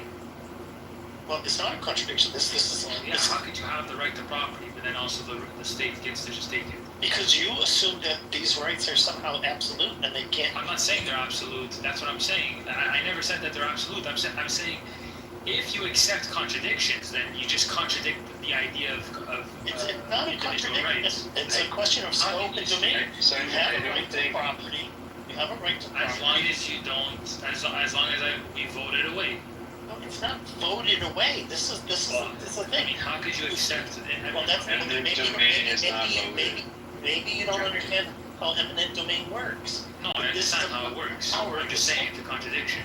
It's not a contradiction. Well, it's a contradiction. How can you have a state that protects individual rights but also violates the right of property? Because you're assuming that rights are somehow absolute, and they're not saying it's absolute. Well, if I may offer an alternative way to look at this, Simon, I mean, the only reason you have or in most cases anyway, when you have a court case, when you have a dispute, it's because there is a conflict of rights. And conflicts of rights occur all the time. And so they can't be absolute. You know, like we have a basic right to go to go wherever we want to go. And people also have a right not to be bothered by other people. And so if you go like right into someone else's space, now there is a conflict of rights. On the one hand, I want to go there. Can we just define our terms? What are rights? A right is a cause of action at law in a public policy sense. So you're simply saying a right is a legal framework then? No, it is a just basis for a dispute. It's a just basis for a dispute. If you have a right to something, you have a basis for a dispute. It doesn't decide the dispute, okay? Because someone else can have a just basis as well. Well, that's within a legal context. Yeah, it's within a public policy context. Yeah, without a political system, rights don't exist. That's my point, right? Well, without people being involved in adjudicating the conflict, sure, you're right. Which is to say, without a community, rights don't exist. But as long as you have a community, you have third parties to conflict who basically are like, hey, you two, we got to figure this out. And that's the origin of rights. That's the origin of public policy.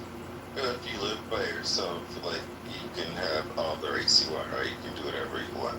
But as long as you live with other people, you have to live within the boundaries by which the community has defined those rights. Well, no, you don't. You don't. You do. No, as long as you live within a community, you have to accept that other people are going to be involved in disputes you have with other people. But that community frequently cannot force you to do the things according to the rules it has decided, and frequently fails to do so, and there are numerous examples of that. And that's a clue that the community has made the wrong rule.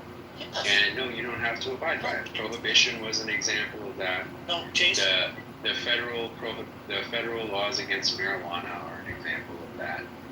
You really don't. Maybe you should, but if you want to talk about what really happens, no, you don't always, and you often don't have to. Okay, that's the point. It's not unlimited. So if you say you don't always have to, no, but sometimes you do, and that's the point. So the state does have that power, and it is necessary. And as you pointed out, it's necessary for a couple of reasons. One is when you have two rights that conflict with each other for different parties, and also when you have the interests of the state as a collective versus the individual rights. And this is shown in one example after another. Yeah, the two examples that you gave actually were prohibition and marijuana. I mean, for a very long period of time, people went to jail for those things, and then they were changed, right? So the laws can be changed. Nobody's saying that laws are absolute and the way that they are formed, because they can be modified. But again, that takes the larger collective to do that. The individual doesn't do that. Marijuana is still illegal in this country.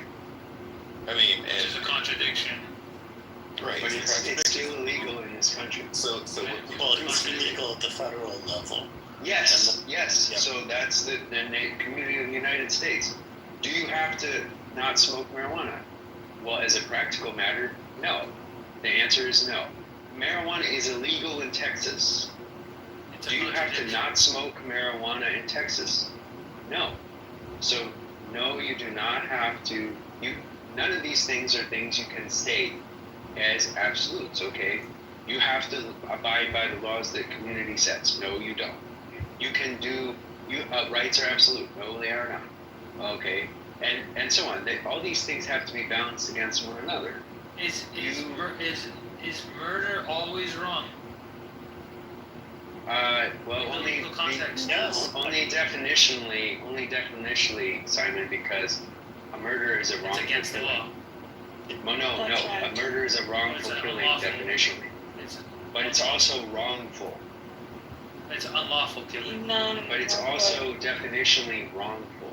Okay. Murder implies that you are killing first without any reason. Well, but it doesn't matter that Simon. But what I'm trying to get at, Simon, is that's in the definition of murder that it's wrongful.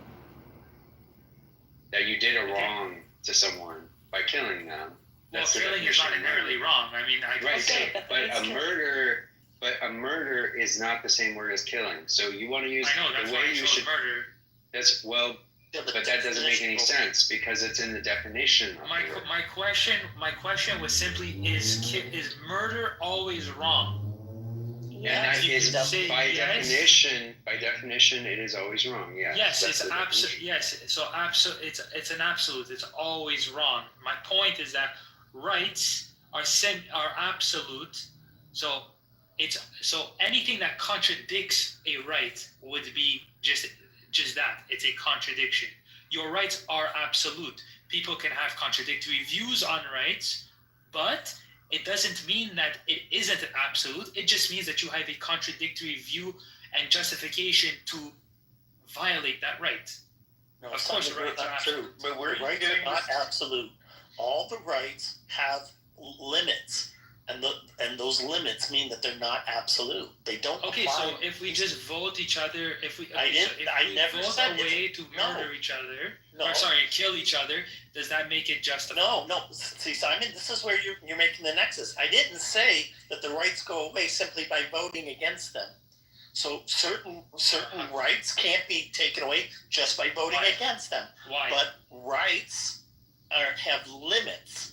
The limits do not imply that they can be taken away simply by voting against them. Okay, well, what's the principle stopping? Well, I gave you an example already of eminent domain.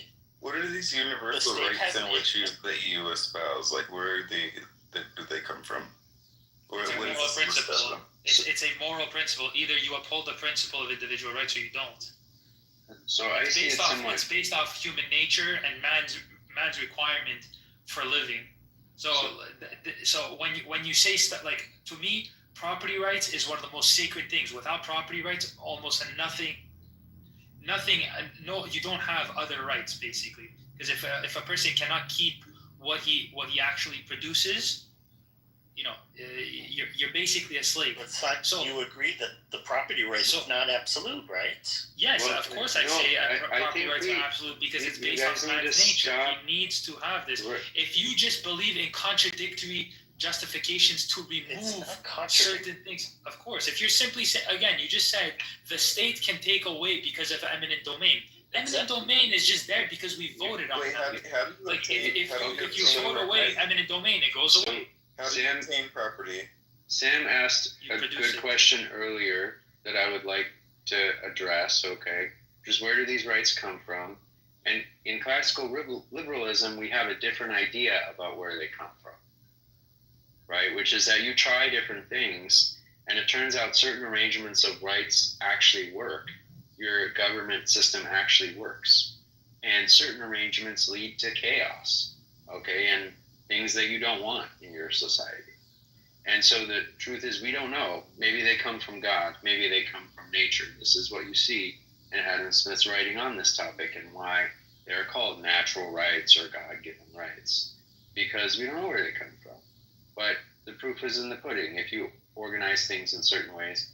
And then when Euro says rights have limits, this is, I think in a classical liberal framework, we have a very different way of articulating that. Just simply that rights come into conflict from time to time. They come into conflict, and then you must adjudicate. That conflict. Do they have any inherent limits? No. I mean, if they never come into conflict, then there's no limit, right? But they do come into conflict, and then you must adjudicate the conflict. Well, I mean, that's the whole point of the legal system. The point is that all of the laws are supposed to define what your freedom of actions are based off of individual rights. So, for example, your property rights, your property, the law says if you take someone's property without their consent, you're stealing. The principle is if your freedom of action intervenes in someone else's freedom, which is it includes their property, then now you are in violation of a person's right. Now you can bring in the courts, an adjudicator to adjudicate the situation.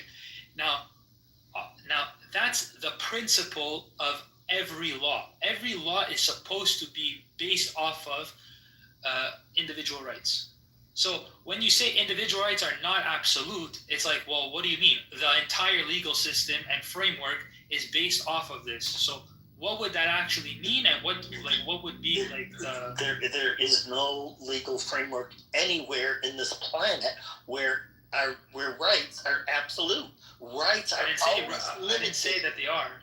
But he's asking what that means. To an example. He's asking what that means. What does it mean that rights are not absolute? It means they operate in certain domains, and that they have limits, and they do not apply beyond those limits. So you have a right to property is a good example, but you can lose that right to property through several different means. So one of them, I already stated, eminent domain. I mean, there's also adverse possession. Hold on. You're not losing the right. It's just eminent domain itself contradicts property rights. So you say it contradicts. You're just saying it doesn't. But I'm simply saying that eminent domain absolutely contradicts. Let's set it aside. Let's set it aside. You can't keep you can't keep like hitting the same button over and over again and trying to get a different result. A little flexibility will help. A little flexibility will help using different words and using different examples. So Simon, another way you can lose your right to property is harmful use of the property. Yeah, the question if you is, use your how do you we'll have a second to ask your question. You'll have a second. If you use your property in a way that is harmful to others, it can be taken from you. And that's true all over the world. And it has been true for however long you want to think, okay? This is kind of a universal principle of jurisprudence. So if you don't like the example of eminent domain, there are other cases where you can lose your property. And the question is how do you obtain property in the first place? There are, and that's a good question too, and I'll come to that, but let's hear Simon's response. Yeah. So again, the fact if you're saying that you violate someone's right, you don't lose your right to property. You simply just have some sort of. I mean, give me an instance of that actually happening, because I don't know. Like you have a gun and then it's taken away, for example, or like what? Like give me an actual. You own a house and you own land, and the government wants to build a highway. No. We're talking about harmful use now. That's eminent domain. We're talking about harmful use now. And so you have to stop hitting the same button. You're not answering the question he asked. You're not answering the question. You're not answering it, and he's allowed to dismiss it. You're not answering the question. You're not answering. You're not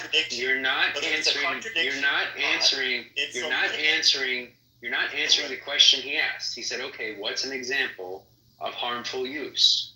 Okay. Leading to the loss of your property. Right. You need to answer that if you want to speak to his question. And if you don't, then let someone else answer his question. His question was providing an example, and I'm giving an example of harmful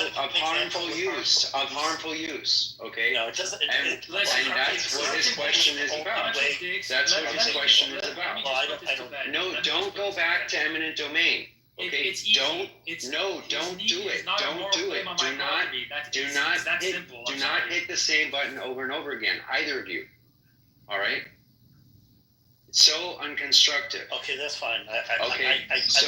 Harmful. So what's an example of harmful use? Okay, an example of losing your property from harmful use is you are driving drunk, you hit a building with your car, and your car is taken from you for a period of time.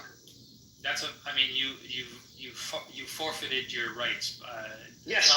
It's not the fact that you. It's not the fact that you lose your rights or someone votes your rights away. That's just a clear example. I never said voted away. I said just let him finish what he's saying. Why don't you just stop talking and let me finish the point? Because you're saying you're forfeiting. Euro, we know that. We know it. If you murder someone, you forfeit your rights and you go to jail. Right. That's the whole point. Okay, so you don't think that's a case of a person losing their property rights? Then I'm not sure what we would call that. Okay, I'm not sure what we would call that. But that at least clarifies something for me. But Sam wanted to say something, and maybe we can go to Sam's topic and then come back to them. I like Jason's example, but I think the idea if you can afford your rights, then I think inherently, then that means that rights are not a universal right. Like in many cases, you don't regain those rights back. You're just hitting the same button. You had a new topic. You had a new, more specific topic instead of hitting the same button. Oh, I'm sorry. How do you obtain property in the first place, right? That was my question. Okay, so one way you can obtain property is someone else gives it to you. Right. So that means granted property, right? Yeah, you can be granted property. Yeah. And if there's a conflict between that property, then it goes to be adjudicated. Who is the dispute in ownership? Two people think that people gave it to them. Is that the conflict you're talking about? Yes. Or someone believes that they inherited it or were granted it, and the person who previously owned it said that was either a mistake or a misunderstanding. Okay. Okay. Yeah, and then it will be adjudicated. Okay, and this is. That doesn't really contradict anything I can say.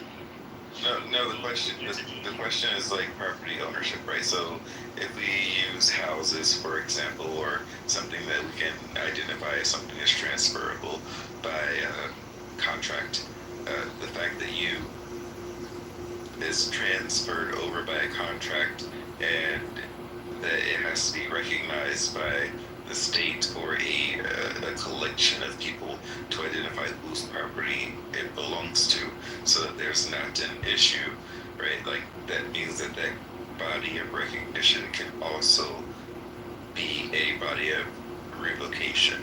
Like they can be in charge of it if they decide to. If they so deem it, it can be reassigned. Yeah. Well, that's not really getting to like the heart of what I'm actually talking about. I'm simply so it means that you don't actually have right to your own property as long as the society says that you don't have the right to that. That's exactly what I'm saying. I'm saying if you don't believe in property rights and you just come into my house and steal everything, well then I don't have rights, do I? A right is a moral principle. Either you live by those principles or you don't. That's why, for example, socialists or communists, they don't mind destroying property because they don't think that property is inherent to someone's life,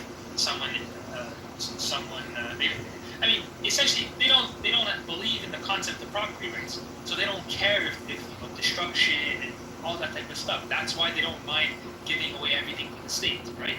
So if you don't believe in that principle, if you don't uphold that principle, then you don't have it. That's why in America you have some semblance of property rights. In North Korea you don't, because those people don't believe in property rights, so they don't have property rights. Yeah, so Simon, I do actually agree with you on the principle, and this is why I actually believe that I've come to the belief, I should say, that this is sort of a cultural thing, right? So morality is a cultural phenomena, and every society has its own cultural, moral, social framework.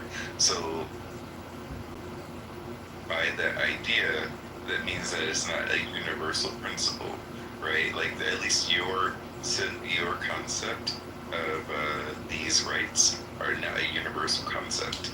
They are particular to a particular culture and probably a place. Well, in the application, I'm saying the principle of property rights is true for all human beings. That's why if you look at North Korea versus America, North Korea is a shithole. But if you apply that principle to North Korea, you would see basically South Korea. So I'm strictly talking about based off of human nature, based off human the requirements of man. Property rights is essential for a human being to flourish as a human being based off of his nature. Well, that's a different story whether it's inherent or not to humanity. I'm not saying it's inherent. I'm simply saying it's a requirement for human beings to uphold that principle in order to flourish as human beings. So I'm not saying it's inherent. I'm just saying. How is it different, Sam? If it's inherent, it's universal, isn't it? No, I'm asking Sam. Oh, sorry. No, I don't think so, actually. I think that those are, and quite honestly, I don't know if it's actually inherent. I think that we have just sort of come to this conclusion at our current stage in human evolution to say that it may be something inherent because we feel like it's a concept that currently works, right? But there are many people out there who believe that it doesn't work, and that's their own personal philosophy or issue. Like there are a lot of people who are saying the American capitalistic system, for example, of individualistic property ownership and whatever else, it doesn't really work because there are so many people out there that don't have. Hold on, Sue. Everyone can have an opinion, and they're allowed to be wrong. That's one of their rights. So just because people hold the opinion, that doesn't really help us to decide whether it's inherent or not. Those people may be wrong, right? So what's really going to help us to decide? We can't just go based on people's opinion. Well, that's why it's based off of rents. I think he's saying that we're basing it off of the evidence, right? So we can see that individual property rights as a concept works in society because we see society flourishing for a particular period of time, where we see countries or concepts where people don't have individualistic property rights and they do not flourish. Therefore, the evidence is contrary to the idea of human flourishing, human flourishing. Flourishing. Yeah. And so then if you think about it from the standpoint of a public policy, someone who is responsible for public policy, someone who has to make choices about public policy or administer public policy, I think you have a duty to choose one of these scenarios over the other. And it's a very clear duty. Okay, so you see, yeah. But so I can accept your premise, but I can also say that okay, so but does that mean that it is what Simon is calling an inherent right, or at least I think that's what it's calling an inherent right? It's 3 a.m. Sorry, where I am. I didn't realize how late it was. Yeah, Simon keeps saying he doesn't want to use that word. No, but it's because I'm not saying it's an attribute of a human. I'm saying based off human nature, property rights is a principle that you should uphold as a moral virtue. So he's not saying it's an inherent right, but I think it is clear that it's the best we know we can do now. And as far as our understanding of human nature, like Simon is saying, it's the best we can do now. It's the best we know now. And shouldn't we try to do the best that we know now? I mean, yeah, it's an idea, but I think what Euro is saying is that, like, naturally and in society, when you have like a collection of people, that is not something that and I'm not trying to contradict what you're saying. I'm saying what I think I understand Euro to be saying, which I think I may agree with, is that when you have like a collection of 100 people or whatever, then the rights that you have are something that is only extended by virtue of the majority of the people are that establish the system. It boils down to what I said earlier, and it's basically the vote. So just to press back on the point of his eminent domain thing, the only reason I said that eminent domain is inherently just contradictory to property rights is because if you look at the role, the proper function of a government, essentially it's there to protect your rights. That's the only function of a government. Now, when you break it down, if you say that I have property rights, and then you tell me, well, the role of government has the power to use eminent domain, all you're saying is that I have the right to property, but now, because the government needs something, they can take my property, literally expropriate it, and then use it how they want. That's the literal definition of the violation of my rights. But only because you have allowed the government to, you somehow justify that, that doesn't negate that you're violating my rights. That just means that you have justified the forfeiture of my property and the legal, and you've just given, a legal justification for the government to do so. But that doesn't mean that you're not contradicting my right to property.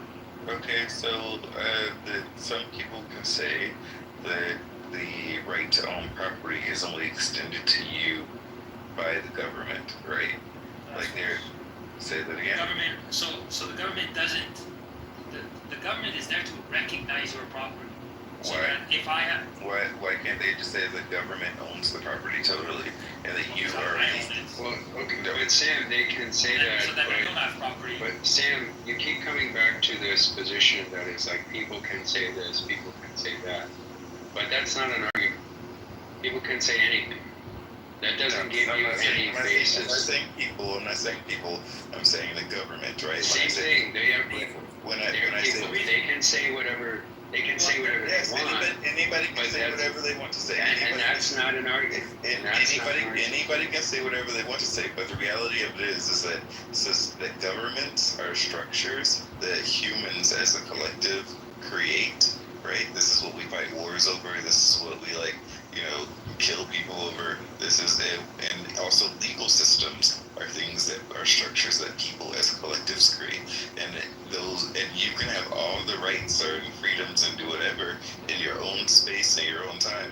But as long as you live with other people, then you are bound by the rules of other people. And what we have created in the West, as I understand it, is a balance between the state control and the individual rights and freedoms.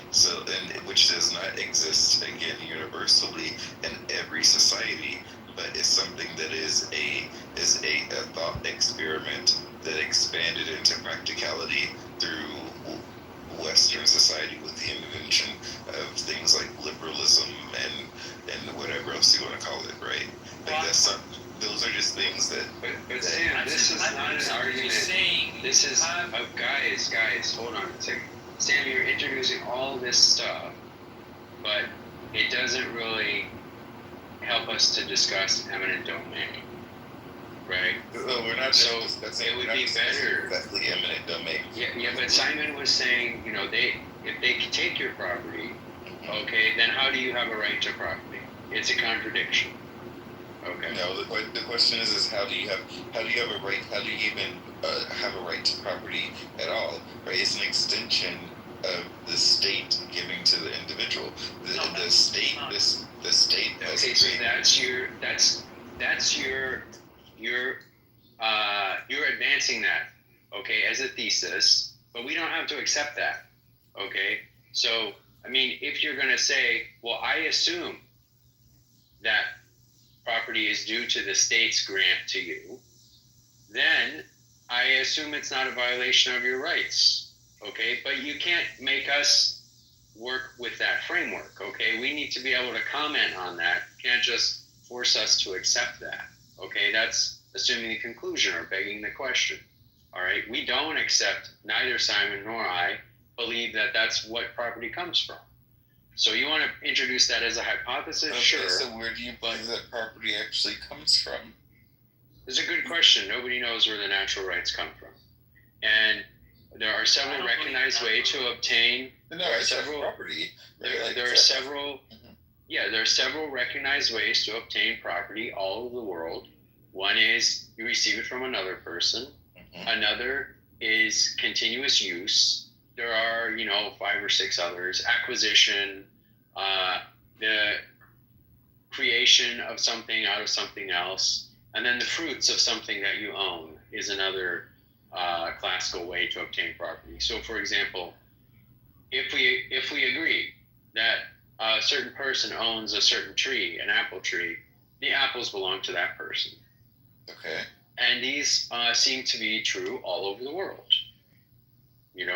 When you look, when anybody has property, they more or less accept these. There are Smith will list 5 of them, 4 or 5 ways to obtain property. We all agree that the primary case is possession. If you possess it, then it likely is yours as some whatever, right? Yeah. If you possess it, it is probably yours. That's certainly a good starting point. So let's use a bit of a thought experiment. So let's say you go on an island somewhere, right, and that nobody has touched before, and as far as you know, and you plant your flag, and you live there for 5 years, and the question is, does that property belong to you? Well, I mean, you can't really claim property to yourself. Say that again? Well, you can't claim property to yourself. Like the whole point is that if this is like an island and I come to your island, well, it's not like I'm just gonna start stacking coconuts or start taking stuff from your island. I mean, this is yours technically. Oh no, I said nobody is there. No, you're the first person. You don't. Then you own it. Sure, the concept of property itself doesn't even apply. But then someone else comes to the island. It does apply. It does apply because someone else can come to the island later. They can come in 10 years. Okay, so yes, it does apply, right? The island is not, in a different dimension. So no, but that's not so someone can come to the island. So the concept of property does apply. Someone can challenge your right to this property. Yeah. So let's say 5 years. It could be 10. All right. This is occupation in the English legal system, and I don't know, 5 years, 10 years, something like that is the limit they set. Generally it's something like that. Maybe 20 in some countries. I mean, there's even, okay. Depending on the certain context. I mean, if you go to the island, spend 2 years, you mix your labor and your mind to creating something, and then you leave for 5, 6 years, 8 years, whatever it might be, and then there's another person who comes. And are you a fan of Ayn Rand? Yes, absolutely. I'm an objectivist. But we just more or less are answering his question, yes, in different ways. And I'd like to hear, okay, what did you do with that? Well, I'm giving I'd like to hear foundation for property. Well, you're just giving me another one, but we answered Sam's question. So Sam, what are you going to do with that? Okay, if I said yes, what are you going to do with that? All right, so this is the question. Now that we have the property dispute, right? So a second person comes after 10 years and says, well, I see this property, this is my property. Do they not have a right to the property? Yes, it's called adverse possession. There's an entire legal framework on this. Adverse possession. All right, so we have adverse possession. So in adverse possession, I presume that there was going to be either some sort of war or somebody's going to end up dying. No. That's not what adverse possession means. Okay. But I see what you're getting at, but maybe you should. You could just read him the definite. Please don't do that. You could look it up, Sam. But adverse possession is when you act as though you own the property without the permission of the owner for a long enough period of time. Okay. So that's what it's called, adverse. And in this dispute, so how are we deciding or determining who is the rightful owner of said property, right? So normally in actual legal disputes and how it's been adjudicated is that the person no longer took care of the property, and then someone else came and then actually mixed their labor and their mind with it, and then they basically adjudicated in favor to the person that was actually taking care of it, because there has to be some sort of you can't just leave land for 50 years and then let it rot and all that stuff. I mean, why not? You can do whatever you want to with that land. Simon, I think what you said there is, Simon, I don't think that's completely intellectually plain. Okay.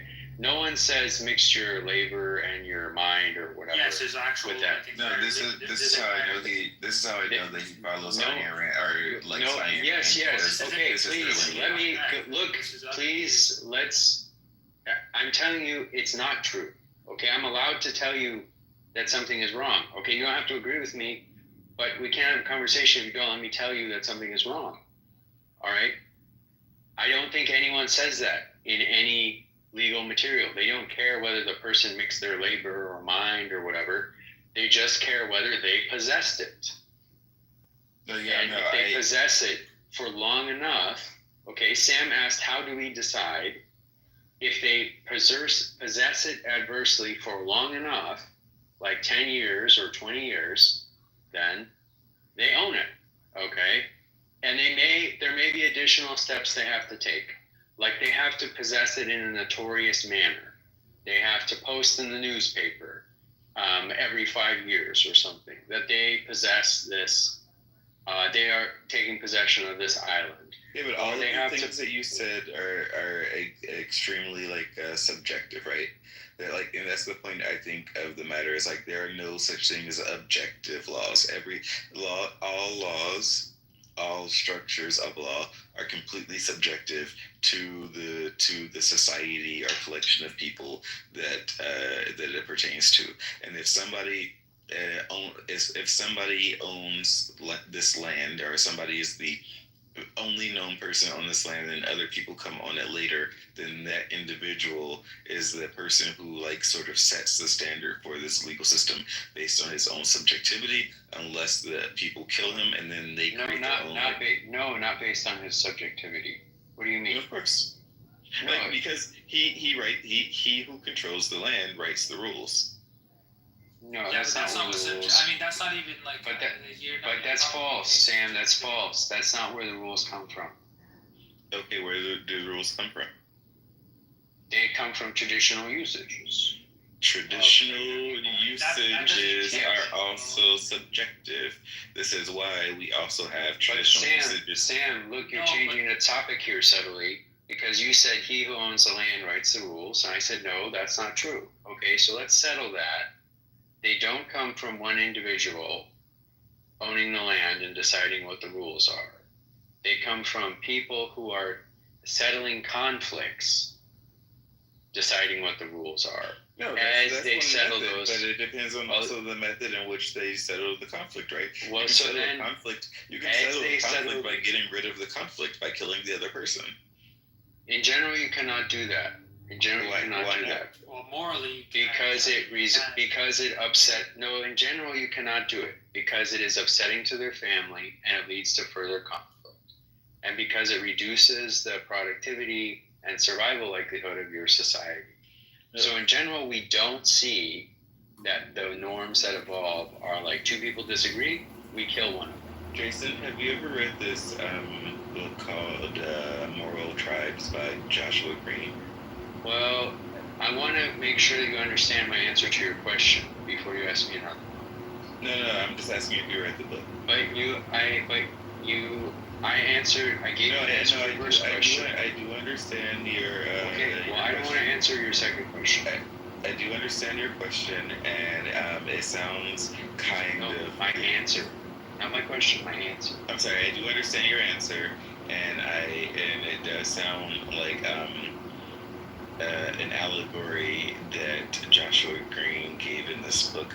I think it was called I forget what the allegory was called, but I'm curious if you read this book. I don't want to answer your question. Because you don't want to read it? I mean, you didn't read it. I don't want to answer your question. So, I'm not going to answer your question about this book or any other questions about that book. So, to focus on the topic here, you keep doing this. Well, you keep doing this to me, where we have a topic, I try to give you something to work with there, you don't really respond to it. You just make me move to something else. No, I didn't move to it because I said I accept you. I don't see it that way. I don't see it. Okay, I just want to go back to the whole nobody writes that. By the way, John Locke actually writes basically what I said. John Locke. Yeah. John Locke writes that, yes, and no public policy is written that way, right? And I think this is where you and I have a disagreement from a previous room, where I think you're making a big mistake. You're assuming that John Locke's attempt to kind of summarize the legal system he inherited is foundational to that legal system. But it's not. And so the idea that that's how to explain what the legal system does is, I think it's not a good explanation. I think there are much better ones, and actually Adam Smith does a better job than Locke. Blackstone does a much better job. Well, and that's why I disagree with your opinion. To go back to the original claim you made was that laws are not philosophical in nature, and my claim was that they are, because politics, the nature of political philosophy is that it's the application of ethics to social questions. So without a moral philosophy, you can't have a political system. So unless you have a theory that tells you what's right and what's wrong in the world, you know, you don't have a legal framework that stems from that. So I would agree with that. You need a structure of justice. Absolutely. So all laws are philosophical in nature, but you know, like your view of it is that all these laws just come out of like some vacuum, and you know just exist. No, I never said. I did not say that. I did not say that. Yeah, you said that no laws are philosophical in nature. That was your. I did not say laws come out of a vacuum and just exist. I did not say that. I know you didn't say that, obviously. Okay, then, but you said your view is this. Okay, so I was very explicit. So, I still. You said your view is this, that laws come out of a vacuum, and this is not a fair summary. No, that's my take. I said that's my take on what you think. I'm saying your initial claim was that no laws are philosophical in nature. That was not my initial claim either. Yes, it was. Yes, it was. No, my claim was laws are not based on moral philosophy. Something along those lines. That if you look at where they come from, they don't come from people reflecting on philosophy or working from the works, in particular, of moral philosophers like John Locke. Where do the laws come from? They come from traditional systems of dispute resolution. That's where they actually. That's where they actually. I think to me, moral frameworks is moral framework a better word than our concept of moral philosophy. Well, one consequence of that though is it means you can't use philosophers as references for the law, because the law did not reference them. The law did not come from their works or emerge out of their works. If you want to look for references for the law and understand how public policy system evolved, for law or public policy actually, then you have to look to basically older public policy and what are sometimes called political economists. Okay, or you have to look to something called jurisprudence. Books on jurisprudence are surprisingly better, which they're more about like why is the law the law? How do we make good laws? But just looking at philosophy in general is not helpful. This is my point there.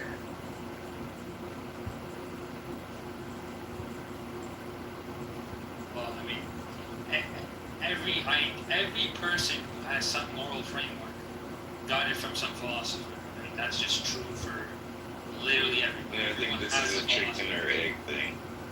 Yeah, but the thing is, that's why I'm saying, like, politics is the application of ethics. So you can't have politics if you don't have an idea of what's right and wrong. So every person has some sort of sense of right and wrong. Whether it's actually a good system or not is irrelevant. If you have a system of right and wrong, all of your political positions stem from that moral framework. So you can't have a political system without that moral framework. So you might not explicitly say, oh yeah, this law is because of Locke, this law is because of Rand, this law is because of Kant. That might not be the case, but like where it actually stems from are from these philosophers. But I think usually the philosophers are just trying to go. So hold on a second. It doesn't. Gosh, is it? Hoot? Alright, so for me and Coon having an understanding, right? They don't talk, but you know what? Maybe Coon might need some help, so he might need a master moderator. So then I'm out at Honey and Aaliyah, right? And then I was thinking, oh, Danae, I'm gonna stay on account. Gotta mod Danae. If there's a buzz about it. And there's how they know to listen. He was trying to bait me into a I ain't lying. And they not even want to get into the weeds. The bitch in front of them. Like, not trying to bait me into nothing. You know how powerful. You wasn't trying to bait me in the last room? Hell no. Oh, okay. You're lying. Oh, okay. When you become a shit, I don't know if you was a scammer and you were working my hair.